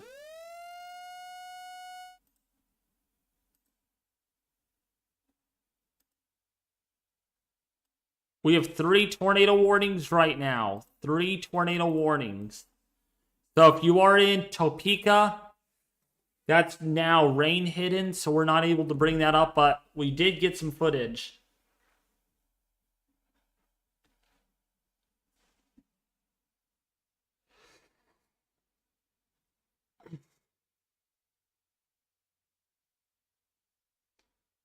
Also,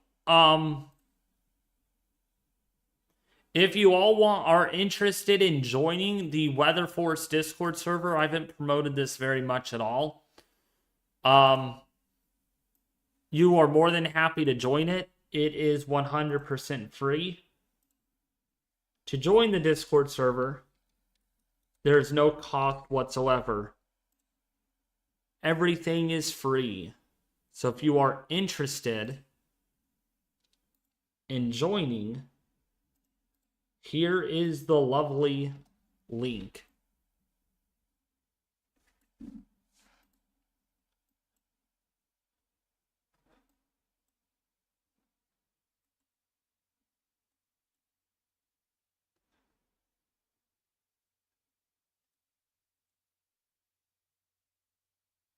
Oh yeah, that has tight rotation.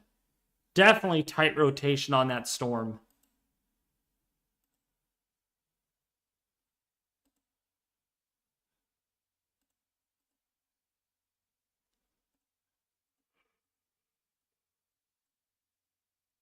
We're really going to have to watch that. That storm in Topeka really rolling through there like crazy.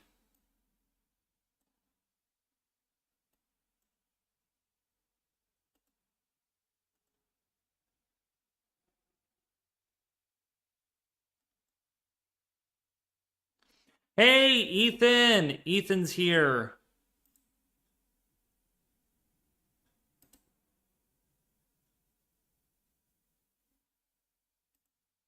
Hey, Ethan. Welcome, welcome.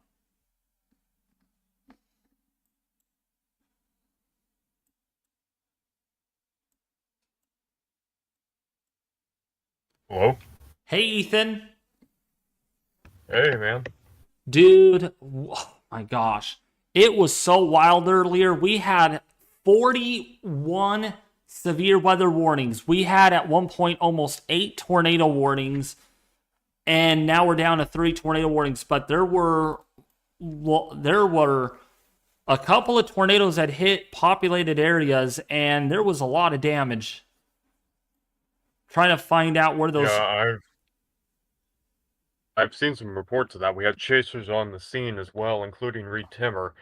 He was involved in one of those situations. But I do want to say too, we might have a tornado imminent kind of situation happening north of Topeka and very close to Topeka, Kansas, actually. The inbound velocities have picked up really significantly here in the last couple scans. They are, Oh it looks like gosh. in excess of 80 knots in some Oh, locations. oh yeah. Wow. Yeah, I'm seeing that right now. That's really tight rotation, actually. That rotation. The outbound velocities increase too, very much so. This supercell is undergoing a merger process at this point. That is that what mergers what that is? That's what that is. Okay. Absolutely. And that is something that has been shown in the past, including by research from Cameron Nixon, to increase the short-term tornado potential. So that's something we really need to keep an eye on. And I'm glad you joined just in time because, boy, I need a little bit of assistance because we have so much going on.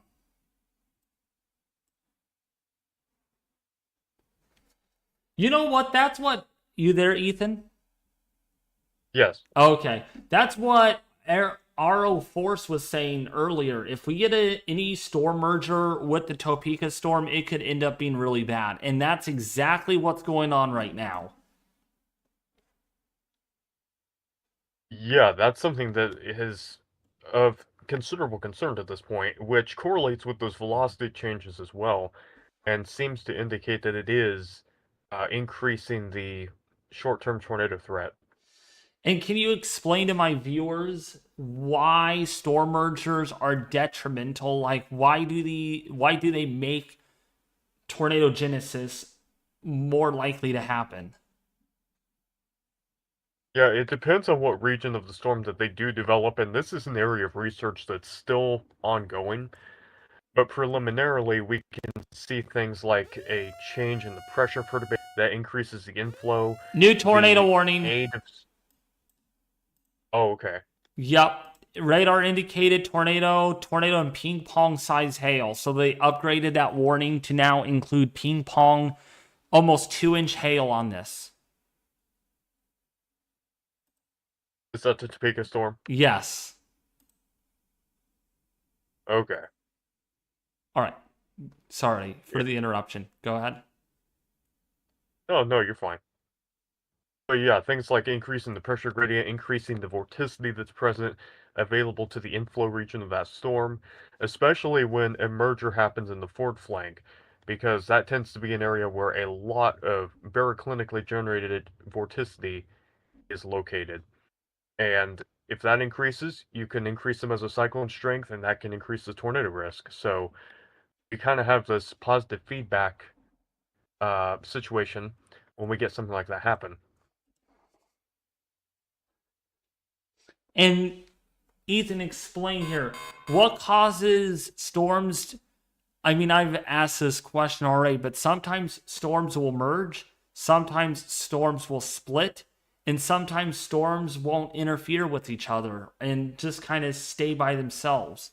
What causes that? Because it's interesting how supercells behave differently. Yes, they do. And really, when you consider a wind shear profile, there's two rotating updrafts generated, basically. There's a cyclonic updraft and an anticyclonic updraft. If you have speed shear, or directional shear even. But the thing about directional shear is that it makes one of those stronger, and as it turns out, the most common situation in the northern hemisphere is for the cyclonic, the right moving, basically, updraft to become dominant. it favors the pressure perturbation being a lot stronger on that, therefore allowing the mesocyclone to be stronger.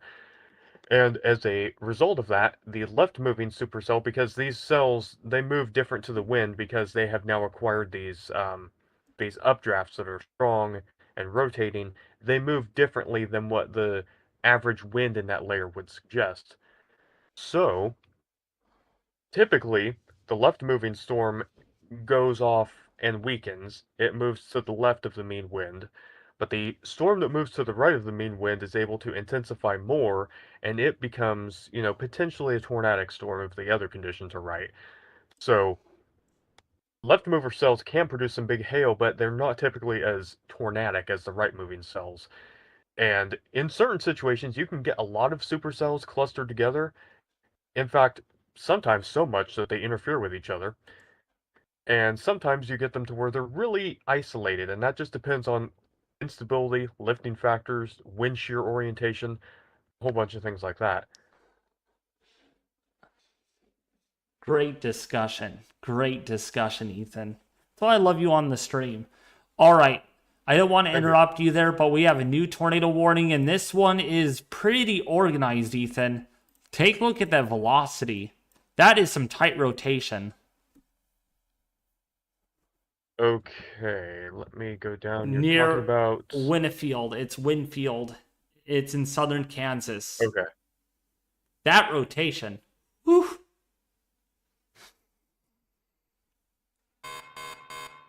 Yeah, let me see this.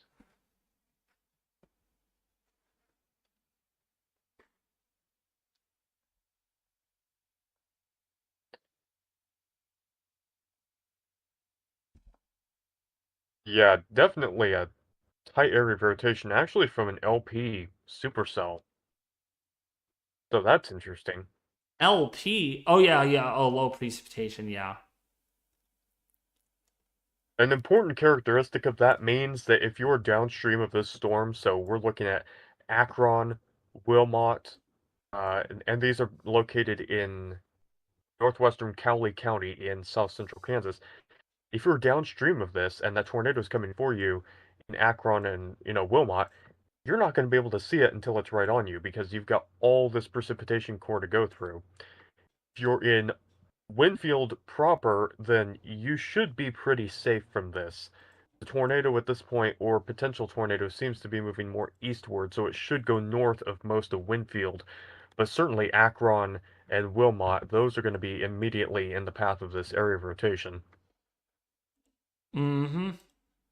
And that warning is in effect for another 63 minutes, Ethan. That's a long warning. Also, we do have a question asking what website this is. I believe the radar that you're using. This is Radar Omega, but I do have a bit of a website. Well, not really. It's a software. It is called Cave. And Ethan knows Cave all too well, don't ya, Ethan? Yeah, it's been a little bit since I used it, but I have used it fairly extensively. I need you to see this, and I want to see what you think about this. Well, it's going to pop up on the stream really soon. Look at these thunderstorms, how they just blossom up along that boundary. I mean, like bubbling pot of boiling water. Yeah, that instability is getting released. You think of gravitational potential energy, and this is kind of a little bit of an analogy here, but you think of setting, I don't know, a bottle of water on a table. If you push that bottle of water enough, you give it enough energy, it can now use its gravitational potential energy and it'll fall on the floor. If you turn that kind of upside down, invert that, and we think of it in an atmospheric sense, once that energy is applied to get that parcel lifted, because there is now conditional instability, it is going to rise. And we see that happening right here with this convective line developing in Kansas all the way down to Oklahoma. What's the Cape right now? Well, I'll tell you right now, RO Force, when I looked at mesoanalysis earlier in southern Kansas, northern Oklahoma, which, by the way, Ethan, Guess what the SB cape is without looking at the mesoanalysis, Ethan. I'm going to guess 4,000 joules. Almost 5,000 joules per kilogram. 4750. Wow. You can tell we're getting well into springtime. And dew points in that area are in the low to mid 70s. Lots of moisture. Yeah, that would make sense. That's one of the considerations today. A lot of storm chasers, including hypothetically me, picked Iowa for the best tornado threat because we were thinking about the low-level moisture quality and the moisture profiles. The tornadoes ended up happening actually down in Kansas where there was better moisture and less inhibition in the lowest levels of the atmosphere co-located with strong streamwise vorticity. So that ended up allowing these Kansas cells to really be the more prolific tornado producers, whereas Iowa, thankfully, has not seen as much in the tornado aspect, but has seen a lot more hail. Yeah, Ethan, some of the hail tracks I'm getting are almost 5 inches in diameter. Yeah, that is definitely a consideration if you're in Iowa. With any of these storms, basically, you need to be prepared for some large hail. Even Kansas recently, we've had quarter-size hail, reported golf ball-size hail north of Wichita even, and it gets bigger from there on some of these storms, especially up in Iowa. So, definitely hail is a big concern with these storms today. Exactly. And also, what was I gonna say? Ah, yeah, it's just amazing just how much instability is there for these storms. Wow. Oh, yeah. Oh, that was until I was thinking of a question. Echo tops on the Topeka. Oh, wait. No, wait. It is Topeka. It is Topeka, Kansas. Oh, no, wait. Well, depending on which radar you use, Ethan, the storm in Winfield and Wichita have echo tops exceeding 60,000 feet. Wow, these are deep thunderstorms.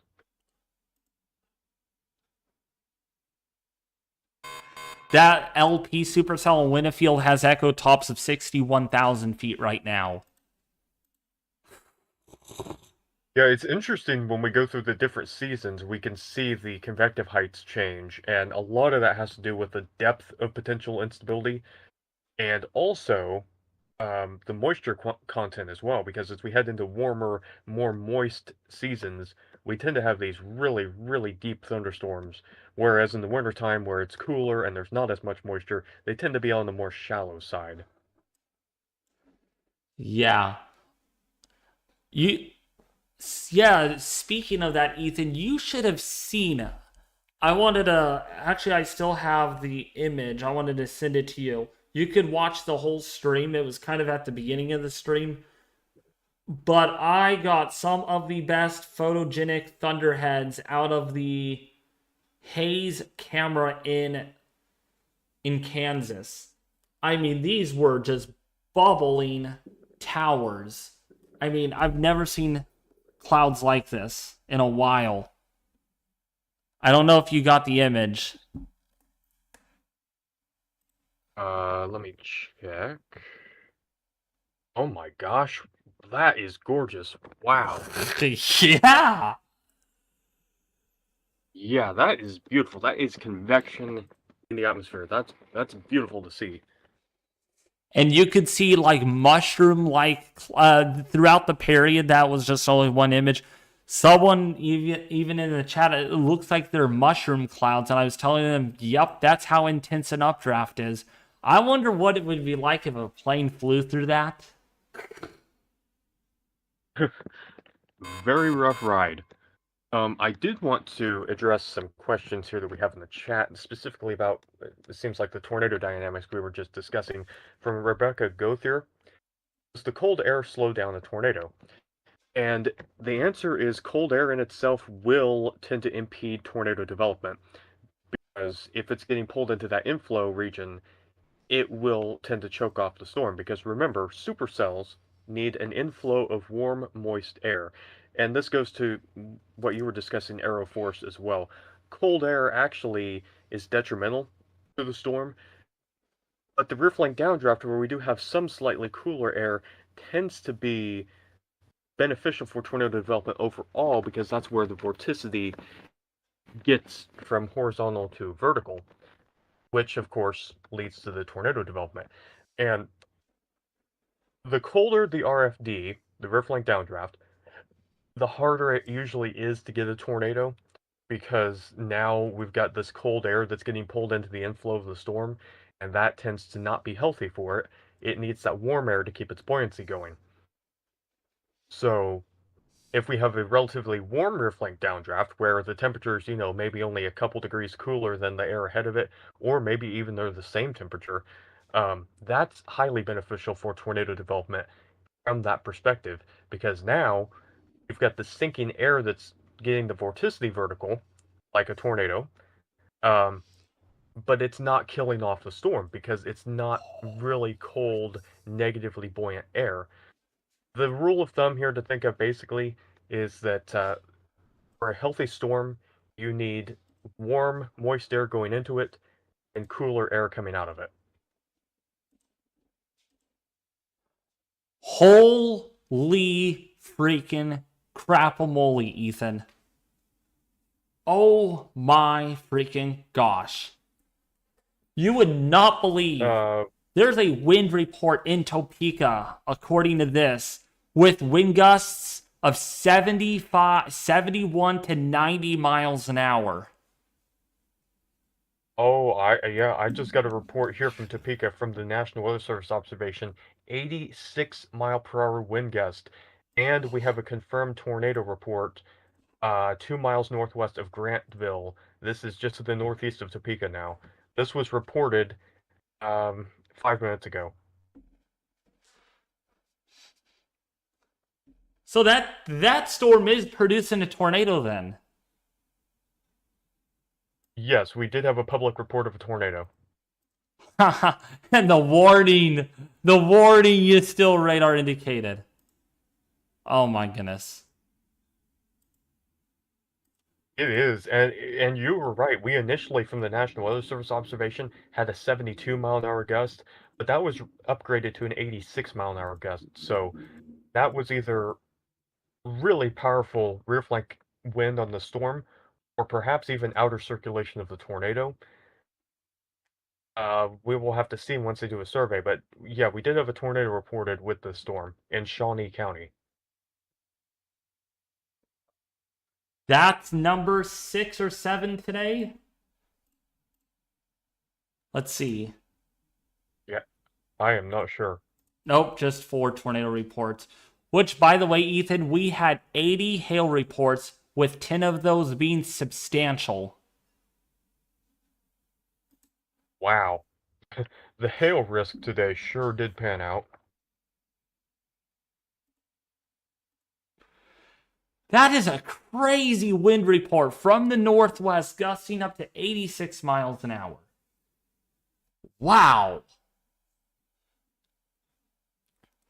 Yeah, this has left a path of high wind reports through the Topeka suburbs, and probably even portions of downtown Topeka as well.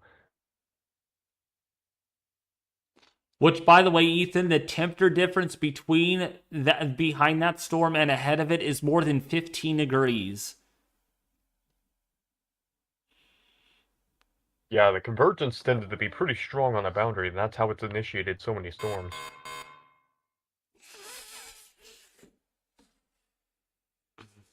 If you guys could hit the like button, we're 4 likes away from 100. Come on. New tornado warning. Yeah. And you wouldn't believe it, it's in Oklahoma. Wow, warranted for 2.5 to 3 inch hail. Whoa! Wow! Ethan, that is a very strong couplet. Look at the Yeah, that's hook what I'm on headed for that. right now. Wow. Roosevelt, to the north, you need to be in your storm shelter immediately. If you're in Corporation right now, or Corporation in Oklahoma, you need to get in your storm shelter immediately. That is a very strong supercell. Oh yeah, that is textbook supercell with the hook echo.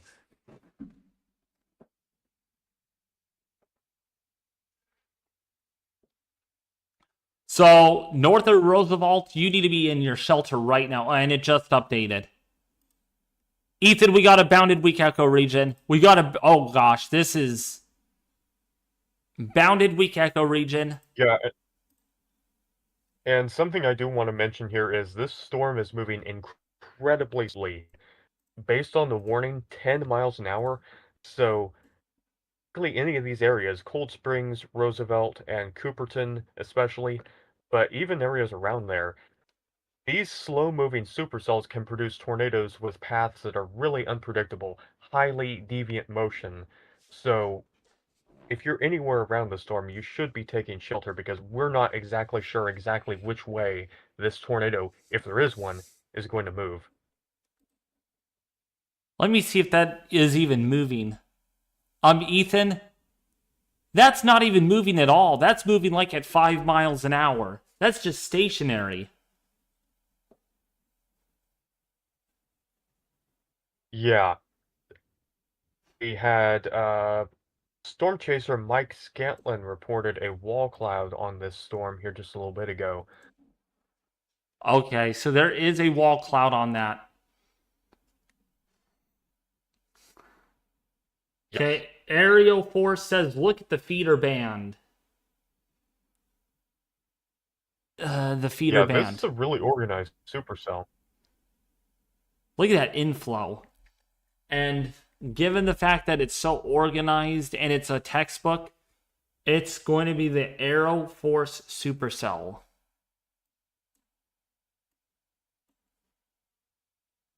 It's... Yeah. The thing about... Oh, I'm sorry. No, go ahead. Yeah, the thing about slow-moving supercells, and this is more research conducted by the brilliant Dr. Cameron Nixon. If the supercell's moving more slowly, it has a better potential for essentially feeling the effects of storm relative winds, orbiting around the mesocyclone, and things like that that can cause the motion of the tornado to deviate from what you might expect. So maybe the supercell is stationary, but the tornado could move basically any way. If the supercell's moving southward, it could eventually spawn a tornado that moves northward. That's the thing about these slow-moving plane supercells, is that they can produce these deviant tornadoes that are really hard to predict where they're going to go. Another tornado warning. Radar indicated in Topeka, Kansas, in Lawrence. We are up to now 6 tornado warnings, Ethan. Again.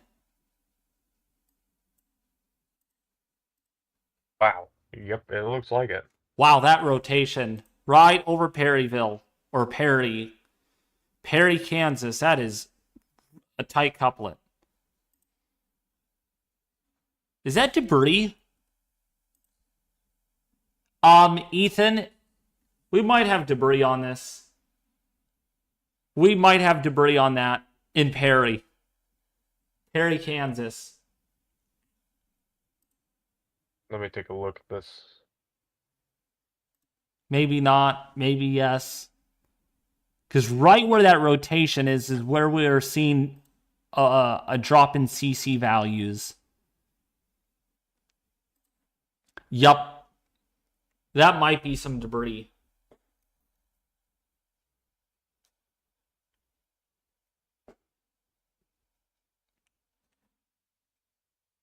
I'm not seeing anything conclusive yet, but that could change.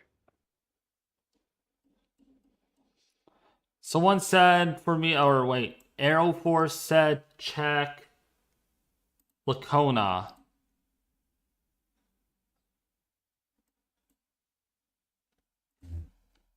Lacona what?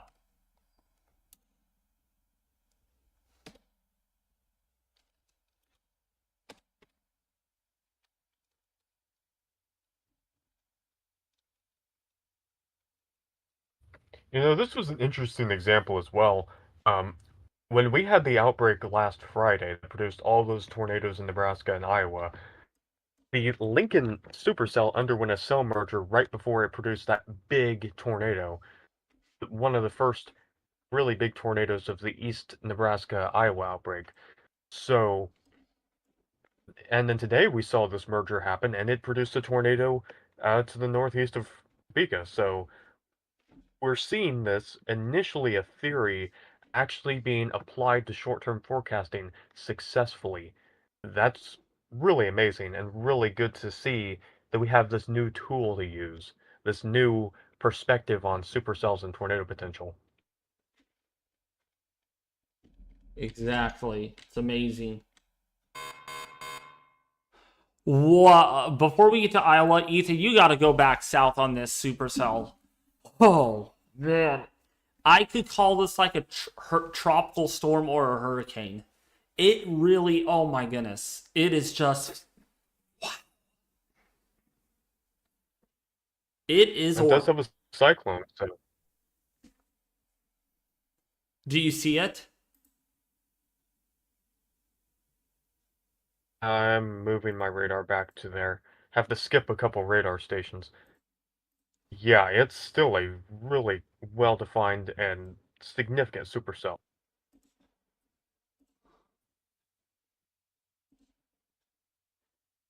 Wow, the echo tops on this are mind-boggling.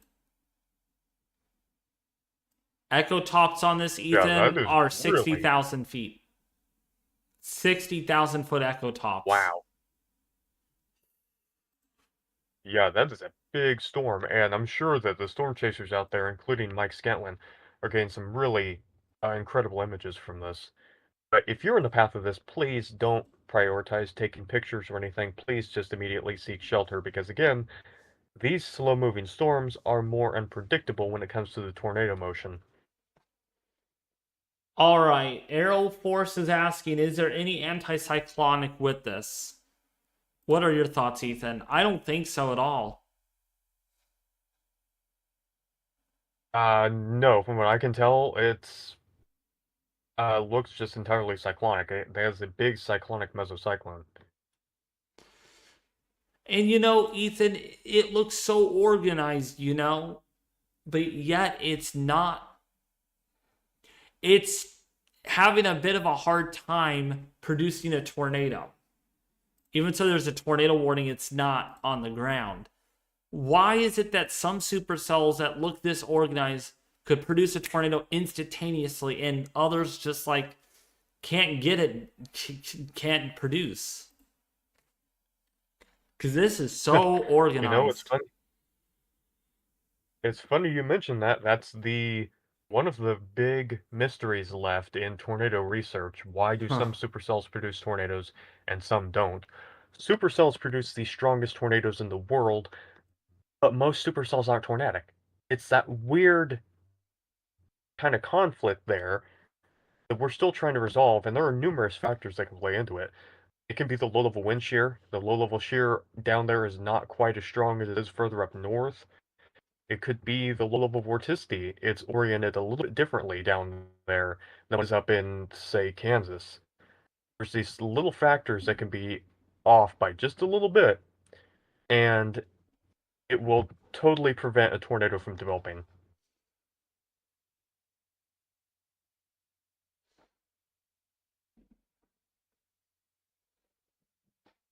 All right, let's see what RO Force is saying. Yeah, we did have a question also, David. KCMO Railfan. Will there be any storms coming toward Kansas City? I yeah, tonight. It's 7:03 there, so by about 9 or 10 o'clock, I think there will be storms. There will be. Because if Topeka just had something big with that,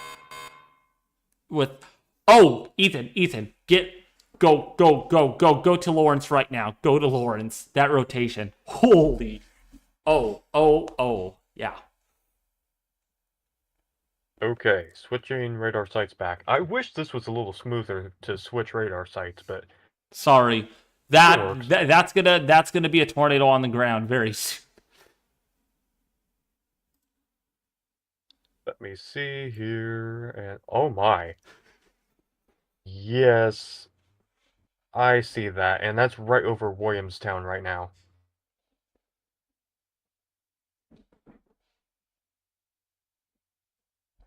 That's really significant. That velocity couplet.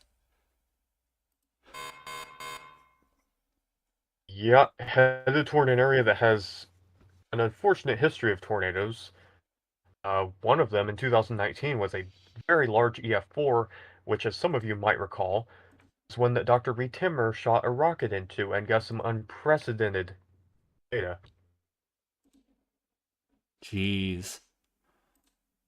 Ethan, I think we have debris with this. We have a few pixels that are pretty dark blue over Williamstown. You know, I wouldn't be surprised if we did have a tornado in or around Williamstown right now, because that circulation's right over there, and we have seen an intensification of the couplet recently. Golly, word, this is strong. Ethan, we have 76 touching 13 right now. We have like 90 VROT right now. That's definitely enough to qualify as a tornado vortex signature, and could be a tornado that's on the ground. Oh, We had a question too. I'm sorry. we have a severe thunderstorm warning now for Kansas City. Actually, this is going to be a lot sooner than a couple of hours in Kansas City. We'll be there in 40 minutes. Tornado possible, 2.5-inch hail, and 70 to 80 mile an hour wind gusts with that. So this is really, really a significant severe thunderstorm warning. Yeah, Kansas City and areas around there, you've got some rough weather to get through this evening before we get done. So you got to keep that in mind. I did want to address this question really quickly. Gore Vidal asks, how far will these storms travel east tonight? Asking from Central Ohio. That's a Ethan B question. What are your thoughts? Yeah, based on what we've got right now with the forecast, most of these storms are going to be probably out in Iowa and Missouri tonight. Maybe they make it into parts of Illinois by late in the night. So, Ohio, you don't have any severe weather threat with these. And it looks like the system is going to be way out to the west of there. I'm not sure what the next day 2 outlook is like. But I know that from these storms ongoing right now and this evening, Ohio is in the clear. Yep. Okay, we just got another tornado report. Rain wrap tornado. It's on the ground. This is on the ground, Ethan, right now. This is doing damage. And what did I tell you? There was a little CC drop on there. And it actually was verifiable. Oh, absolutely. And you can see, at least what I'm seeing on my radar, looks like a bounded Weehawken region there as well. And that is a classic indicator of a rain wrap tornado. Yeah, weather spotters confirm tornado. Flying debris will be dangerous to those caught without shelter. Once again, tornado is on the ground. 2-inch hail. So, significant hail and a tornado equals serious injuries.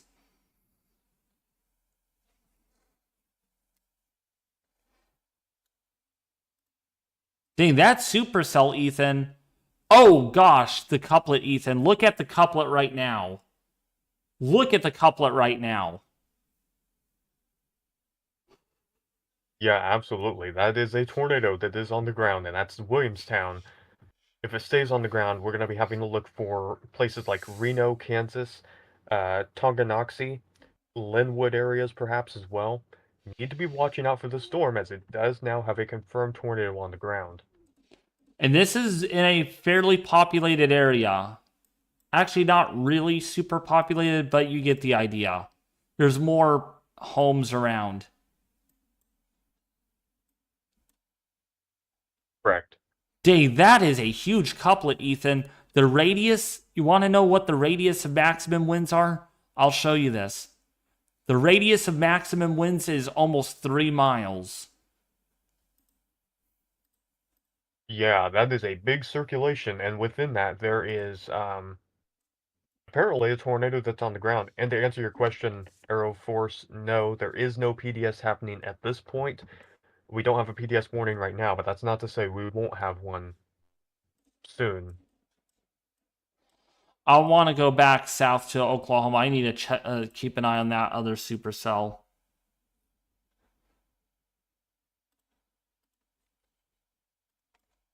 Dang, that is getting smushed, that supercell. It is not very organized anymore. Roosevelt, Cooperton, that area. It could be. It could be recycling, though. It's tempting to do something. You know what? Is that a cell? Oh, maybe a cell merger. Might be a mini cell merger on that. Might be.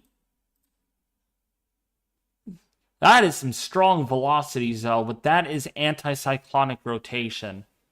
If that is.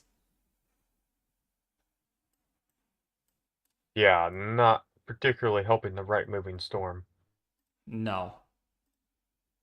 In the meantime, we'll keep an eye on the Lawrence.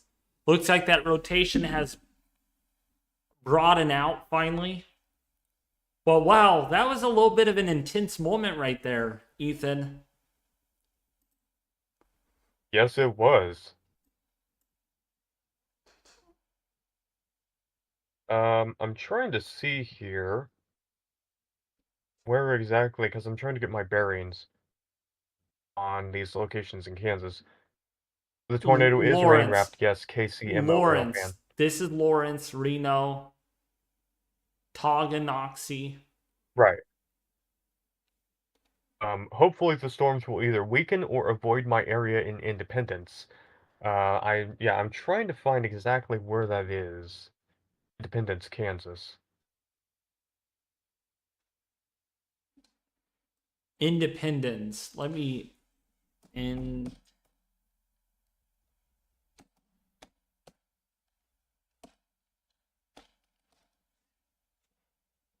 Independence, Missouri. Oh, Oh, maybe it is Missouri. it is Missouri. You're not gonna avoid this, unfortunately, KCMO rail fan. You're not gonna avoid this. But hopefully that tornado weakens. That's gonna be the thing. But you're gonna get some impacts. If you don't mind, can I put your name on the location thing, KCMO, or not?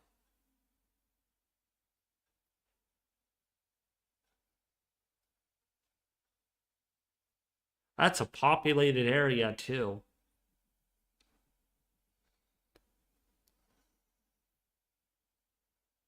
Yeah, a lot of little, well, a lot of decent-sized towns and cities even around the Kansas City area. Okay, Ethan. I don't understand why the National Weather Service decided to issue a tornado warning, and it's the smallest tornado warning. It's the smallest tornado. Where is this? Oh my goodness. It's probably like about Oh my. 500 feet, about 300 or 400 feet in width.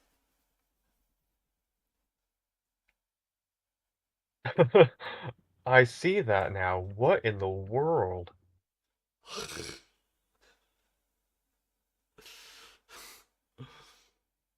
Okay. That's a micro tornado warning.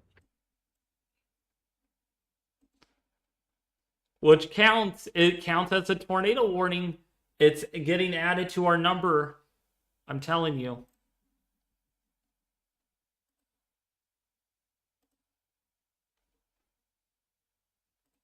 Yeah.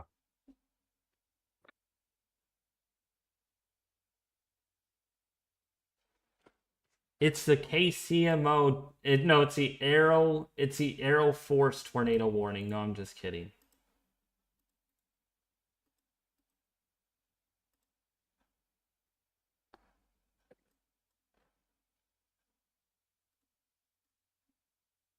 That is the smallest tornado warning, and it expires in 16 minutes. You want to know what's also interesting, Ethan? Okay, there's a small section. If I get some exact addresses here, I don't even know if I can even bring that. But on a portion of North 1700 Road, East 1675th Road, in a small section of I-70, coming off of I-70, there is no warning there at all, and it's literally only like 200 or 300 feet. All the warnings surround that one little area. Huh.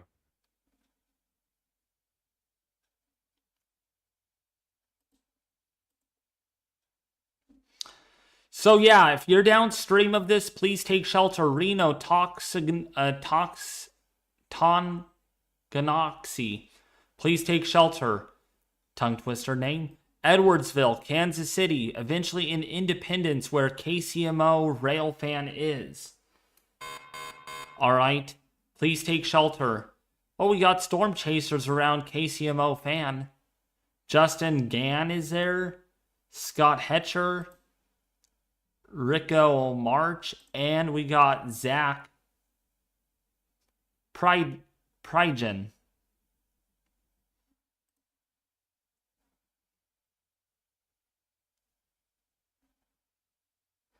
Seth is referring to something. Kansas City has 2 million. Okay. About an EF3 tornado.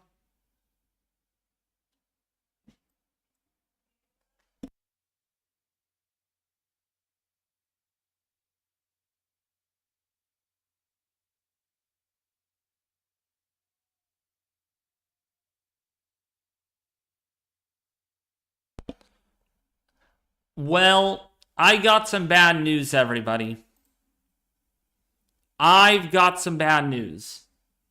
The bad news is David is ending his stream right now because David has to go to Costco to help my grandma shop and eat some dinner. So, I hate ending it in the middle of, 3 tornado warnings, but I cannot.